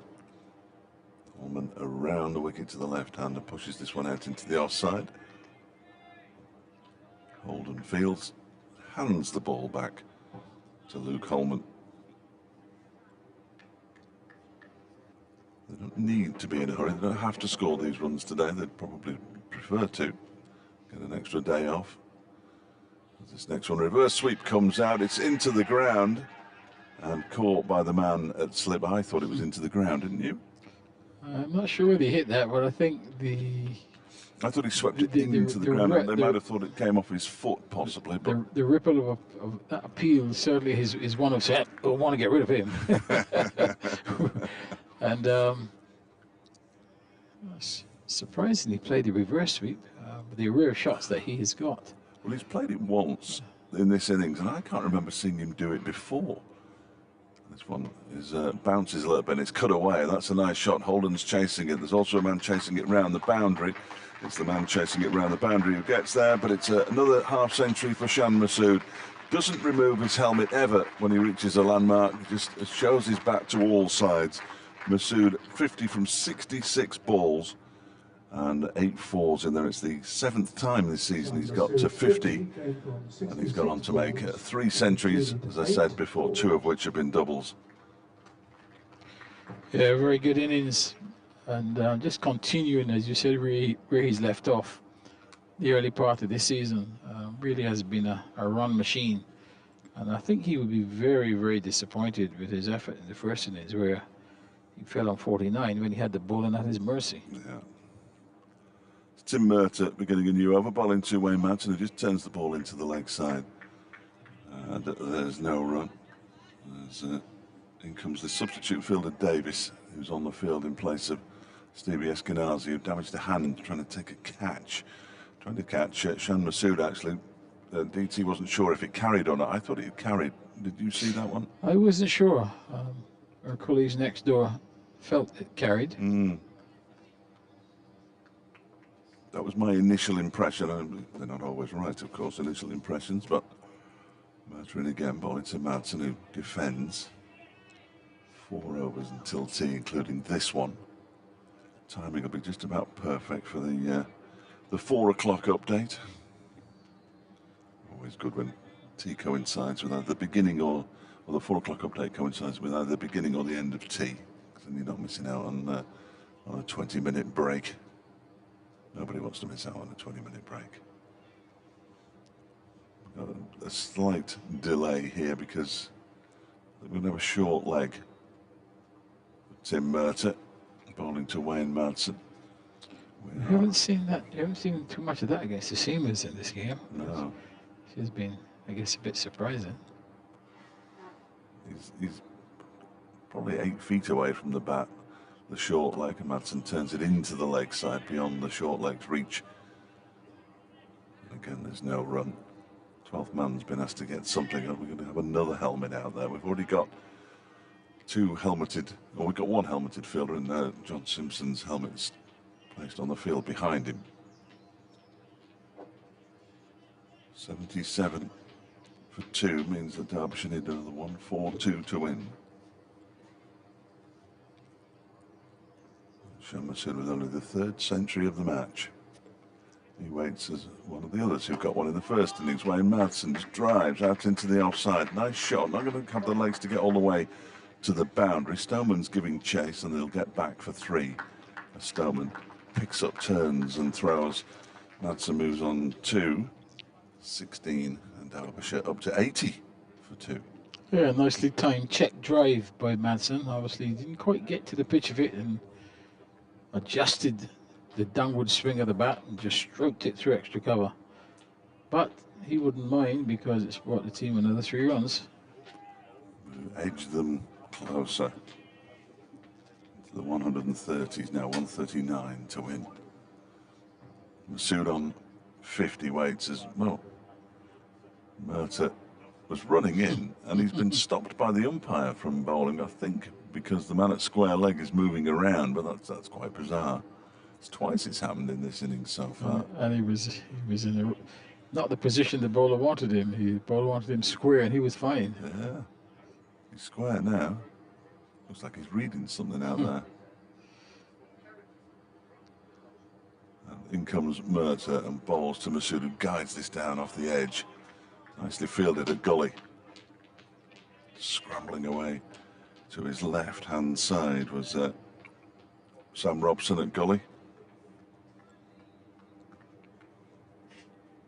There's another fielding helmet that's been called for. 12th man has it in his hands. They're obviously going to put some bodies around the bat for the final 3 overs of the afternoon session.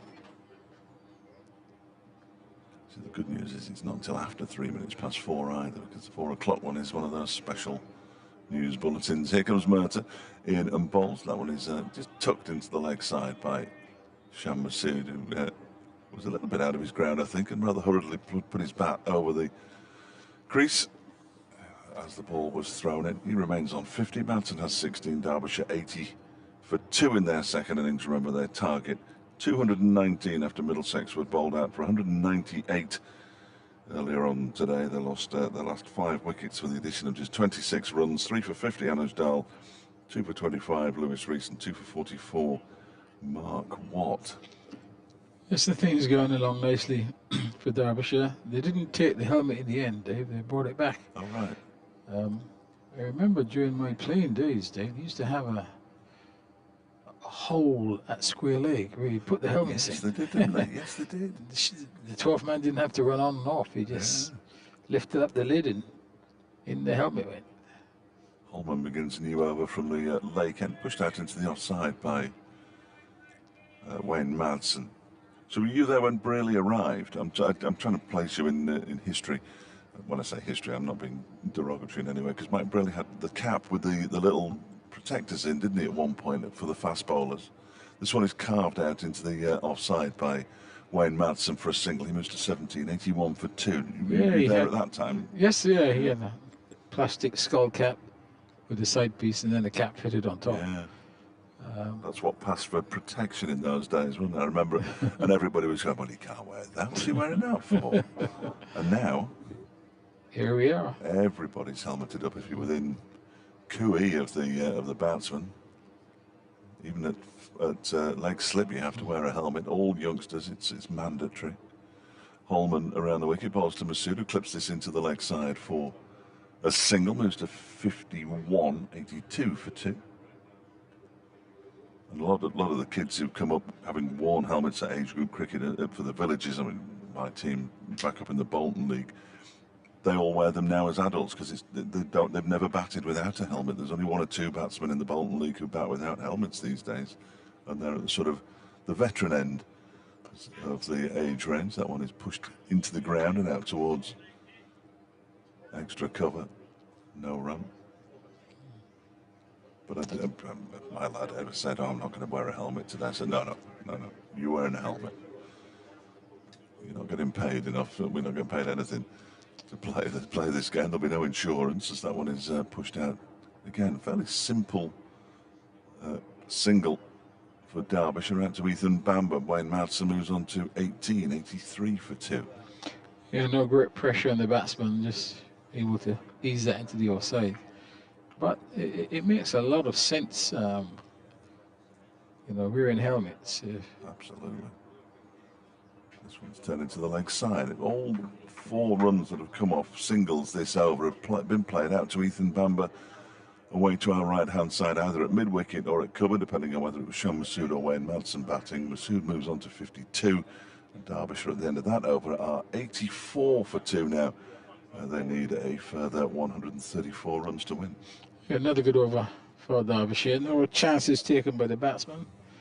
Just easing it along. But if you think over the years, Dave, we wear pads, we wear gloves, we wear a box, and the most likely place that you can get killed, you get hit in the head, we left exposed for. Well, yeah, for all of these years. Certainly in my memory, there were batsmen going out without helmets. Madness. Murtagh begins a new over. That's clipped into the leg side by Sean Masood. He made good contact with that, but straight to the fielder. I'm not sure whether on our part it was bravery or ignorance, but for all of those years,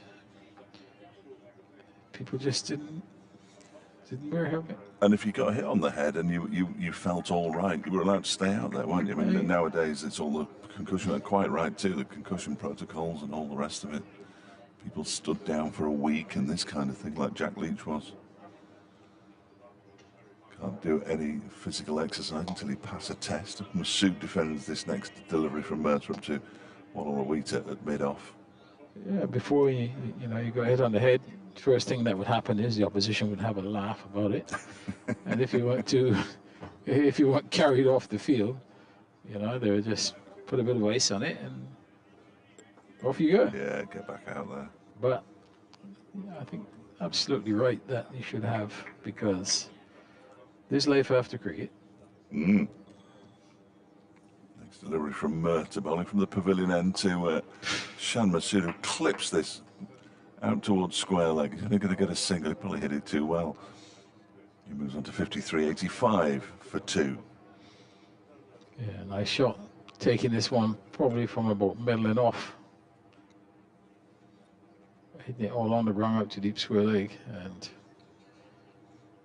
going to tee Derbyshire, now only 2 down there, would think that that's been a very good session for them. What's the mindset when you come back after tea, though? I mean, Middlesex will presumably go hard at Derbyshire after tea, because the batsmen will have had 20 minutes when they're not out in the middle. As Murtagh bowls to Madsen and he pushes it up to mid on no run as Wallawita does the fielding. It must be tricky to get going again. You've got to get yourself back, haven't you? Yes, you do. I mean, I think what really gets you going is a couple of loose deliveries early on. That gets you back into the rhythm. But, if Middlesex can string together a couple of tight overs, then that places a little bit of pressure back on the batsman, because as you said, you've had to start again. That momentum you built up before the tea interval has been interrupted temporarily. There's Murtagh again on his way in. Madsen waits and gets one that pops a little bit. The bottom hand comes off the bat. Ball pushed into the offside. That will encourage Murtagh a little bit more. And of course, because they've got the break, if Murtagh wants to carry on bowling after tea, he can. They've had a little 20-minute break. All the other bowlers will get that extra bit of break, assuming that Luke Holman bowls the final over before tea from the Lake End. He's only bowled a couple of overs in this spell, so you'd expect he would. And tea will be around about 20 minutes late by the time we eventually get off the field, which in the modern age is positively on time. Merta in and bowls, and that's guided by Madsen down towards backward point, but there is a fielder there moving swiftly to his left and sliding on his knees. End of the over, 1 to go until tea then, and Derbyshire are 85 for 2, 134 more runs to win, 53 to Shan Masood and 18 to Wayne Madsen. Yes, and at this moment in time, Derbyshire look more the likely winners simply because Middlesex are unable to find a way through.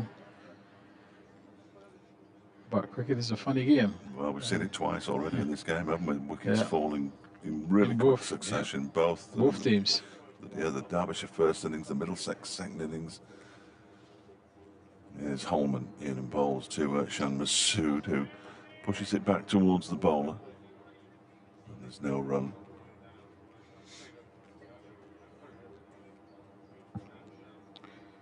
Yep, we saw 6 for 21.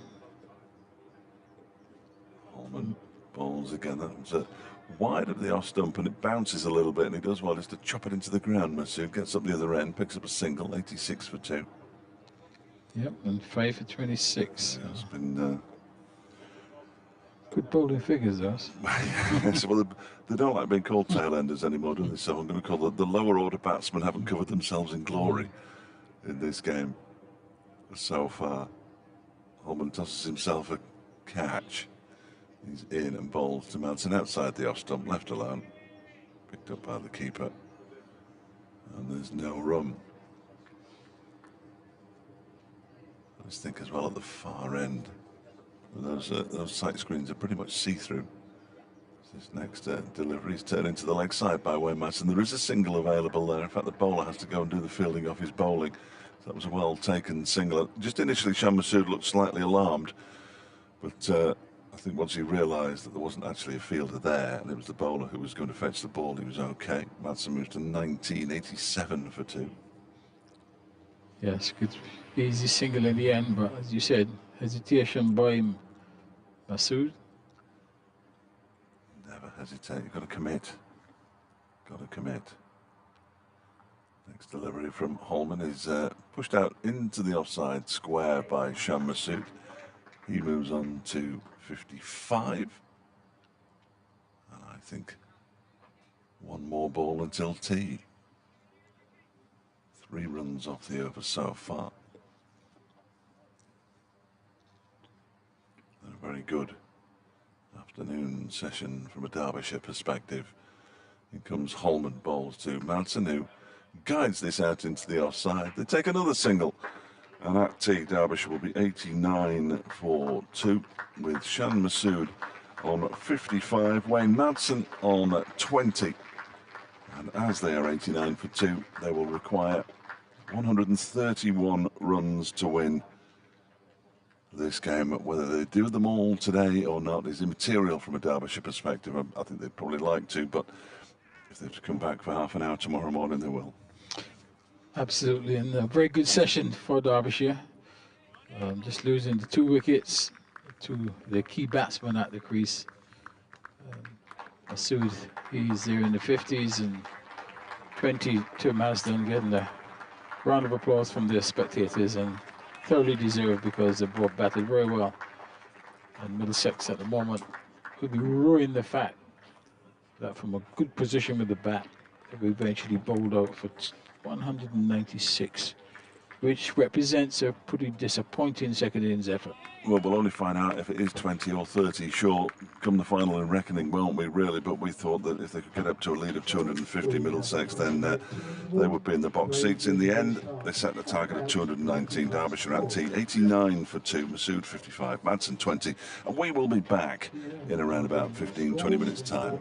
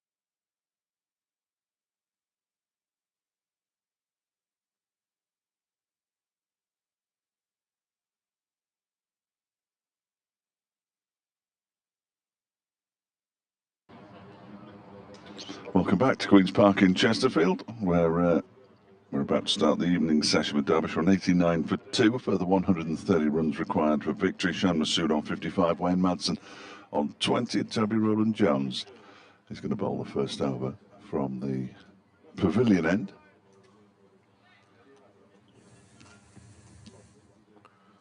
Blimey, am I supposed to read that? Oh no. This one is driven. In fact, I've just read the first. A brilliant all-round performance by David Townsend of Chipping Norton School. Inspired. What did you score? 50 out of 183 after you'd been put in as well. Yeah. Well, yeah, no, I've read you enough now. You haven't seen the rest of it, yeah. We've got 7 wickets. 8. With what?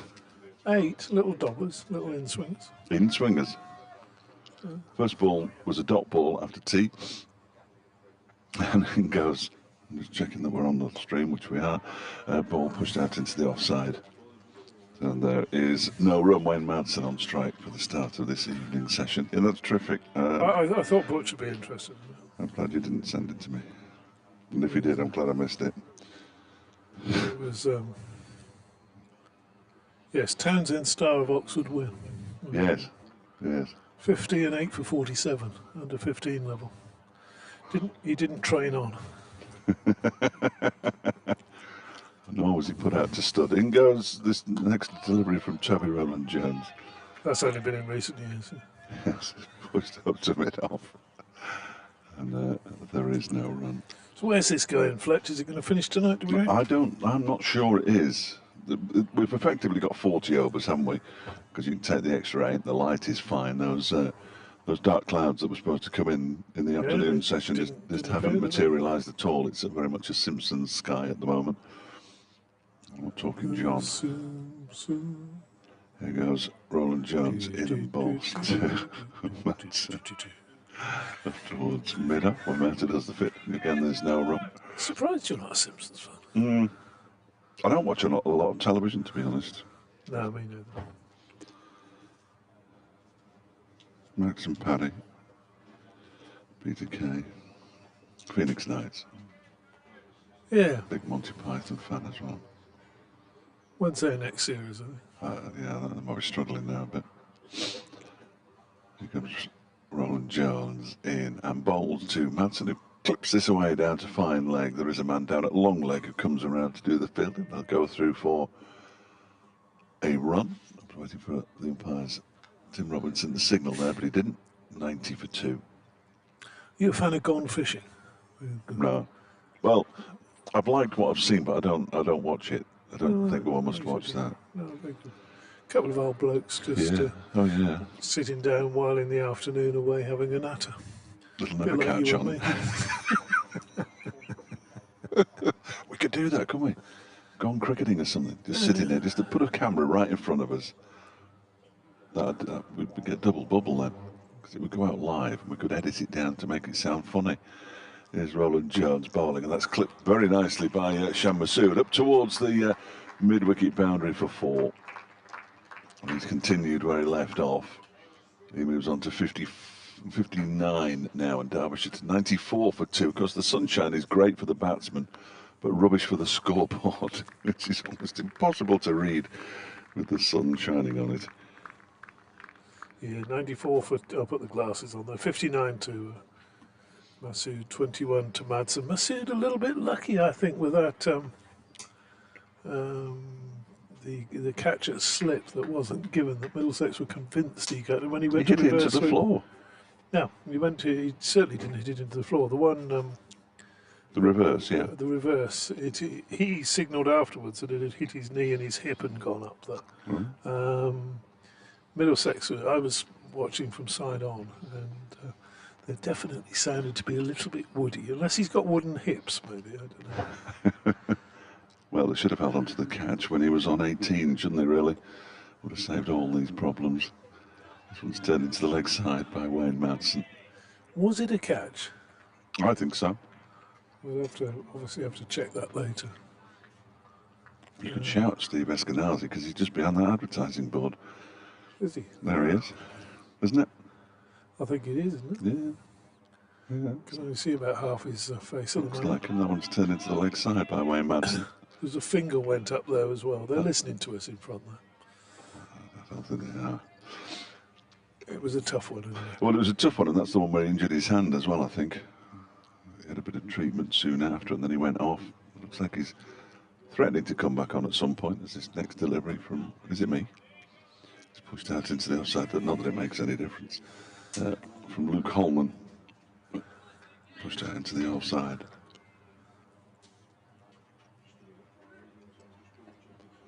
Just look on the computer screen tomorrow morning, as we were discussing yesterday. Back into his crease goes Wayne Madsen, clips that one into the leg side for another single. He moves on to 22. Derbyshire up to 95 for 2 now.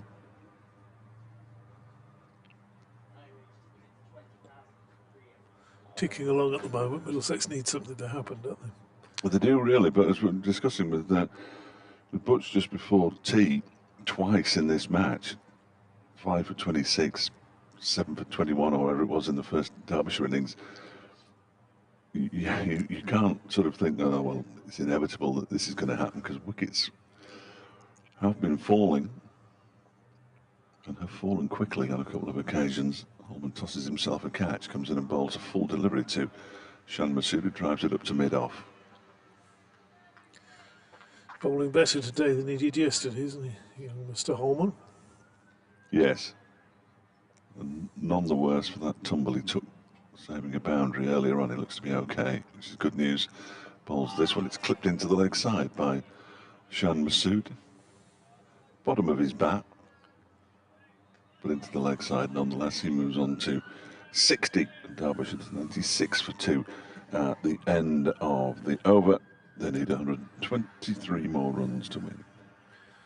Important game, this, of course, in terms of promotion from Division 2, if we have a Division 1 next year, whatever happens. Well, the top 2 could stay in Division 2. That'd be exciting. Nottinghamshire would go burlesque, wouldn't they? Oh, it'd be funny though, wouldn't it? That's upside down, that DT. It's upside, you're upside down. It's supposed to turn around automatically, but it's there you go. There we go. Wake itself up a bit. Toby Rowland-Jones down the hill. Need a bit of yesterday's magic as he bowls there to Masood, and driven into the offside. And there is no run. So, are we looking at the... so we'll have a little look at the table for the county championship. See how this will affect things. Well, of course, I've gone into the first division. Well, just a matter of course normally, isn't it? Next delivery whipped off his hip there by Masood. He's going to get at least a couple. Chase around the boundary for Bamba. 2 runs. All right, let me see if we can find a second division game. We should be in business, I think. And see how that is affecting things. What are you chuckling away at? Just pushing parts of the screen indiscriminately. Work to treat that. There you go. I'll be there. Rowland-Jones to the left-handed Masood bowls and plays that up to a mid-off. Is this table going to have the bonus points added in then? I think it will do. Oh, that's exciting. So there, Middlesex at the top at the moment. Yes, they have got the bonus points because they started on 116 and Derbyshire were on 84. So Derbyshire were to win this, as we were at the moment, it looks as though they might. They move up to 104 points. Still be trailing Middlesex. Toby Rowland-Jones bowls and Taken off. That one took off. Masood didn't play it, but again, there was that much deviation. You thought he got a big nick on it, didn't you? I did, yeah. And you had a good job. You're here to calm me down. Otherwise, I'd have been in all sorts of trouble. Nottinghamshire look as though they'll go ahead of Middlesex. Yeah, that's disappointing, isn't Worcestershire certainly won't. Leicestershire will stay at the bottom. Nottinghamshire still languishing in this division. Quick single, shy at the stumps by Bamba. In fact, it's not Bamba, it's Murta who's shying at the stumps. I know, poor old nuts. The single is completed. 100 up for Derbyshire. Well, Nottinghamshire, to be fair, they very nearly won the thing last year, didn't they? And they still found themselves in the whole thing, and they still found themselves in Division 2, which was a little bit harsh, I thought. Harsh but fair, we thought, at our end of the Brian Clough way. Oh, they're Not highly amusing. Madsen on strike. Roland Jones bowls to him, and he offers the full face of the bat to that one in defence. We've got a T20 at Trent Bridge next Thursday. Oh, yeah. Against, obviously, Nottinghamshire. Or Notts Outlaws, as they like to call themselves in this competition, in that competition. And I'll be doing the game with Chris Coles, who's leaving Radio Derby at the end of July. And in the 5 years he's been at the radio station, he's the presenter for Derby County matches. He's never seen a Derbyshire team beat a team from Nottingham.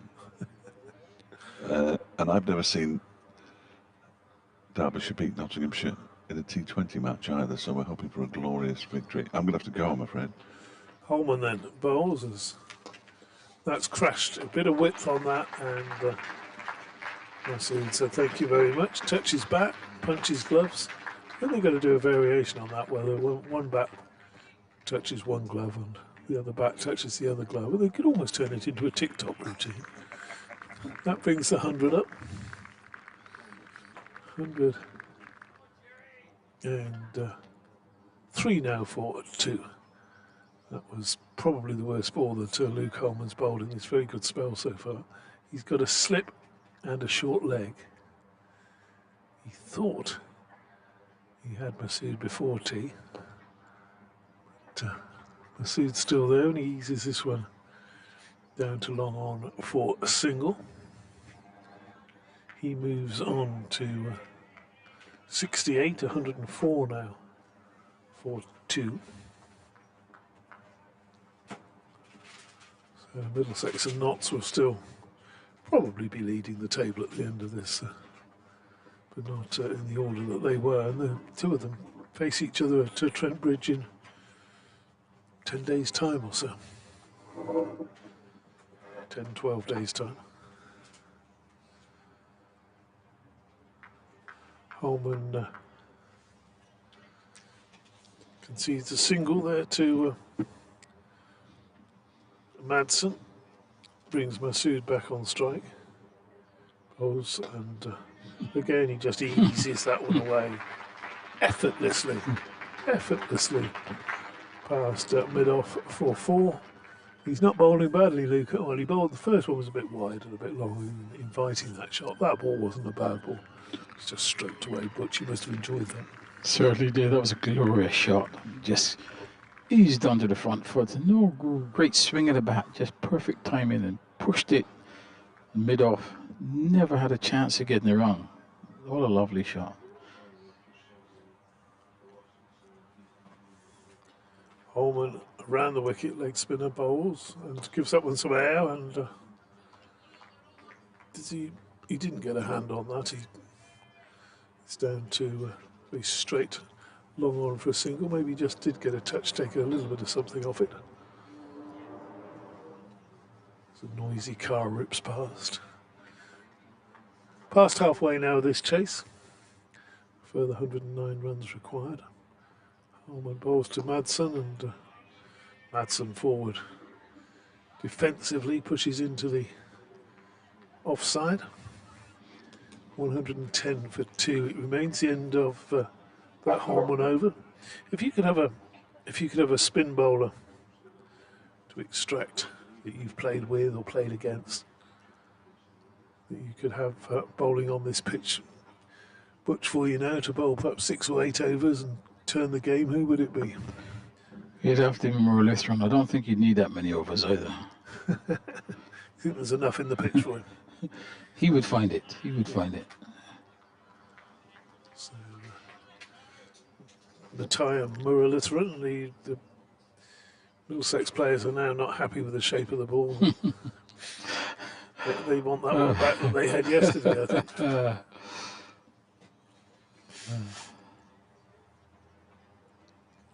The umpires are now going to have a chat about the shape of the ball. To be fair to Wayne Madsen yesterday, the ball was changed and it did make a difference, but he said he reported that the ball was very, there was no choice but to change it. It was horribly out of shape. I don't think Derbyshire are going to be too happy with getting it changed now. I don't think in their mind either. No, they're going to get on with it. Yeah, in their mind. Are they? They usually throw it back. In their mind, they'd be thinking about what happened yesterday. Change the ball.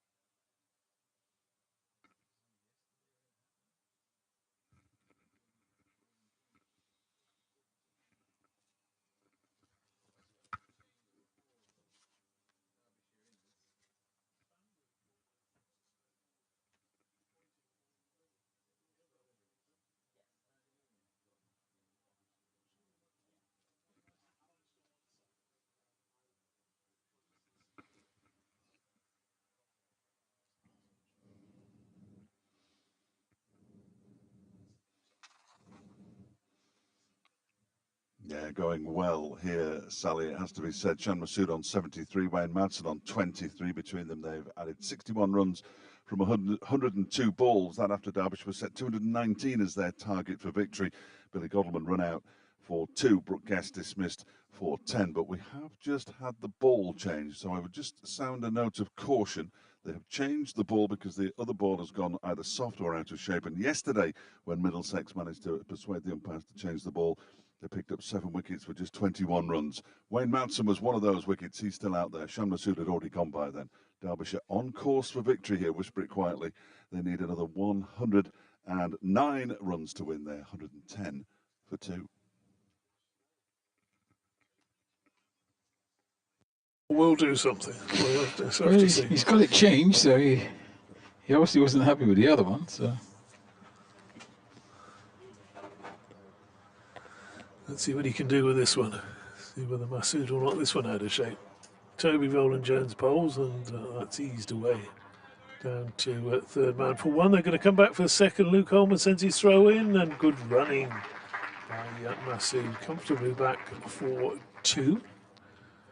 I don't know whether Luke Holman will be happy that he's allowed them a second run there. But I don't think he could have done much about that, really. He had to travel a long way from that squarish position. He's out at deep square leg, and the ball went almost in a fine leg position. So he actually did well to get there in time, and the return was a good one. The return was a very good one. Good running between the wickets by the Derbyshire pair. Massoud's obviously determined not to allow this new ball to have an influence on the game.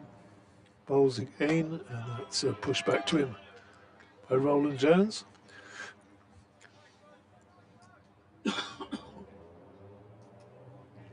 And as you said, this can have a psychological effect, can't it? Because it was recognised that the change of ball yesterday led to a clatter of wickets. Now, if Massoud suddenly goes and then another one goes, they're thinking, oh, hello, here we go again, and then it may well not be the ball. Exactly. I mean, the guys in the pavilion, they'll be the ones thinking because they've got the time to think about it. Rowland-Jones bowls to Massoud, who eases that into the onside. He wants a single. He's not going to get one. There's a big shout for a run out as Madsen was a direct hit. Very good fielding. Very impressive piece of fielding. Pick that up. It wasn't. Was that Stoneman? No, it was probably Jack Davies, the substitute fielder, was it?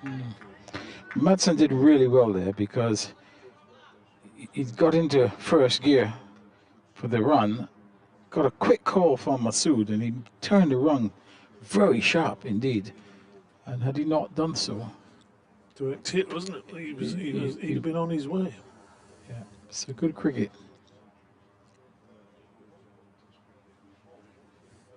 Next delivery is driven up to mid-on. There's no question of a single there. was indeed Rocky Stoneman with the direct hit. So, could have done with the direct hit earlier when chance of run. The running hasn't been great today, has it? On either side. Murta. Roland Jones down the hill. Again, exaggerated movement off the deck. Wicketkeeper taking that between first and second slip. So very watchful, not being tempted to that by that delivery that's short of a length going across him. We saw his dismissal in the first innings. He got one over the slips. Second innings, nicked one to the slips. Roland Jones bowls and turn to mid-wicket. Stoneman again does the fielding, and there's no run. Is it something you see it at times? You have a couple of bad pieces of running, and it almost becomes like a sort of contagion in the team that the running is then sort of a bit nervy and a bit extra careful. Yeah, what happens then really is a little bit of nervousness gets into the team, and there's always a possibility that it could happen again. But I think apart from that, I think Masood generally his running has been pretty good. I mean, he's judged the single very well. The run out really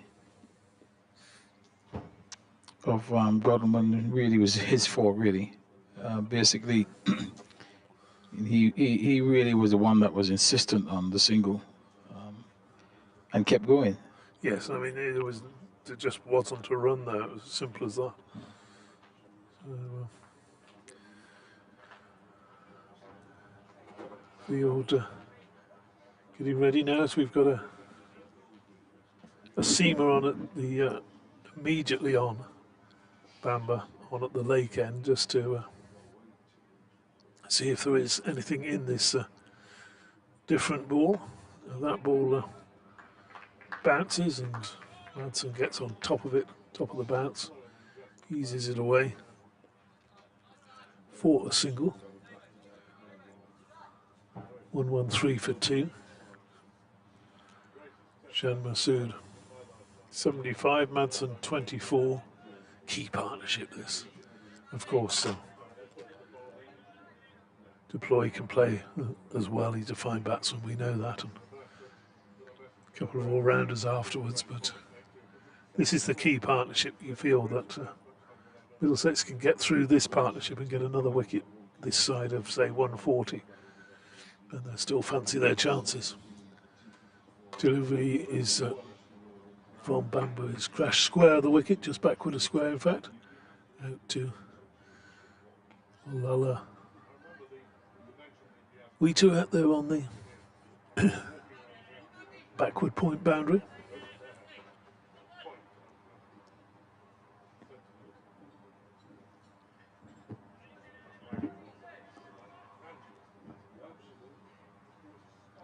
Right-hander on strike.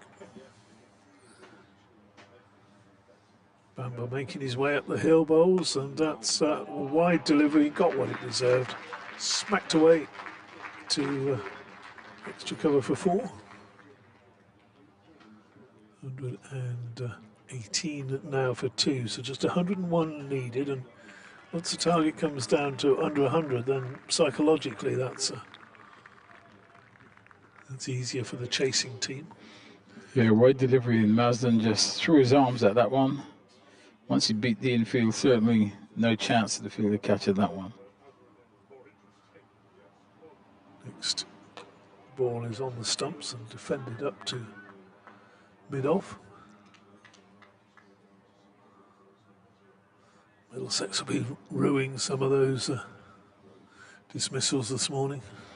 Yeah, that's where it all went wrong, I'm afraid. The Middlesex batting this morning left a lot to be desired.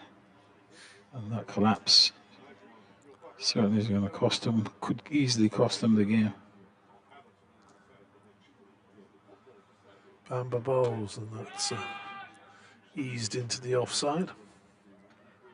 No run to be had there, as you probably heard the cry of no in the effects mic. 118 for 2. Yes, a couple of particularly unnecessary wickets. I don't think, certainly Stoneman was got out. He got one that flew a little bit, just took the edge as it went through. No shame in departing that way for 67. Bamber outside the off stump, through, keeper takes, that's the end of the over. Bamber himself, night watchman, hung about for a good while. And then got a bit carried away with himself. Played a very nice cover drive for 4 and then wanted another one and didn't quite get there. And sliced a catch to backward point.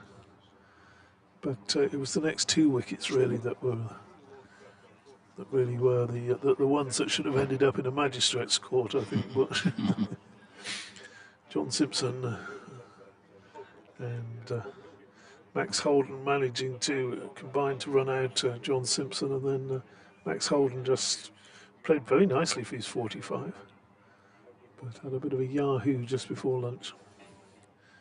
Toby Rowland-Jones bowls, and that beats. Cracking delivery. Pitches, leaves the batsman, and Masood did everything except get a touch on that one. And if he can produce a few more like that, Middlesex might be back in business, but just 101 runs needed, 8 wickets in hand now for Derbyshire. After lunch we had Luke Holman just driving one firmly or clipping one firmly to mid-wicket, a full toss. He was furious with himself, but had to go. Rowland-Jones bowls, and that's chopped into the ground. Not by the actions of the fielders, particularly the bowler. So he's suggesting it was a catch. A chance there to Robson in the gully on 76. Robson dived, got a hand to it. Went pretty hard. I mean, I'm just wondering whether that's... I've seen it 3 or 4 times now, and that may be the chink in the armour for Masood. That ball short outside the off stump. He's given a few chances in that area. Masood on strike. And he struck on the pad, a bit shout for LBW, a little bit high. Yeah, probably a bit of inside edge as well. I think he got a nick on that, but yes, I think people watching should take note that that ball just outside the off stump, slightly short of a length. Could be a problem delivery for Masood. He's very good once the ball is in front of him. Pitched up, good drive on both sides of the pitch. Seems to have a bit of a weakness playing the ball off the back foot, square the wicket. See what he does with this one. It's on the stumps, played to mid-wicket.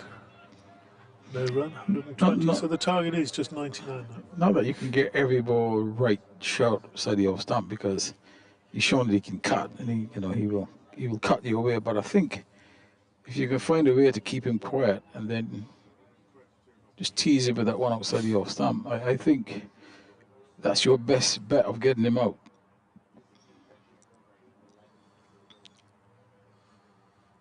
Let's see whether he can produce a ball this time, Rowland-Jones, as he bowls, and he looks to drive, and that again looking to drive on the onside, a little bit of a leading edge, bounces a couple of times up to Bamber at mid-off. This has been a good over, hasn't it, from Rowland-Jones. He's asked a few questions. Batsman just having a little natter. Mid-wicket, Madston's probably saying he's only got one delivery left, just to make sure you keep your powder dry.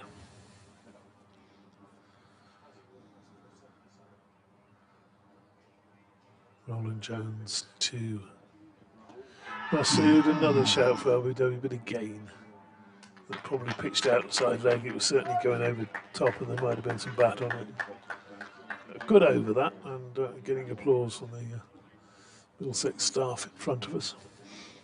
It was good over by Rowland-Jones, and I think the change of ball has certainly assisted him, because he's now started to get the ball in the right areas and obviously a harder ball than the one they got rid of, and a bit more bounce, and perhaps that last delivery seems to be just over the top of the pad. But in terms of his direction, that was a very good over. It's going to be Ethan Bamber bowls and just met with a dead bat by Madsen. They seem to have a little bit more about them, don't they, Middlesex, since that ball was changed. A little bit more enthusiasm. Derbyshire need to see this through. Quieten them down again.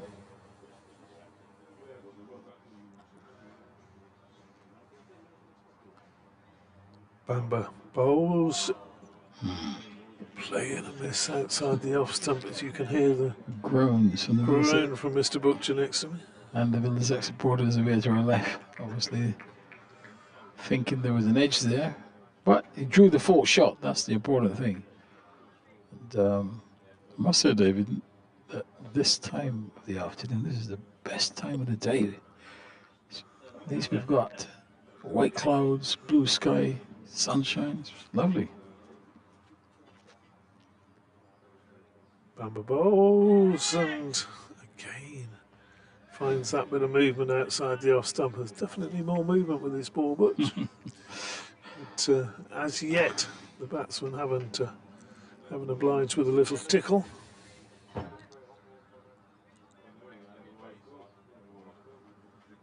And, encouragement certainly for the bowlers, even if they've now only got 99 runs to play with. A couple of wickets here suddenly, and sort of 120 for 2 goes to 130 for 4, and big difference. And Madsen looks to find the gap on the offside, makes contact this time. Not a particularly attractive looking shot, a bit of a slap really, if you would have did to a short extra cover. Yeah, just playing the shot really on the length. You've got Madsen looking to score all the time. I think that's probably a good idea. Don't get bogged down. When the chance there to score, look to score. But you know that has assisted him so far, in this innings. Bamber bowls again to Madsen, and sensibly that time. It wasn't going to have anything to do with that one. He'd fiddled with a couple of outside off stump without making contact and just pulled the bat away from that one. Yeah, slightly shorter, wider delivery from Bamber. But what they've been able to do in the last couple of overs is to just cut up that boundary ball, which we saw a few overs ago. There was always a boundary ball coming up, but they've had 2 good overs now. Bamber to complete this one. And again, defensively square of the wicket. No run, so excellent over that from Ethan Bamber. He's plugging away up the hill. I'd like to see him ever go down the hill because he was very effective there yesterday.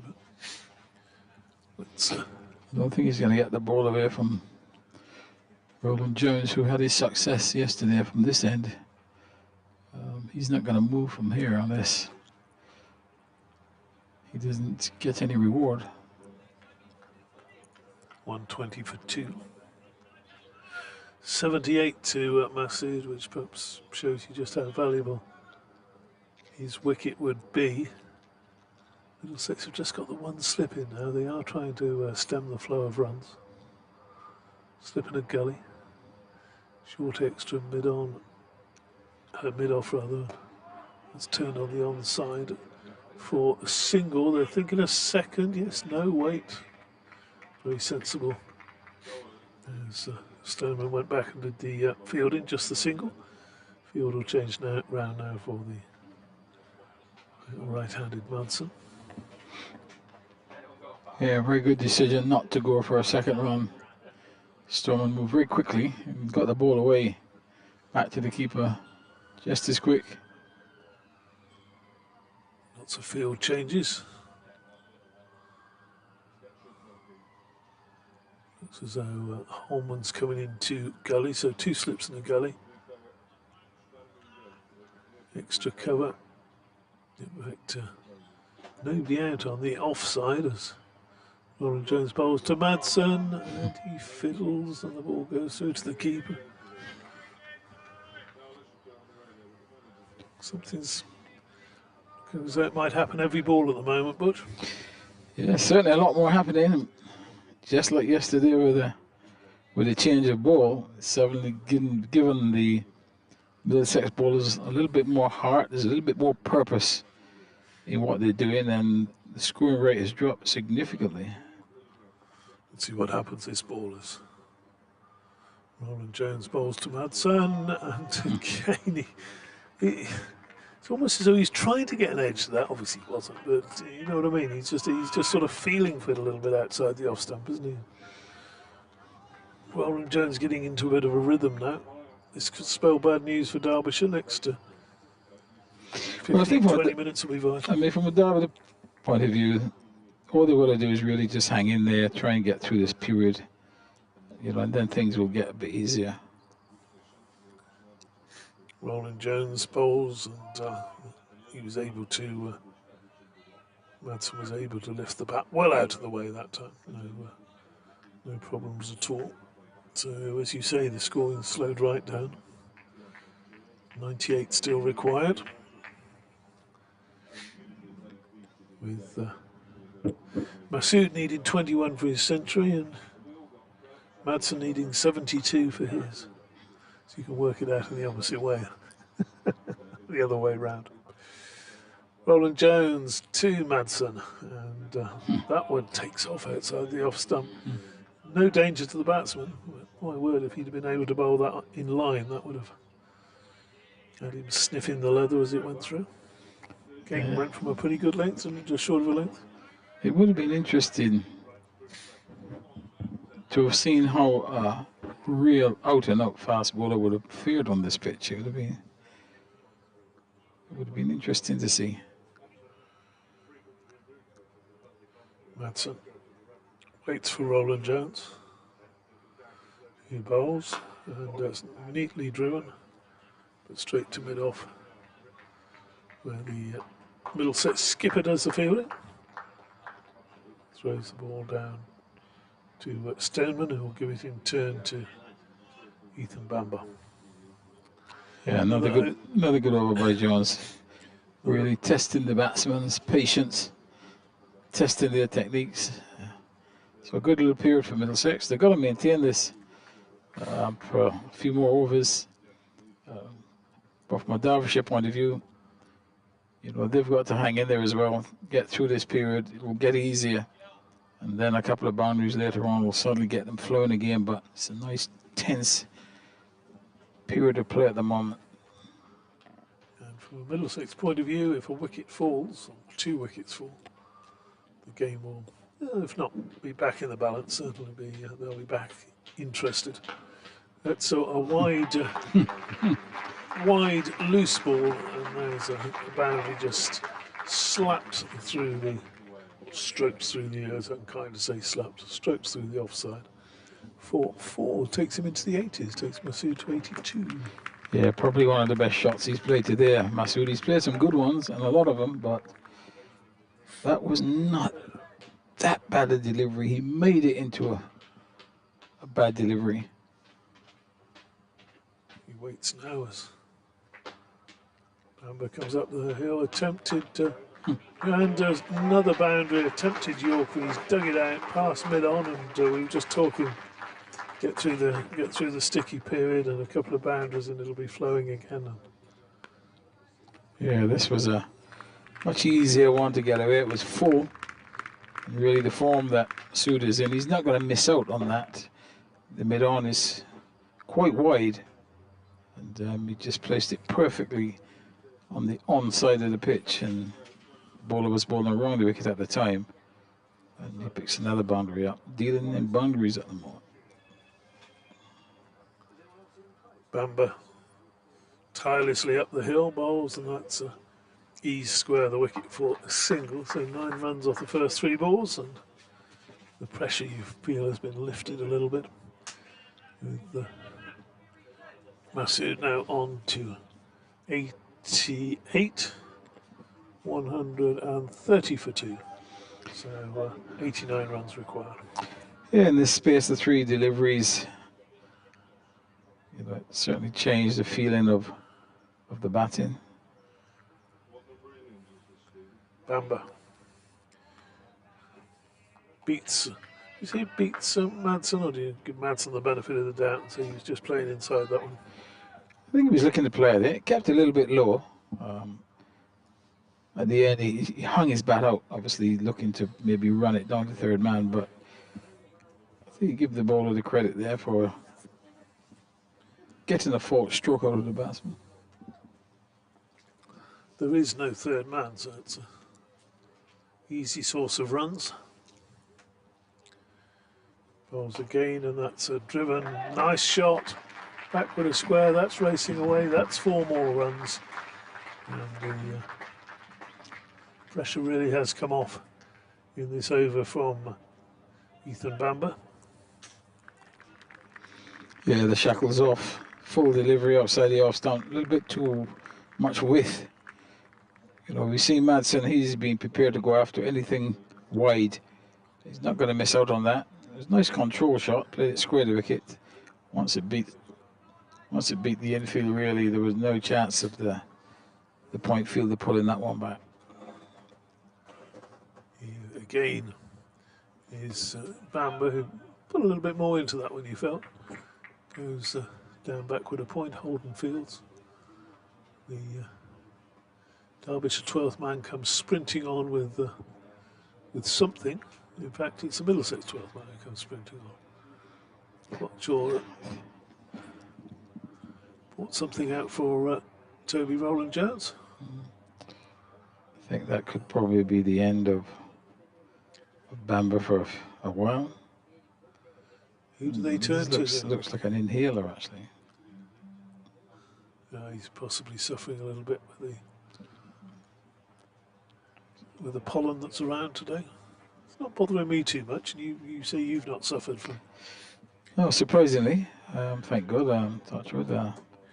Well, that's melamine, but it's not wood. I'm usually a hay fever sufferer, but I'm pleased to see at the moment I appear to be free of it. I remember you used to suffer badly back in the day, didn't you? Yeah. Roland Jones bowls, and that's a beautiful shot. Not a bad ball. The retired batsman to my right just enjoyed that one. That was just a delightful shot, wasn't it? Eased through the offside, and you feel now that Derbyshire are almost on the downhill towards a victory, aren't they? In the home straight. That type of shot really is the difference between a good player and a very good player. It was effortless, just easing forward and just stroking it. What will he do with this one? Roland Jones bowls again, and he just chops that one down into the gully, and no run. So most of this game has been played with clouds overhead and quite cold temperatures, but we're finishing in glorious sunshine. I would say Griff's got his shorts on, and he has, but he always has his shorts on, even when it's Baltic. Clicking away, the Derbyshire photographer. Roland Jones bowls, and that strikes Masood on the pad. It was probably knocking leg stump out, but it had pitched a good 6 inches outside leg, so there wasn't much point shouting for that one. Shout he did, though. Yes, really, at this stage, Middlesex will try everything and anything to get rid of Masood. I think they've perhaps feel they've seen enough of him. I haven't seen enough of him because he really is a joy to watch, and I think supporters up and down the country are going to get some rich. Update going up for BBC Radio Derby FM listeners as Roland Jones goes into bowl to Wayne Madsen, and that one pops on him. Only from this end has the ball been popping. That one popped on him. And he dealt with it quite well by dropping his hands. 90-run partnership between these two off 142 deliveries now.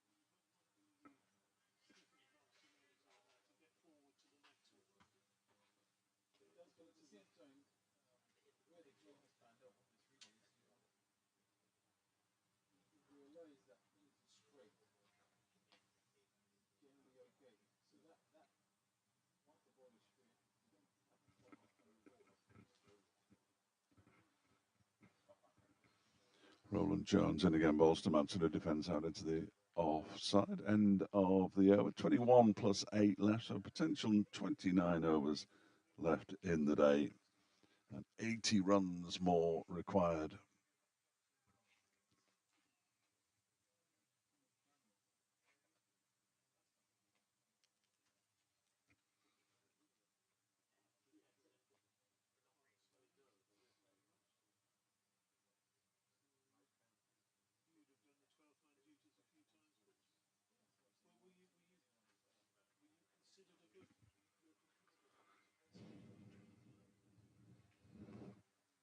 And they're firm favourites to win this one today, Sally, because they need a further 80 runs to win. There's a maximum of 29 overs left in the day's play. They can take an extra 8 on top of the 21 that we have remaining. And Shan Masood is leading the way. 92 from 108 deliveries. He and Wayne Madsen, who's on 32, have added 90 so far for the third wicket. And Derbyshire chasing 219 to beat Middlesex, or 139 for 2.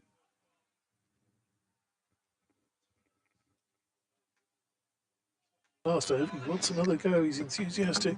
Yeah, Who are the difficult ones in the Middlesex dressing room for 12th man duties? G.D. Barlow. He was difficult, was he? He always wanted something. Gloves, I mean, this, drink. You know, he was always. I don't know whether it's a bit of nervousness in the game, but he always wanted something. Something taken out as a batsman, or as a next ball is played quietly square the wicket for a single, so Masood gets off strike. 93.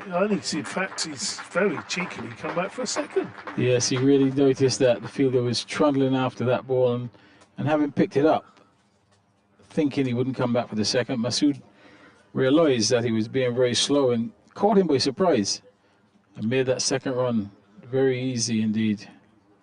I would imagine one of the worst 12th man was probably Philip Tufnell, was he? Yes, most of the time you'd have to wake him up. He would be sleeping on a couch in the corner.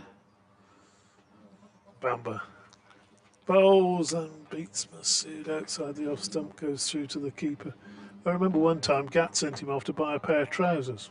Do you ever remember that? I think that was up in Lancashire somewhere. Did he bring the right size back? Well, I think it was 38 waist and 29 leg, and I think he brought back 29 waist, 38 leg. I would believe that probably was deliberate. Yeah, he said, sorry, Cat, couldn't get 38 leg. 33 was the biggest they had or something. So drive down the ground, lovely shot. So 4 more runs. He's moving towards his century. I ought to let Dave Fletcher back in just to possibly talk to this century. Dave, here you go. That's a beautiful shot. Really, Masood is batting as if he's batting on a shirt front. Really, the odd ball going past the bat, but in between, the stroke play really has been quite outstanding, Dave. He's not a bad player, is he? Not a bad player at all. He's on 98, Shan Masood, from 112 deliveries as Bamber bowls to him, and he plays that down into the ground, and he's been caught in the gully for 98, and that is a huge disappointment for everybody here. He was out for 96, I think it was, at Lord's in the opening day of the season, or the opening match of the season, and he's gone for 98 off 113 deliveries. with 15 fours, and what it also means is that he is 9 short of 1,000 runs in the championship this season. He'll get an enormous ovation. It's been a terrific innings, but it's a bit of a disappointment in the end. Masood goes for 98, and Derbyshire won 45 for 3. Yes, a wonderful innings by a very fine batsman, but he'd be disappointed, one, in the fashion that he got out, two, that he didn't go on to make 100. Middlesex still take the wicket, but they've watching here over the 3 days. I felt that that's the danger area for Masood. Yeah. And that gully area, and it's just that type of delivery where he plays off the back foot, cutting, and eventually success for Middlesex. It's taken them quite a while to actually work that out, but he's gone, and we'll get back to normality now. Yes, we will. And everybody will start twitching because Derbyshire still needs 74 to win. That's the wicket that they were desperately wanted, Middlesex, and they've got it. Almost self-inflicted to a degree. 98, 113 deliveries. And Sam Robson with the catch at gully. 96 they added for the 3rd wicket with Masood and Madsen. And I'm rather beginning to wish I hadn't taken over from Dave Jansen. It's a commentator's curse, Dave. It's the commentator, not that it exists. It might also slow Derbyshire down enough to prevent a win tonight. 74 runs required. We've got maximum of 28 overs and 1 ball in which to get them.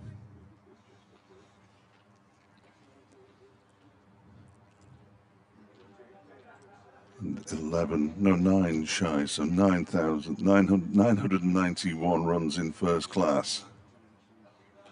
As Bamber comes into ball to the new batsman, Leicester Play, who doesn't get off the mark. He clips it into the leg side. There is no run. End of the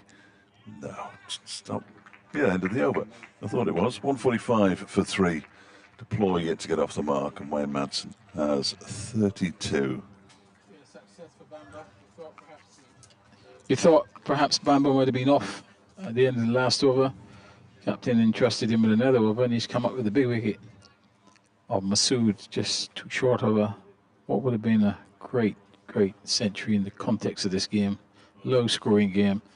On the pitch, not absolutely flat for batting, but today's stroke play today was quite outstanding. Probably a better innings than at least one of his double centuries because of the context of the game. It's a second innings 98 that's got Derbyshire to within touching distance. As Toby Rowland-Jones comes in and bowls to Wayne Madsen, who'll have to take charge of the scoring now for the time being until Leicester Ploy gets his eye and they go through for a single. Madsen moves on to 33, 146 for 3. Yes, and the responsibility now rests squarely on Madsen's shoulder. He's now the main batter, having been part of that partnership, just short of 100 runs between those two. But no, he's gone, Masood. He's got to take charge. And Middlesex will be hoping that if they can pick 1 or 2 wickets up, they'll stay in the game. Put a bit of doubt in the Derbyshire batsmen's minds. In comes Rowland-Jones and beats Leicester Ploy outside the off stump. And the second ball that the players face, that's not really what he wants to see. And immediately the slip cordon is going to be strengthened. Yeah, it's not over yet, this one, by a long way. 73 more runs required by Derbyshire. 7 wickets for Middlesex. In goes Rowland-Jones. And bowls, and that one is pushed nicely out into the offside by Leicester Ploy for 4. That'll make him feel an awful lot better. Out to the extra cover boundary and through the seats. And deploys off the mark, and the Derbyshire 150's up, 150 for 3. Yeah, pleasant. We had to get off the mark. Whitish delivery, and he just stroked it through the offside. It's good timing. Rowland-Jones just going a little bit too full. I think he would have wanted really to pull the length back a little bit to the new batsman, just make him search for it outside the off stump. But no such thing. Perfect timing gets him off the mark, but more importantly, gets another boundary for Derbyshire. Indeed. 150 for 3. Roland Jones on his way in again, and bowls to deploy, who drives, and that's nicely fielded by Ethan Bamber on the tumble, but they get through for comfortable enough single in the end. 151 for 3. Deploy moves on to 5. 68 more runs for Derbyshire. Be their first win over Middlesex here at Chesterfield since the 1960s, I'm told. By David Griffin. Everything comes through David Griffin, of course. He was the one who flagged up. He needed to get to 107, Shan Masood, to get to 1,000 first-class runs for the season. As Roland Jones bowls, and that's guided down into the gully by Wayne Madsen. Robson's holding his back there. I think he's okay. He's now on his knees, still holding his back. He doesn't look massively comfortable there. I think it's Robson, it might not be. It's not Robson at all, it's Luke Holman, who's clutching his back. All these fuzzies driving me daft. We've been invaded. We have. It doesn't seem to be getting anywhere else, Dave. It's unbelievable. It's like a mist. It's almost like it's snowing at Chesterfield. In goes Roland Jones, a bowls to Madsen, who just pushes this out into the offside. And there is no run. It's the end of the over. 6 from it. Madsen 33, deploy 5. Derbyshire 151 for 3 now. And everybody's just a little deflated after Shan Masood got out too shy of what would have been a 4th century of the season. One single century and 2 doubles. It is remarkable. Yes, his run of scores have been quite phenomenal.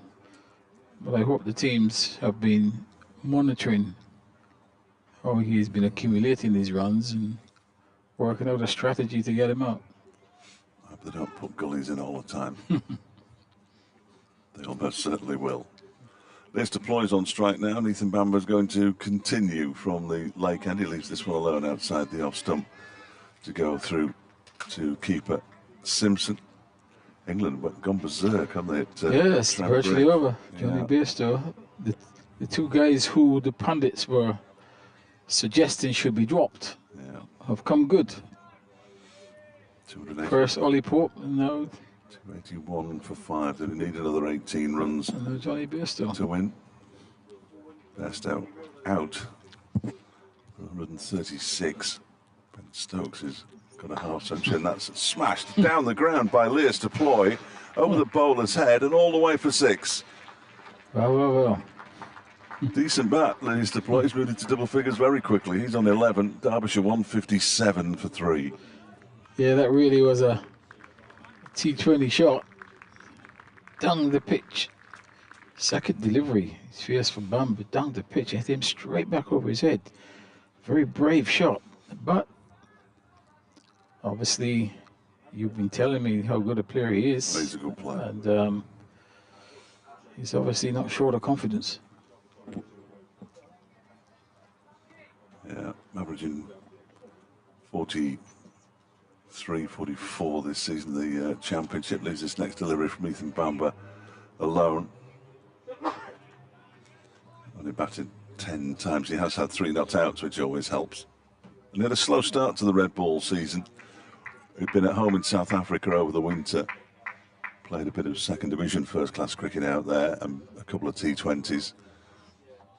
He's been in good nick in the T20s, but slowly finding some form in the red ball game as well. 157 for 3. Bamber is in, and this time he goes dancing down the track and tries to turn it into the leg side. It comes off something or other and bounces into the off. So Wayne Madsen comes and has a quiet word with him again. Everybody calm down and just take it steady. 62 to win, with a minimum of 18.5 overs, plus the potential of 8 more if required. For either side, that, of course, if Middlesex start to take wickets, they'll be very keen. Next delivery from Bambury is played off the back foot out into the offside. No run. Tilamwala Awita is warming up just away to our right-hand side. He's down at long leg in front of the VIP area away to our right-hand side. So we may well see him at some point in the near future. I was trying to work out what that noise was. It's the FX microphone is now dangling again, so apologies for that very strange noise in your ears at home. In comes Bambury again. That's clipped into the leg side by Leicester Ploy. They're going to run through for a comfortable single. 158 for 3. 12 to deploy, 33 to Madsen. Right. He's pinched the strike as well as Leicester Ploy. Every good batsman knows how to count to 6.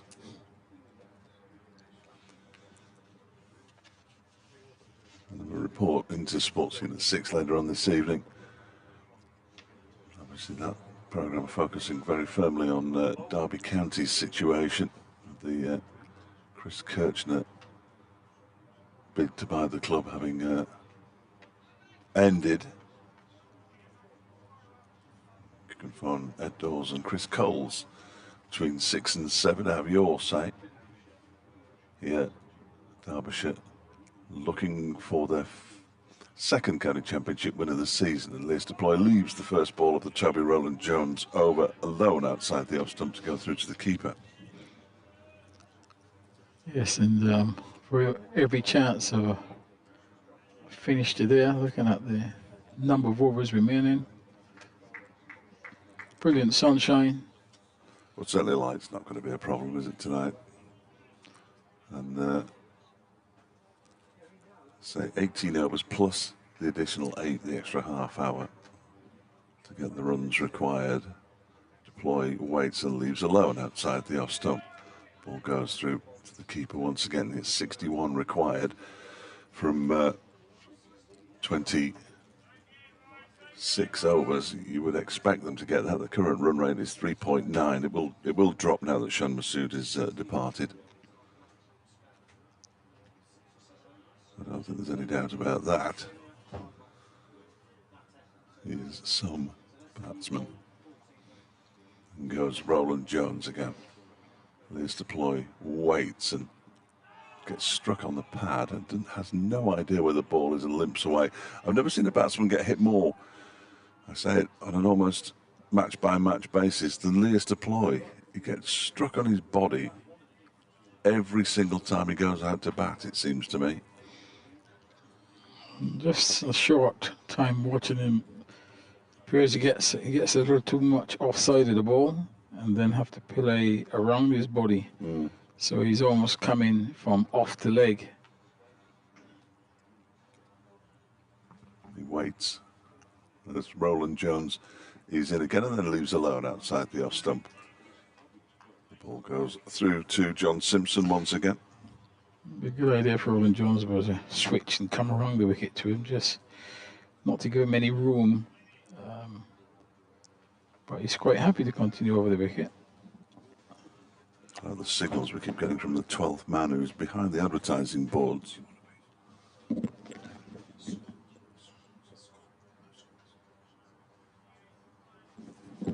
Boys just sorting out their tea requirements.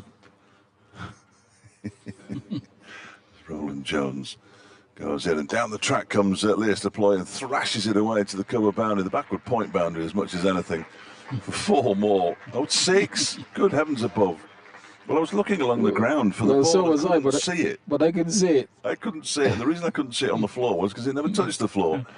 That's 6 to backward point of Toby Rowland-Jones. What on earth is going on here? 18 to Leicester Ploy.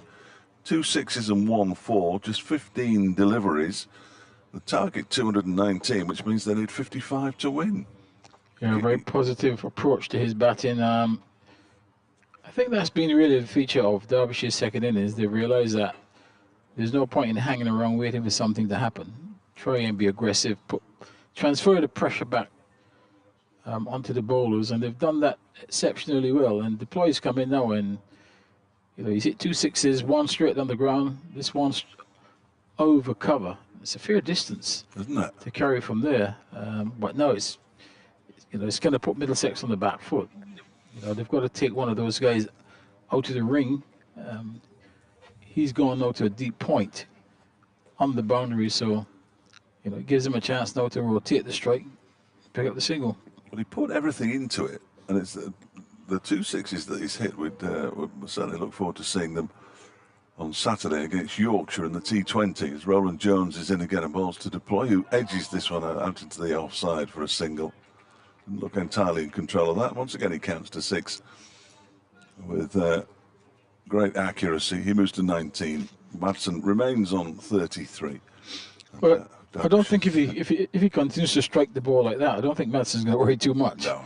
He'd be quite happy to stand at the other end and play second fiddle, because he's moved very quickly on. 54 to win now, Derbyshire, with Deploy going mad. I said that the run rate would drop. It's just gone over 4. I've got absolutely no idea. What do we know? Well, I think you know slightly more than I do, but I've got absolutely no clue.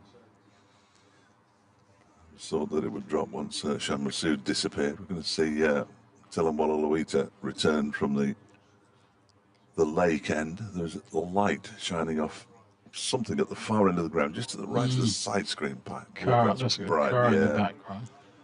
That's really bright. Windscreen.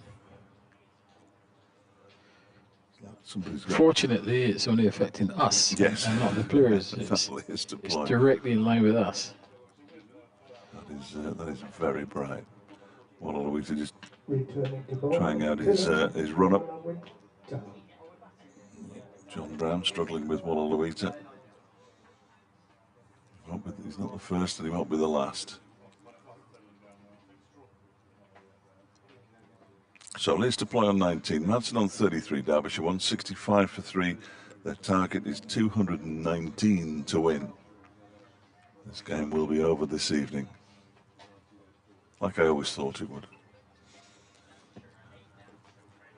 Next delivery, or the first delivery of a new over from Walla, is pushed nicely up to long on for a single by Lears Deploy. He says to Wayne Madsen, "You take over for a bit, Mads."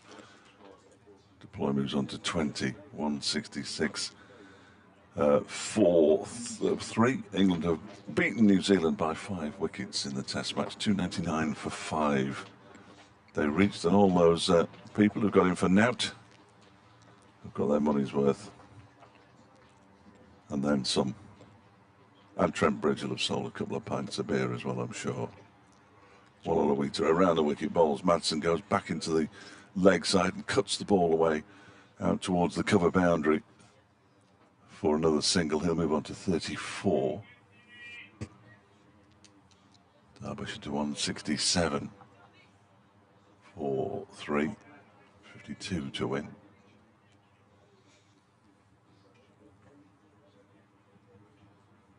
Deploy waits, left-handed of course. Goes back into his stumps and pushes it straight back to the bowler.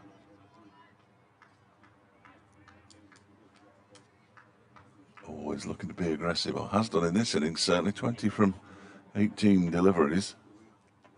He waits now as Walla bowls. He uses his feet and pushes it up towards mid-off. Walla did dive away to his right-hand side but couldn't stop the ball.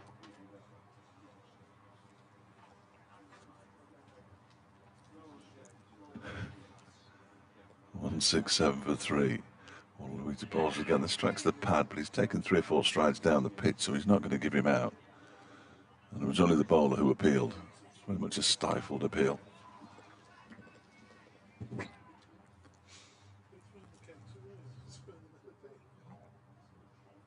Next delivery, back into his crease goes Deploy. And beats it into the ground, into the leg side. It's the end of the over. A pretty decent one from Tilan Walla, his 4th of the innings. 0 for 19. His figures. Derbyshire at the end of the over A 167 for 3. They need 52 to win. Manson has 34, and Deploy has 20. Yes, and Derbyshire moving along nicely. The loss of Masood doesn't really seem to have changed the mood of their batting, because Deploy's come in and look very, very aggressive. Marsden has just remained resolute, Returning to bowl at the pavilion and end, Derbyshire Tim Murtagh. really eyeing up a victory here. This is In 3 days. one last burst from Tim Murtagh, do you think? Looks like it. He's coming on from the pavilion end. Roland is leaving us for a moment, Ronald Butcher. We may or may not see him again or hear from him again. It's been an absolute treat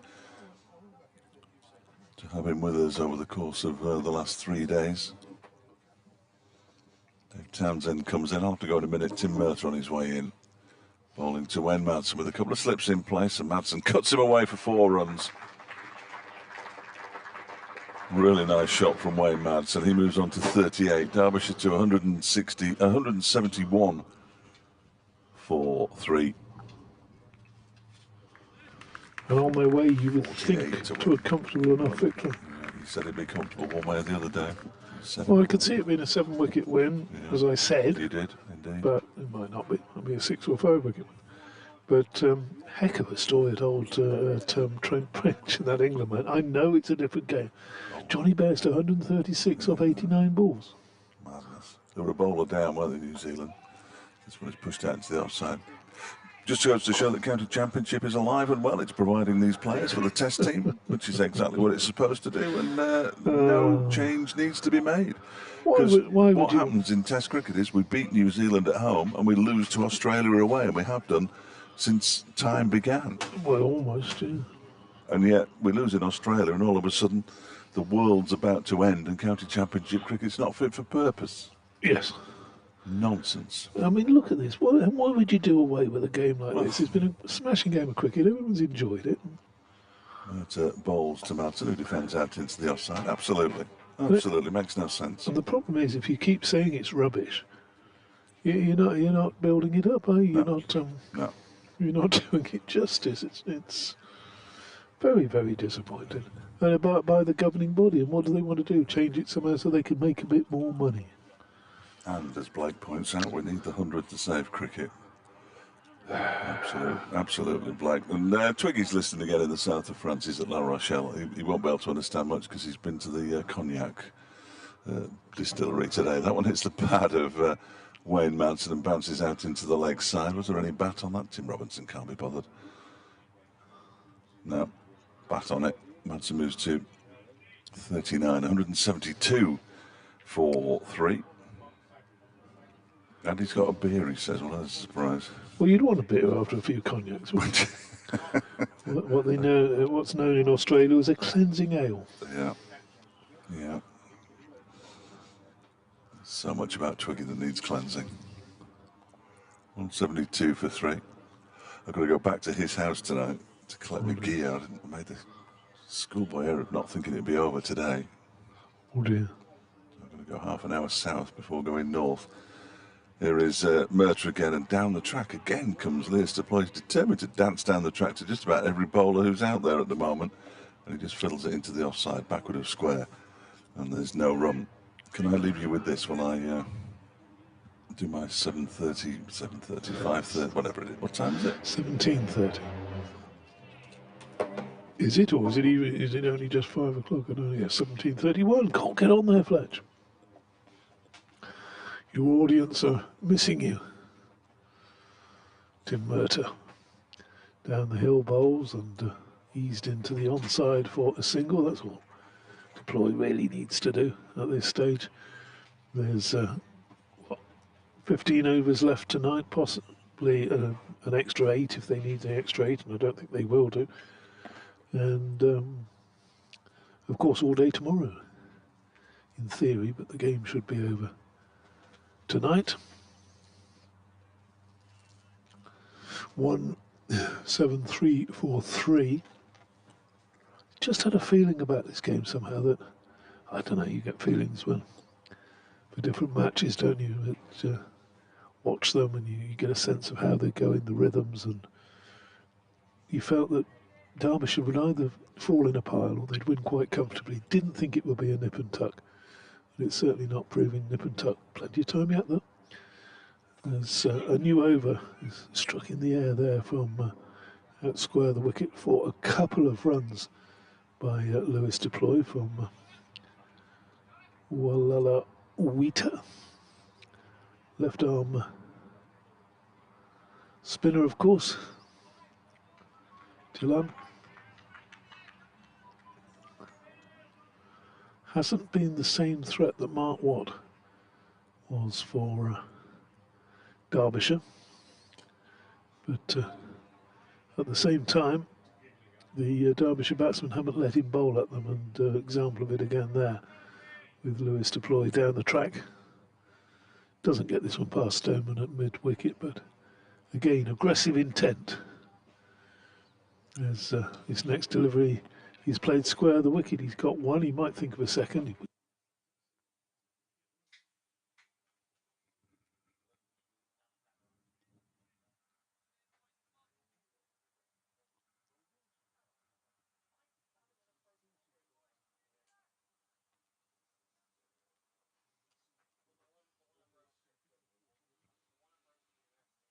On 7-6 for 3. Update for Radio Derby coming up as Wallala comes in and bowls. That one's turned into the leg side. 42 required now.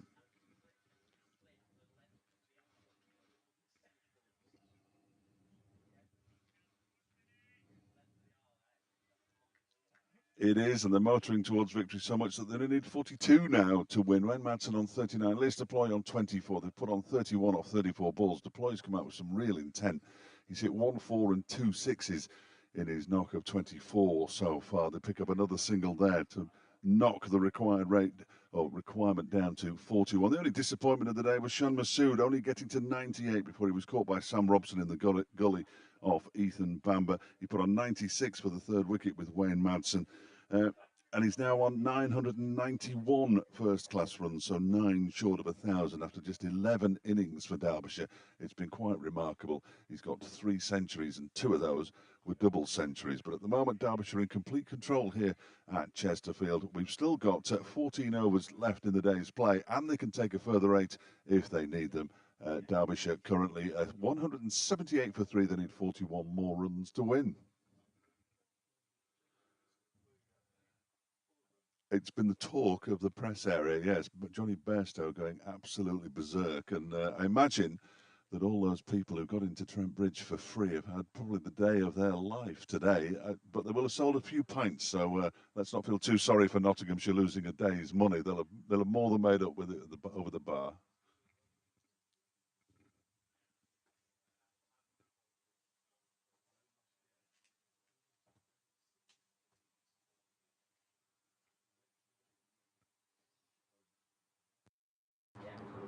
Change of gloves. Deploy hasn't been out there any length of time. He's got to 45 though. He has to 25. He's shown great attacking intent. And we'll want to get this completed as soon as possible, really. 41 further runs required. Don't forget though, yesterday Middlesex got in a groove. Wickets fell. And there's another one fallen now as Deploy looked to work that through the onside. He's got a little, almost looked like a leading edge to that one. Straight into, well, let's say slip. It was first slip in the sense that he was the only slip there, but he was fielding sort of at second slip. And the catch was taken, so another slight twist, perhaps. Yeah, potentially. Can't really see it. Potentially, not really. But 41 runs to win. It's not over yet. 6 wickets in hand. Deploy looks quite crestfallen, doesn't he? Really, but he's just the impetus that Derbyshire has got from that innings from Shan Masood has been carried on by Lewis Deploy. It'll be Lewis Rees to come in next. Deploy just looks a bit angry with himself, really, if truth be told, as he walks off very, very slowly. But while Wayne Madsen's out there, there's always a figure of some authority and all that experience that he's got. Lewis Rees, of course, an opening batsman by trade, so he shouldn't be too worried about facing the the quicks, although from this end, the pavilion end, the odd ball has been bouncing. So Yes, you have to be careful. You just wonder whether there is, as we said, another little twist there coming up at some point. Robbie White with the catch. Yes. I'm led to believe. I didn't see it at all, so. A good job Robbie White did. But it's a good job somebody was watching. Yeah, he's in the slip because Stevie Eskenazi off the field, having damaged his hand, possibly dropping. Yes, potentially. We shall have to ask about that afterwards. Next delivery from Murta, outside the off stump, through to the keeper. No run. And Middlesex will be thinking, well, if we could just get rid of Madsen. Oh, absolutely, no question. No question. Dahl, Thompson can bat. Watt, Petman and Connors, not so much. So, still plenty for Middlesex to play for here. Well, even if I said I've got a feeling this game wouldn't be a nip and tuck, but if they could get another couple out, then it would be nip and tuck. It would be nip and tuck. It would be tuck and nip. That ball is played away down to Wallella Wheater down there on the. What was he? He was on the long leg boundary, and he's now jogging over to be on the long leg boundary on the other side. So. There's no fun in that, is there? No. No fun in that at all. Especially when you're also bowling at one end. Yes. Which he currently is. Not great. We've got yet again, we've got another left-hand, right-hand combination in the home. Many times have we seen that in this match. The proliferation of left-handed batsmen in there at the moment. Murta bowls to Madsen. Only one more left-hander to come, that's Mark Watt. Dahl, Thompson, Petman, Connors, all right-handers. Dahl will be padded up in the pavilion, hoping that he can, at some point later on, just remove his pads and enjoy the evening. I'm sure.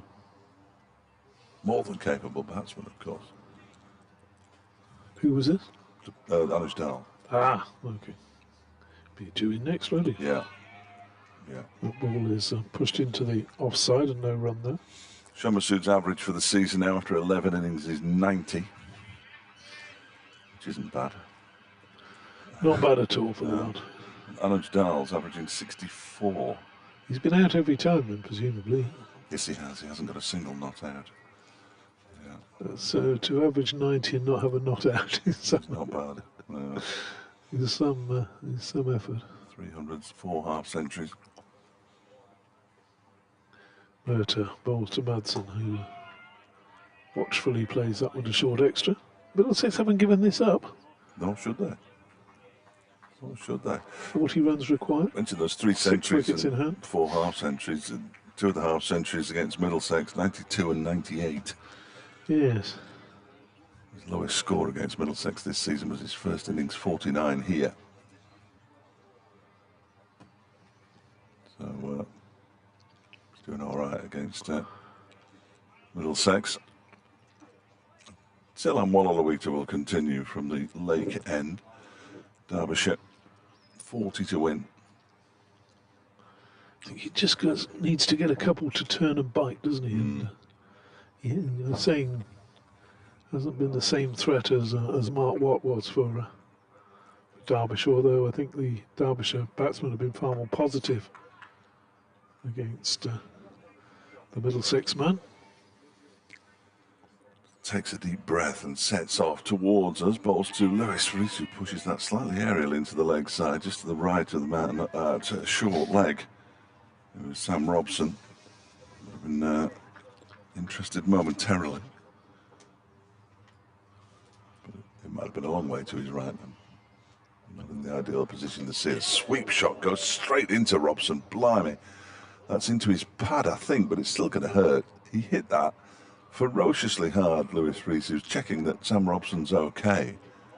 And they have an embrace of sorts out in the back. I think it's gone straight into his right knee. That will sting. He'll stiffen up in the morning. He's just wandering around, flexing his knee. He says he's all right. See? Yeah, nothing wrong with him. Sydney lad. Wow. I was waiting for the ball to race to the boundary, in all honesty, because it was a really well-struck sweep shot. As it is, it went straight to Sam Robson. Next to delivery, again swept, and this time he misses Robson. He doesn't miss the man on the square leg boundary. They get a single. Robson had to leap in the air, though. That won't have done his knee any good. And he gets up and hobbles around again. And Lewis Rees moves on to 2. Derbyshire to 180 for 4. 39 to win. I'm not surprised. We've all done that, haven't we? Oh. Just under the knee, perhaps. Yeah. Pushed out into the offside. The next delivery from Walla by Wayne Madsen. Stopped by the left boot. Oh dear, John, you wouldn't like that. Bamber, no. Not with your feet. Single taken. 181 for 4. Just getting a little cooler again, isn't it? It's been nice today, but I've had my sweater off today. It is a very pleasant day here at Queen's Park. Well, I might be making a mess of your sweater. I'm leaning on it, I think. Oh dear. Sorry. Should press any creases out of it quite comfortably, though. Tim Merter having a word with Walla-Luita, as well as another of his teammates. Who else is there? Toby Rowland-Jones? Probably saying, don't give him anything to sweep. Yes. Do you like Sam? Oh, he's still in discomfort, isn't he? Yeah, I think he will be all the way home. Oh, beautifully struck sweep shot. Do we put it down as a chance? Well, yeah, he'd have had his wits about him. He'd try to rebound it up into the air, wouldn't he? Walla-Luita bowls, and it's shot out into the leg side, just past the man who'd been put in at square leg. Not sure how aerial it was. It was Max Holden, of course it was Max Holden. And the ball is fielded in the far distance by Ethan Bamber, who's just taken an antihistamine, I fancy. Is it Bamber? Whoever it is, he's just taken antihistamine. Now the ball, next delivery to Wayne Madsen, is defended back towards him. 3 to Lewis Rees, 41 to Wayne Madsen, 182 for 4. Just looking for my bins Sorry, by my bag at the back there. Yeah, 182 for 4 now, which means Derbyshire require a further 37 to win. I think it was Jack Davis, actually, the substitute, who was taking some sort of... I think it was an antihistamine, because he sort of gave the sneezing signal to the 12th man. Wanted a drink. Plenty of these spores going across the ground. Don't seem to be affecting me, though. But they've got nothing to do with pollen. Are they not? No. Merter starts a new over, and that's eased away by Rees down to long leg for a single. They're just irritating, aren't they? Usually come from willow trees. Do they? So what do they do? There's no pollen attached to them? No, just a seed. So that's how they pollinate, or not, propagate is probably the better word. Yeah, they're just seeds, drift on the breeze and land wherever they finish up. Merter bowls, and that's worked into the onside by Madsen, who I suppose could almost be in the running for man of the match if he gets another 50 and sees Derby home. 50 in both innings. Yeah. Better than Masood? No. Possibly not. No. Possibly not. He'd get a mention in the speech, though, wouldn't he? Yes, he would. Yeah. As would Toby Rowland-Jones. Yeah, 5 for. Decent knock as well from Mark Stoneman. Merter bowls, and that's driven firmly back. Straight to the bowler, who leaves it So if you take the Shan Masood innings out, and I know you can't do that, but if you take the Shan Masood second innings 98 out, it's a completely... You can't do that? No, you can't do that. No, you can't do that. But it's a completely different game. If you could, and I know you can't, it's a completely different game, isn't it? Yeah. And the way that he plays as well, he's on a different planet.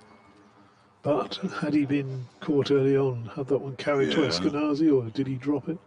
Murta bowls, that's a very good stop by John Simpson in the end. An attempted drive, he's got an underedge to it.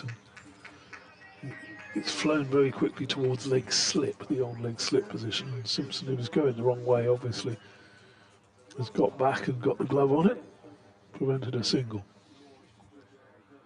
All changed round today with the running out of John Simpson. Yes. Middlesex were building a lead at that stage. They were 192 ahead, 5 wickets down. Next ball is pushed up towards mid-on. Bamber does the fielding.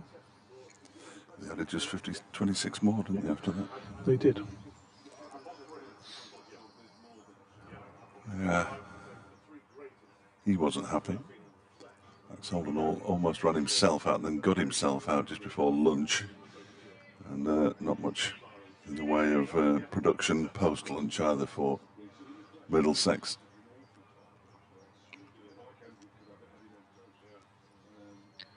Murta bowls, and that's eased away down to long leg.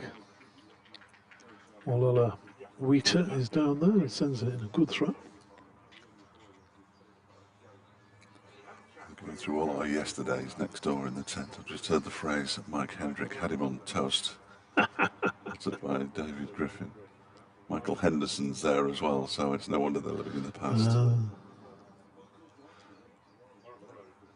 Whenever the name Michael is mentioned, you just have to realise that the word holding should be after it, but never is.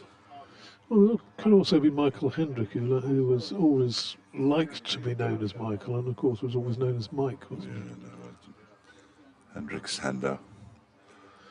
Next ball, and also Big Dave. Did you ever hear that one from him? No. That was from he was known as Big Dave towards the end of his coaching career in Ireland. He was very, very successful over there. Set them on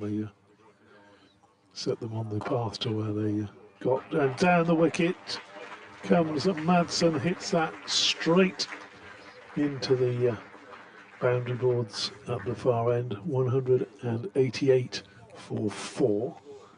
Yes, it was Ireland were playing at Warwickshire, I think, in the whatever it was in those days. Yeah, that West would be an age. That West, yeah, one of those. And Hendo was in charge. Quite a good game of cricket, actually. I think Ed Joyce got quite a few. The next ball is pushed in the offside, no run. And at the end of play, the players were in the, went into the bar, and the supporters and Warwickshire supporters. A Warwickshire supporter came up. I don't think he'd gone thirsty during the day. On a heat of bowls and defended again. And I know you, don't you? Well, in the Brummy, I know you, don't I? And he said, you used to play for England. You're Big Dave Hendrick. And he asked for an autograph, and Hendo, bless him, signed it Dave Hendrick. Did he? Yeah. Brilliant. Brilliant. Well, Wicket bowls again, and had a minor success there. Got Madsen on the back foot and hurried him a little bit. 31 runs required for this Derbyshire victory. 6 wickets to get them with. Middlesex going to have to take a couple quickly if they're going to trouble them. As a wide delivery and a slap straight to cover, didn't time it at all. Madsen not happy with himself there. And that was a game, and it's an amazing little pub quiz question for you, Hendo. Brian Lara batted 5 times against Ireland. Didn't reach 10 once in 4 of the innings. And in the other innings, didn't return to the pavilion with a double-figure score either. He scored 100 and something, and failed to get to double figures in his other 4 games, including that one. Wow. So, and I think his performances against Ireland were his worst in. Yeah. And he always seemed to fall to a spinner as well. So. West Indies have had trouble with Ireland over the years, haven't they? They certainly have. Tim Berta begins a new hour from the pavilion end. Talking about Irishmen. Indeed. Or Ireland players. Yes, to be more correct. The first delivery that he bowls is defended. Out into the offside, there's no room. Born in South London, Irish dad. Sounds very much like our fellow commentator. Well, like you. Mr. Hand. Oh, no. And he's got an Irish passport. He could have played for England or Ireland. Kevin? Yeah. I don't think he could have played for either of them, really. But Except he wasn't good enough. yes, if he'd been good enough, he could have played for either. Once left alone outside the off stump by Lewis Rees. The left-hand, right-hand combination, of course. 188 for 4. Big Dave Hendrick. Big Dave. 31 to win. Sadly left us last year, didn't he? He did. Yeah, he did. He knew he was going. As Merta bowls, that's cut away by Lewis Rees for 4 runs. Out to the point boundary. Races away, and Rees moves up to 8. Derbyshire to 192 now for 4. They had a terrific picture that was seen very briefly. There is a story behind it that I can't go into at the moment, but it was taken. He was in the pub and Ian Botham was there, Jeff Miller, and all sorts of. Yeah, all his old teammates turned up to say goodbye to him. Yeah, turned up to say goodbye. 192 for 4. 27 to win. It was about 10 days before he did die. This one's pushed out into the offside by Lewis Rees. Wayne Madsen sets off for what would have been a suicidal single. Why was the picture only seen briefly? I thought it was in the national press. I'll tell you later. Oh. Yeah. Griff will tell you the full story, but I'll tell you later if you're on the full. If you've got the time, he'll tell you the full story. Yeah, it's a strange old one. Here comes Merta again. Over the wicket, bowling to the left-handed Lewis Rees, who leaves alone outside the off stump. Ball goes through to Simpson, no run. 192 for 4. Hendo's son was there with him, who I'd never met, and I saw the two of them, and they were similar. Yes. Yeah. Yeah. When I first started covering Derbyshire, he was still round and about the place quite a lot. Was very friendly, and still had that slightly collar length hair. This next one is driven, but off an inside edge by Lewis Rees. Back to Tim Merta, and the over comes to an end. 192 for 4 now. 37 to win. No, 27 to win. I've no idea. 27 to win. He used to tell a marvellous story about Derbyshire fans will know which year it was. I think somewhere around 81 when Derbyshire won the Gillette Cup final. 81. 81, and Hendo wasn't really fit enough to play. And he was sent for an injection the night before the game. That was, I don't know, cortisone or something, what they did in those days. Went to some specialist in Harley Street or somewhere, and into the guy's house, and he said, "Oh, we'll do it here," and just cleared the table, lie on there. Jabbed him in his left buttock, and he was able, and he said, I'll bowl my 12 overs straight off. Oh, Holman drags that one down, started a new over, and whacked out to deep square leg. Probably should have gone for 4, and he gets a single, does Madsen. He moves on to 47, so he said he'll he bowled his 12 overs straight through, and the Derbyshire captain was Barry Wood. Yeah. And he bowled 10 overs for something like 14 runs, 12 runs, 14 runs. And Wood says, take a blow, Hender. He said, no. He said, no, I've got to bowl through. He said, no, take a blow. You're out of the attack. You come back later. And I think he came back and bowled another 2 overs for about 20 or something, you know, being Hendo, there's half an appeal there from Holman, but no prospect of that being given out. He's padded that one away well outside the off stump. And I don't think he ever spoke. Derbyshire won, but I don't think a very, very close game, wasn't it? Last ball scramble or something. Down the leg side, I believe. The next ball is outside, off stump, giving him a little bit of room. No cover for the left-hander out there on the boundary, and that's away for 4. So 197 now, 22 required to win, and I think it's just about got to that stage where even the more optimistic Middlesex fans will realise that this one's gone, and they'll start to do a little post-mortem. His next ball, much better day, Luke Holman. Even Bamber fancies another go. He doesn't think it's over yet. He's going through his bowling action at point. Let me at him, Skip. He won't give it. Ah. Holman bowls and Rees covers up, pushes it back to him. I'm not sure if I've got a 6 o'clock or not. They didn't include me in the news yesterday, which is very nice of them. Well, Derbyshire on the brink of victory. Surely there'll be something for you. You'd think so, wouldn't you? But Next ball played quietly to mid-wicket. That's the end of Luke Holman's over. Middlesex spinners, I think it's fair to say, have not been as penetrating in this game as the Derbyshire spinners, particularly Mark Watt, who not only took wickets, but he gave them a lot of control, didn't he? Very frugal with his bowling. it'd be worth considering, wouldn't it, for a full-time contract? You'd think so, if he's available. Quite often away, you know what it's like. You, of all people, clearly know what it's like if, as an associate nation. Excuse me. No, that's what I'm saying.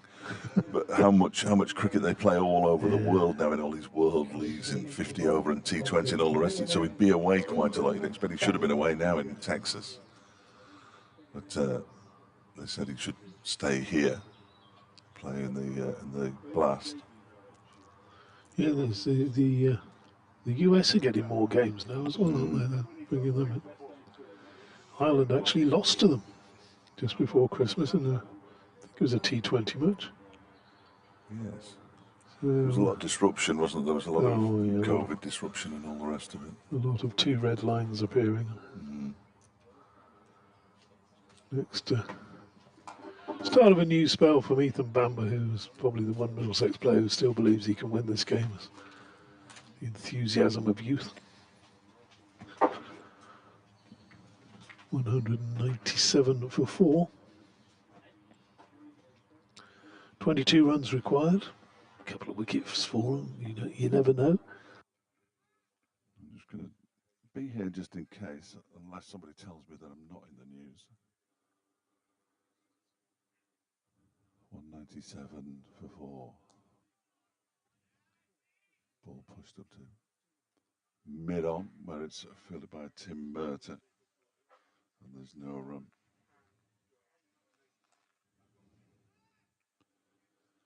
.22 to win.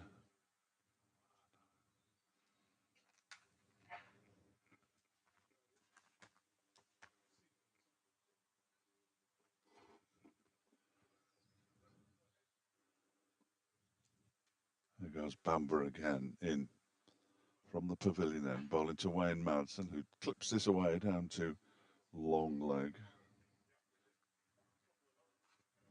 Madsen moves on to 48.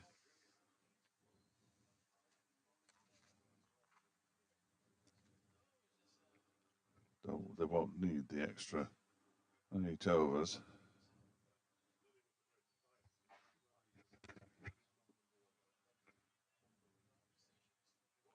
219, 198 for 4.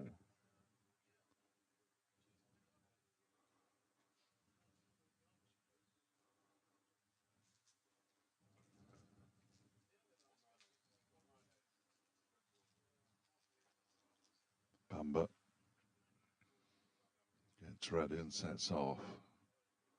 On his way in now to bowl to Lewis Rees, who squirts that one away down to third man, 20 to win. 199 for 4 here, Sally, which means they need just 20 runs to win. Wayne Madsen's on 48. Lewis Rees has just got a single to move on to 14. The man out most recently, Leas Deploy, for 25. Before that, the 98 from Shan Masood put Derbyshire on the road to what would be a victory that would see Middlesex lose for the first time in the second division this season. They need 20 to win.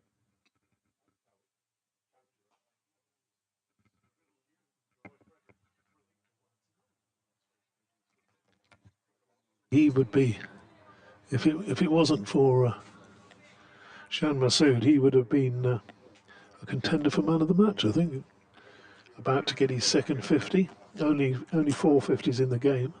I could commentate in this microphone, couldn't I? Oh dear, he's back.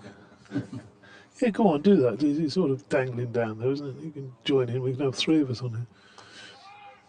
Again, no run as that ball is pushed into the. That's the effects mic, you see, Butch. Sort of got to hold it a bit like. You remember Alvin Stardust used to hold his microphone funny, didn't he? Used to sort of hold it like that. This is the effects microphone, yes. It seems to be coming through all right. We'd hope it would. Okay. Yeah. Making a bit of a noise there. So another over ticks by. 7 remaining, 20 runs to get, but they can have another 8 overs after that if they need them. So it's going to be finished tonight. Very enjoyable 3 days of cricket, a very good game of cricket here at Queen's Park. The next delivery from Holman is heaved over square leg for 6. I saw Holman's shoulders go down when the ball was struck by Rees, and it's off down there in the direction of the cafe, which we didn't get to today, but. No, we didn't. We won't get there tomorrow either. First ball, and he didn't talk about having a look at it. Yeah. His way of having a look was to go down on one knee and put it over square leg for 6. Yes, there was a fielder out there, but wasn't interested at any time. Let's see what he does with this one. Wants to finish it in a hurry, perhaps. The 200 up now, 205 for 4.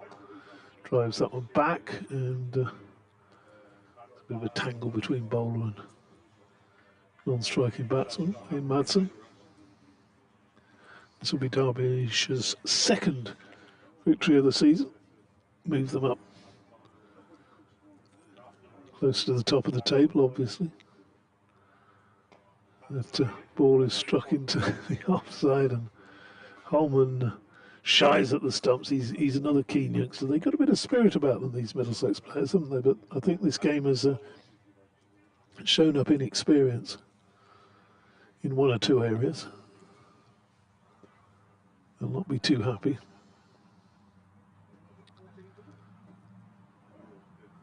$14 runs required to win.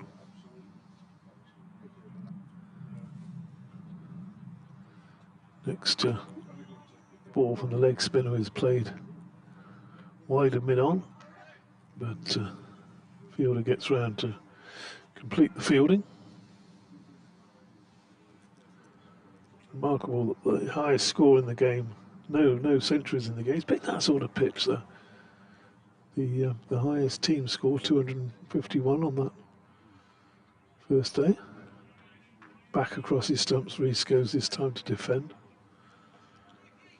There was no half century in the Middlesex first innings. Stoneman got 67 in the second. Madsen half century in the first one, and that's high up in the air. A chance, another slog sweep, but in fact it's going to go for 2 runs out into the deep. It was in the air a long time, so 2 more from the final delivery of that over. 207 then for 4. Madsen looking to complete his second half century. He's been tidy, hasn't he? Just a bit of experience there in the middle of the order. Yes, he's played well. He really has been the glue to the Derbyshire innings, both first innings and second innings. He's sold his wicket dearly. He hasn't given up easy chances. He's dug in there, been prepared to fight. He's been able to sit while Masood was stroking it around. And even since Masood is gone, he's still carried on in his merry way. Others have come in and been very aggressive, and he's just really kept the whole thing sane, really. Bamber down the hill bowls, and that's again pops a little bit. The ball flies towards backward point, drops safe. So Middlesex will say, well, they've had a bit of luck, haven't they? 1 or 2 shots, that one early on from Shan Masood. But the point is, you have to take the chances when they come along. And I think really, if you look at it, the difference between the teams has been Shan Masood.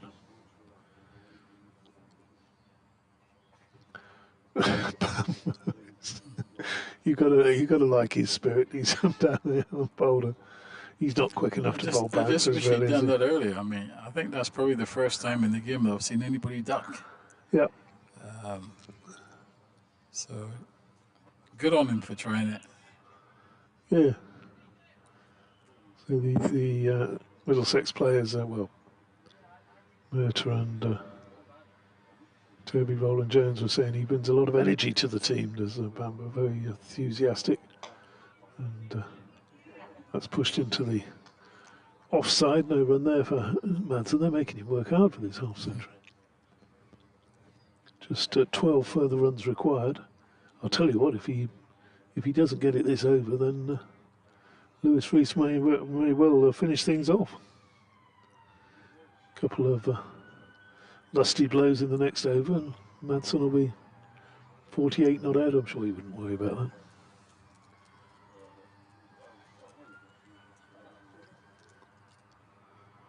All Middlesex can hope for now is perhaps to take another wicket, another 2. They're certainly not going to win the game. Bamber bowls, and that's diving stopper. Short mid on by Tim Murtagh, who's placed himself there for the mistimed drive. Thrown himself about at his age, Butcher, I don't know. I think Tim realised he may have to chase it. so it's better to dive and get something on it. Or you dive, and if you don't get anything on it, then someone else can chase it. Young Holden there beside him, who fields the ball now as it's pushed into the onside. Still trying Bamber, isn't he? You've got to admire that. Professional pride, keep going to the end. Yes, there's always something to be gained, even in this situation. Another wicket certainly would help his match tally.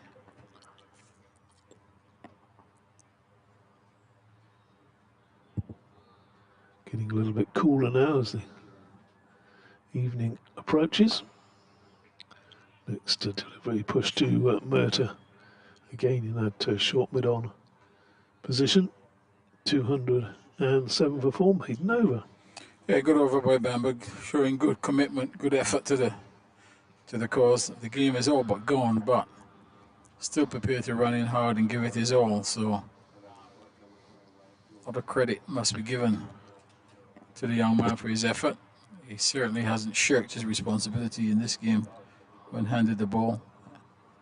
He's bowled well.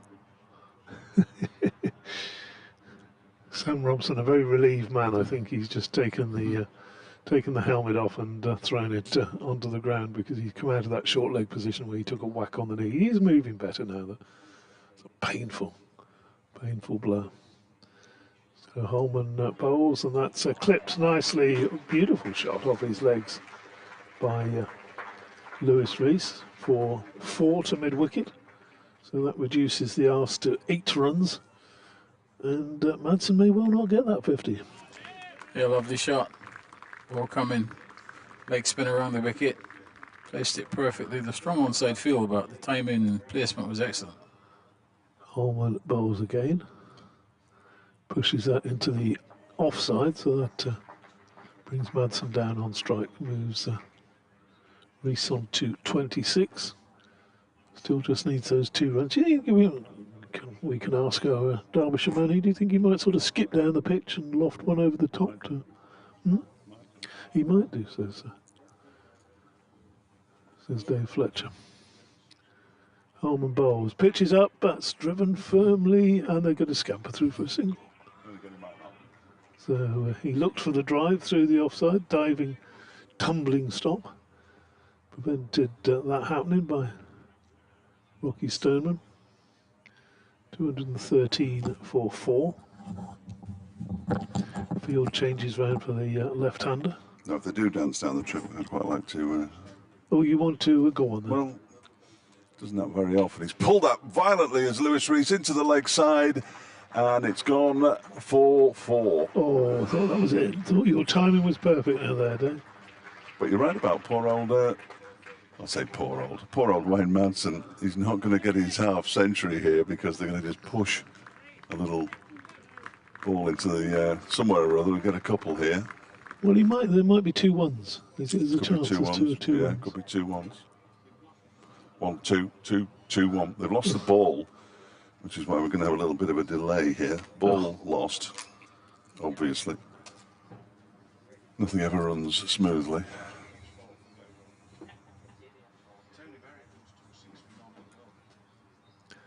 They've got another ball. It doesn't have to be perfect, this one. Ball's gone out into the leg side. I'm getting messages from Ed Dawes saying, am I ready to do a bit? Bit late, Red. Wasn't told about doing a bit. 217 for 4 then, Derbyshire. 2 to win. They've got a ball. I think it's the original ball. Lewis Rees on 30. Around the wicket comes the ball and he drives it back towards him.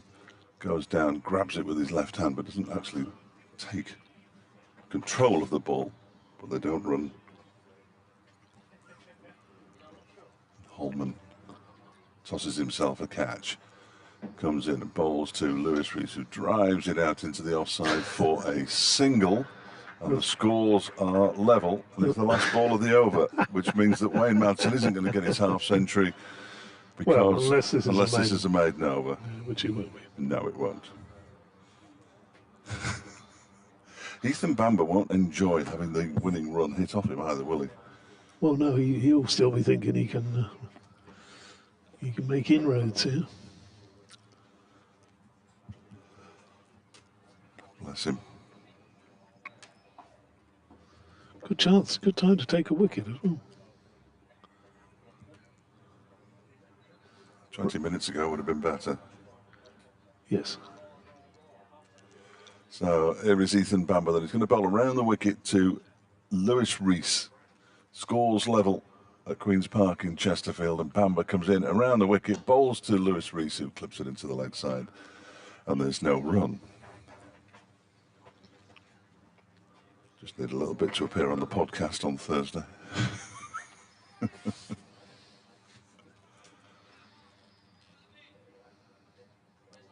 Derbyshire with 1 victory this season against Leicestershire in the 2nd Division.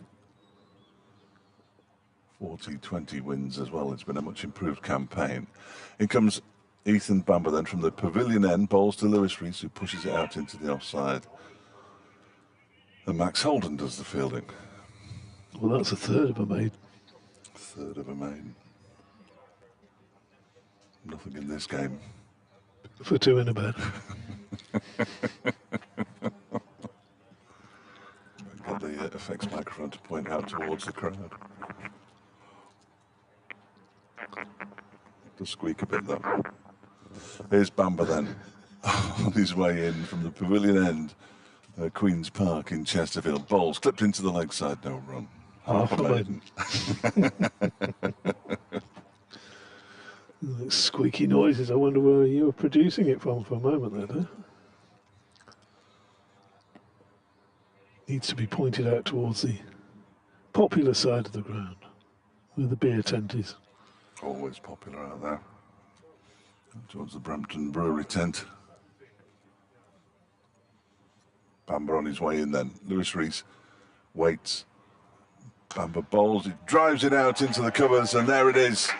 4 runs to Lewis Rees. He finishes on 35. Wayne Madsen finishes on 49. Derbyshire 222 for 4 have beaten Middlesex by 6 wickets. It's the first defeat in the championship this season for Middlesex. And it's Derbyshire's second win. And I would put it largely down to a magnificent 98 from Shan Masood. Clearly the innings of the match. But Wayne Madsen, one short of completing a half-century in each innings, will also get, as Dave said earlier, an honourable mention in the man of the match speech, should there be one. Terrific effort by the Derbyshire bowlers too, let's not forget, restricting Middlesex in their second innings to 196. I've had a terrific 3 days, and 2 of them have been with you, DT. So that's not bad, is it? But all 3 of them have been with Roland Butchers. So. Yes, Butchers. Well, thanks to Roland, thanks to Kevin for day 1. We'll be back on BBC Radio Derby on Saturday at 2:30, I think.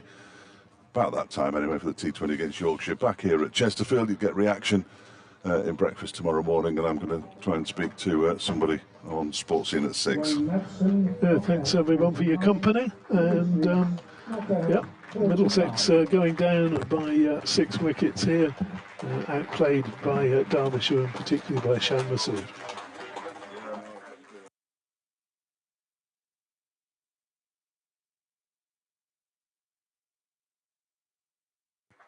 Hello. I am. Well, only if they can be asked getting away from...